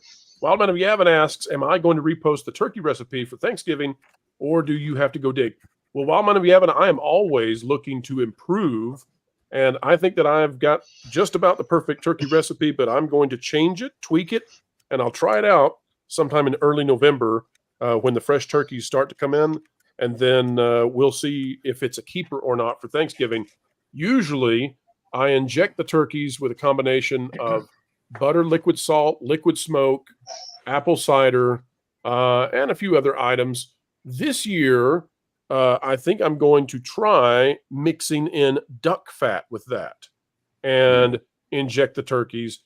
People ask me, if it's worth it to brine the turkeys. And you will get a slight increase in the flavor of the skin, but really, who's sitting there eating turkey skin? That's the weird uncle. So I'm not sure that brining it is worth it. Really comes down to cook it low and slow, but also when you first put on a turkey, if you're going to smoke the turkey, you need to cook it at a high temperature for the first hour to prevent any kind of food contamination or food poisoning. Because turkeys are large poultry items. You need to cook them at a high temperature at first to make sure you don't have that issue. Then you're in for cooking them at 225 for about an hour per pound. And you can subtract based depending on if you go up higher in poundage. So if you start getting up in like 17, 18, 19 pound turkeys, then you can subtract a little bit off of that. Just check it every time and make sure that your temperature internal is correct. I have not tried this, but just listening to all of that, it occurs to me, as far as the duck fat is concerned, I think I would try and inject it under the skin. Because as it heated, it would not only give more moisture to the area under the skin, it would help add to the crispiness. And I'm that weird uncle. I love the fat if it's right. So we'll probably it'll be injected to the point that the turkey can't hold anymore, and so that'll be definitely under the skin as well. But when you inject the turkeys, they should almost double in size from all of that. So let's see what other questions we've got. I don't want to miss some of these before we go. What do you got? Theme Park Zilver, member for 17. May I have one? I've asked this before, but with a significantly smaller panel. For each panelist, you may bring back one ride from any theme park in its prime. Could be one that is completely gone or something that was changed. Which do you pick? Oh, no, not even slightly I know question. I know.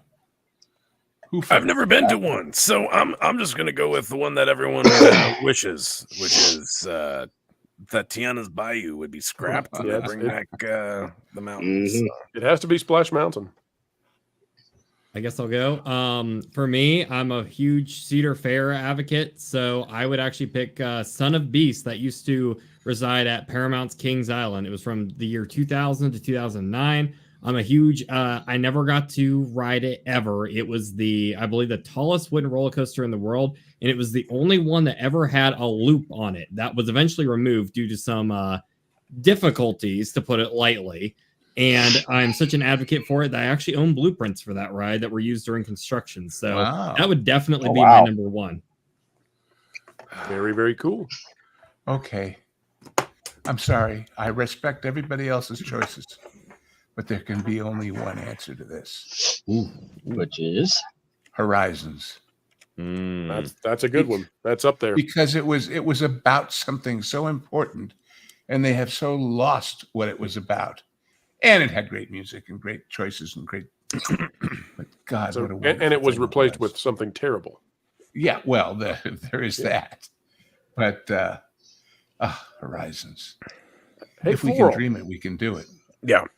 Photon Empress wants to know if your mug has your picture on it. It, in fact, does have my picture on it. And, does the mug have a mug with a picture of you on it? Is this floralception? We should do that. That'd be good. That'd be good. But you could get this mug on our Teespring. There you go. Question for Pro: will you dress up on camera for Halloween again this year? Yes, I will. Absolutely. I'll be live on camera again. Bring back the beard. Yes. No, get ready. This is gonna be a cool one this year. Let me tell you. I actually just bought the costume today. Nice. Let's see here. Looking for any other questions. Gotta love Nita. Pro could eat smoked brisket every day. Well, I'm doing what's called a carnivore cleanse right now. So yeah, I'm gonna have to come up with some ways to get variety. That's for sure. My spouse is carnivoring. Well, we're in the same boat then.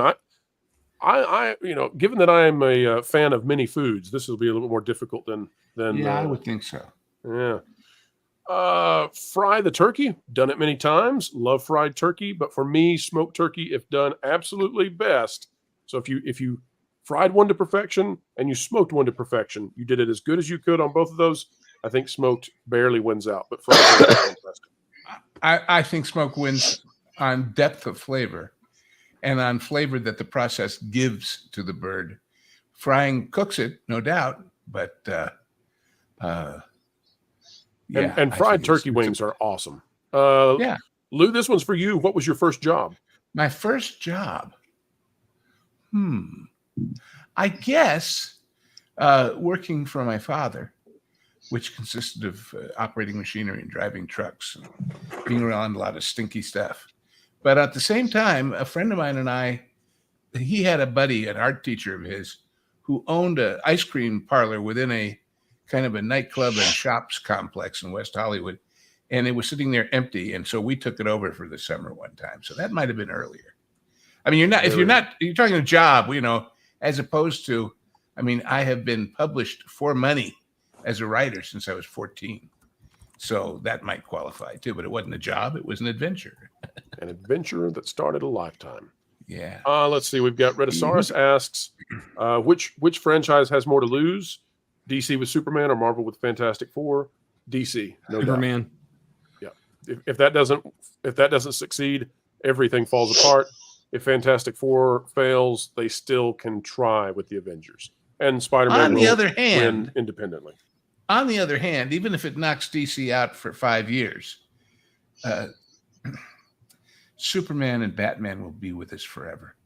No, that's actually a good point. I'm actually going to completely disagree with you guys because I'm going to say that if Fantastic Four bombs, then it's the bigger thing because everyone's expecting DC to fail because that's kind of all that DC does. And Marvel has just been this slow decline of. Well, and the fact that I know there have been all these other Fantastic Four movies of varying degrees of failure, although I still think the best thing in all of the so far existent Fantastic Four material was the casting of Michael Chiklis as Ben Grimm. It was just so right. They did nothing else right, but they did that. But with Marvel, doing Fantastic Four is like introducing a long-lost Marvel character that nobody's really done, which a lot of people say that's the way out. You've so screwed up. Even Iron Man, even, all the standards that we now know and have loved and have fallen out of love with. Pick something else and start over with that. So if that doesn't work, that almost precludes any of the other lost orphans of Marveldom that they could have gone to next. Mm-hmm. But again, because Superman and Batman are literally forever, they can go as down as they can go. And we, God forbid, they go worse than they already have on some occasions. But they can't go out. They can't because we haven't actually seen a Superman movie for at least, like 14 years. 11. Has it been that long? No. Oh, yes, absolutely. Because we haven't seen a Superman movie for longer than that. Okay. So, hey, Floral, Space Dave wants to know, is Thanksgiving really in October? Oh, it absolutely is. First, I think it's only if you pour maple syrup on your turkey that's sitting in a bowl of mac and cheese. Well, actually, that's what I was gonna maybe propose. Is what I'll do is I'll cook my kerf turkey. I was gonna call it a kirky. Oh, really? Is that what Canadians call it now? Your kerf? Yeah.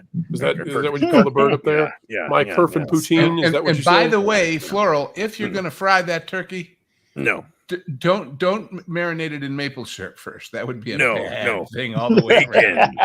Bacon, my yes, bacon. Yes. So by the way, that hot oil and that sugar is going to make somebody a very epidermally challenged person for quite a while afterwards. By the way, I forgot to mention this. If you're going to smoke a turkey, there is one kind of wood that will make all the difference when you smoke the turkey. Cherry rum barrels, discarded. You can find it. It may take some work, but you'll find places that sell the discarded wood from cherry rum barrels. It will make the turkey incredible. Well, I'll tell you what wood from barrels will astound you. It sounds like a gimmick. It sounds like a hey, especially since I own a piece of property there. But the Jack Daniel's barrel wood for smoking gives a flavor. Man, you only think you've had great brisket or especially tri-tip until you do it with the jackwood. It's just beyond. Lou, there's a prime rib calling our names right now. Absolutely, there is. Yes, we do that too. Seabrew says carnivore diet is just eating meat. Well, there are some exceptions to that. You can have coffee, tea. Of course, you have to have water. You'll die. So keep that going. Let's see. It was coffee, tea, dairy. You can have dairy items, which aren't technically meat. You can have eggs, which I don't know how you classify that. If that's a meat, it's I protein. would. Maybe, it's protein. Yeah. And then finally, you can, surprisingly, many people do the carnivore diet, say you can have mushrooms. I'm not going to do that, but that would give you some variety in it. It doesn't have the same kind of things going on as plants. You can also do honey. Oh, I hadn't thought about honey, but that would break the keto part of carnivore. So, because you're trying to get the ketosis going. Yep. All right, let's see here. Morgan King says, which part of Epic Universe are you going to go to first? We're going to go through these a little bit quick because I think we're running out of steam for the panel, but I'll just say Super Nintendo World. Does anybody disagree with that one? Not in this lifetime. I'm going to get the first in line. Centennial or Celestial Park. Yeah. Oh, that's actually, yeah. Wizarding. Super Nintendo and Wizarding World. Yeah, I'm not going. I went very literal with mine, but you know. So did I. It's like saying Main Street USA at Disney. Yeah. Ace Dave says Jordan Peterson did the carnivore diet. He did well, but you need to sub some vitamins. And by the way, that's why some people say that you need to do the mushrooms, not that kind of mushroom, because they have some of those proteins that you need. Eggs, though, are filled. Eggs are filled with all kinds of proteins that you really, really need to have. And anyway. Well, no, that's why you drink the coffee. You just it's steak and coffee. And you're steak covered. and coffee every day. It works for some people. There are eggs in béarnaise sauce. That is one of the bare necessities. Yes. The jokes are only going to get worse as we get closer to midnight. That's right. Well, we will not be going to midnight. Let me sunset out. Let me sunset out Jonas real quick so we can bring on a panelist who is just joining us. We only have like 2 or 3 minutes, but I do want to get Cyrano in because Cyrano is such a fantastic supporter. Jonas, I'll see you in just a moment. Welcome to the stage, everybody. Cyrano 2960. Cyrano, how are you? Doing fine, guys. Doing fine. Thank you very much for having me on. Absolutely. Cyrano, we're just at the very end, but I wanted to make sure to have you on since you were waiting in the queue. Cyrano, do you have a question for anybody on the panel that you'd like to ask? And as you're thinking about that, I'll ask you a question. When did you become a viewer, subscriber, follower of the Pro Channel? I became a viewer subscriber back in February. I pretty much was cutting in and out. I first discovered you guys after running into that park place. And a long time ago when I discovered the Earth, I worked at Disney as a cast member, mostly on the River Cruise ride, all that. And then I also did some entertainment cast members as well. And basically your love of all the panels, love of Disney was the same as mine. And it's one of the reasons why it stuck with me. And that's the reason why I've stuck with you guys. Cyrano, were you called Skipper Dan? And were you around at that time, or did you, is that before or after? No, I was around when Weird Al came out with that song. Okay, that's what I thought. I just wondered if it annoyed you if you ever heard people call you Skipper Dan and go, yeah, oh, yeah, that's the 17th time we've heard it. Oh, yeah, but it was great. It was the same thing, telling the same jokes that were written 60 years ago. So that's right. It was just, but I enjoyed it. And every day it's the same. Look at those hippos, they're wiggling their ears. Somebody shoot me because I'm bored of tears. It's a great song. Cyrano, do you have a question for anybody on the panel that you'd like to ask before we wrap this one up today? I have a question for Louis Wasserman's Ghost. I've always been wanting to ask him first up. Okay. What has kept your enthusiasm for the business after all these years, even though you've been born into it and it's pretty been your life? But one of the reasons why I enjoy listening to you and your stories is because of your passion. Well, thank you. I'm a historian. I'm a somewhat of a historian too here in South Texas in San Antonio, and it's your enthusiasm for the business and what makes the business work is what I've always enjoyed. How do you keep that up, even at what you're doing now, even in your so-called semi-retirement? Well, it's retirement. I mean, I'm not making a living at it, that's for sure. But no, look, especially in an era when so much of it is so bad and so corrupt and so not about that creativity and not about that excitement, to find it, to remember it, and to remind other people that it did exist, it does exist. It's not that long ago that we knew how, and therefore we can again. It's people, all the people out there who talk about these channels. Oh, you guys are always so negative. Oh, you guys are always looking to kick Disney. We say it and you don't hear it. So listen, everybody out there, because we love it, because we love And because we have been privileged to live through a period of time when the greatest glories of it were real, that you could walk through them, you could watch them, you could see them, you could share them with your kids and your grandkids and your friends. That shouldn't go away. That should not die. Look, people talk about relative civilizations and Western civ versus others. For better or worse, there might have been artistic achievements, even scientific achievements by ancients in other places and of other faiths and of other traditions. But they didn't leave us Notre Dame. They didn't leave us Shakespeare. They didn't leave us the Empire State Building or Disneyland.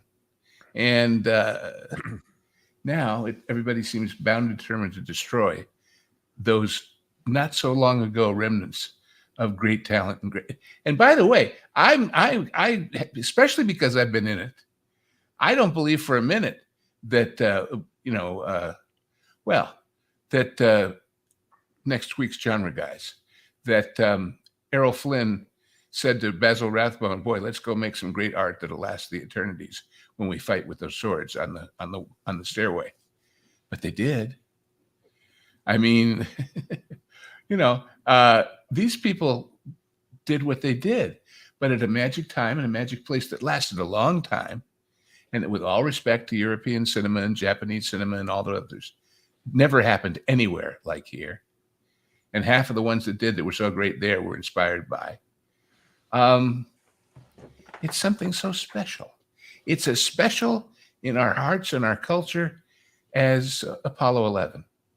It's as special in our hearts and our culture as Christopher Columbus, as any of the great accomplishments and achievements that mankind has made. It just is. And I like that. And I like explaining it and teaching it and reminding people of things they didn't know and encouraging, as I'm sure you do, talking about history, people to go on and study for themselves. It makes me feel good. And I, every day, am so blessed to have lived through so much of it and lived through a time when, look, I was born in 1953. There was no 1940s classic cinema. There was no Orson Welles. There was no Michael Curtiz. There was no John Huston. But I knew about it. And now you ask people about that and they kind of, oh, what, who, where, why? Well, the answer is to show them a movie. The answer is not to lecture them on A Boy from Kenosha, Wisconsin. The answer is to show them Citizen Kane. The answer is not to, anyway, you get the idea. Does that answer your question? Or if it doesn't, it not only answers the question, it answers why we're at 100K in 21 months. That answer is why the things we cover matter enough for us to spend the finite time we have. Well, wait, Pro, you talk about my applying memories of things to the current conversation. Somehow I hear myself with Mark Twain's voice at the American Adventures saying, well, I like to think Lou Wasserman's ghost was a part of all that. I can confirm that he was. Well. And is. And will be. Nom de plume for 999. I can't believe we got here so quickly. Congrats on 100K. Nom de plume. We is the correct word to use there.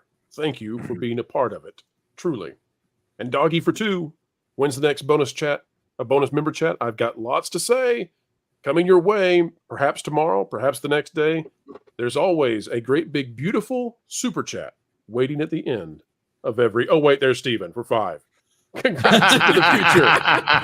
Can I please delete all the Kathleen Kennedy pictures saved on my PC, please? Steven, bad news. We might need those again. Folks, until the next time. The mainstream media just can't understand how it is we continue to do what we do. They don't realize that we are powered by you, and you are... 1.21 gigawatts! 1.21 gigawatts! Folks, we've still got decades and decades left in the can. It drives the mainstream mad. Would it make you feel any better if you knew that what we're asking Matt here to do is a holy thing? You see, We're on a mission from God. We're on a mission from God. Now you're gonna put me right back in the joint. They're not gonna catch us. We're on a mission from God. So, folks, as we always say as we end each and every show here, and we mean it, keep learning, keep growing, and as always, keep having fun.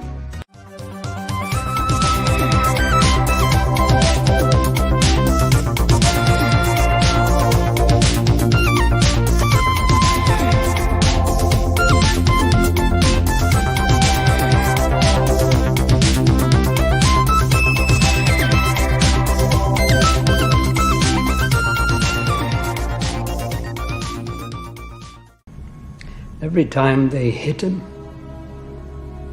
he stood back up again. So they hit him harder. Still, he got back to his feet. Standing man.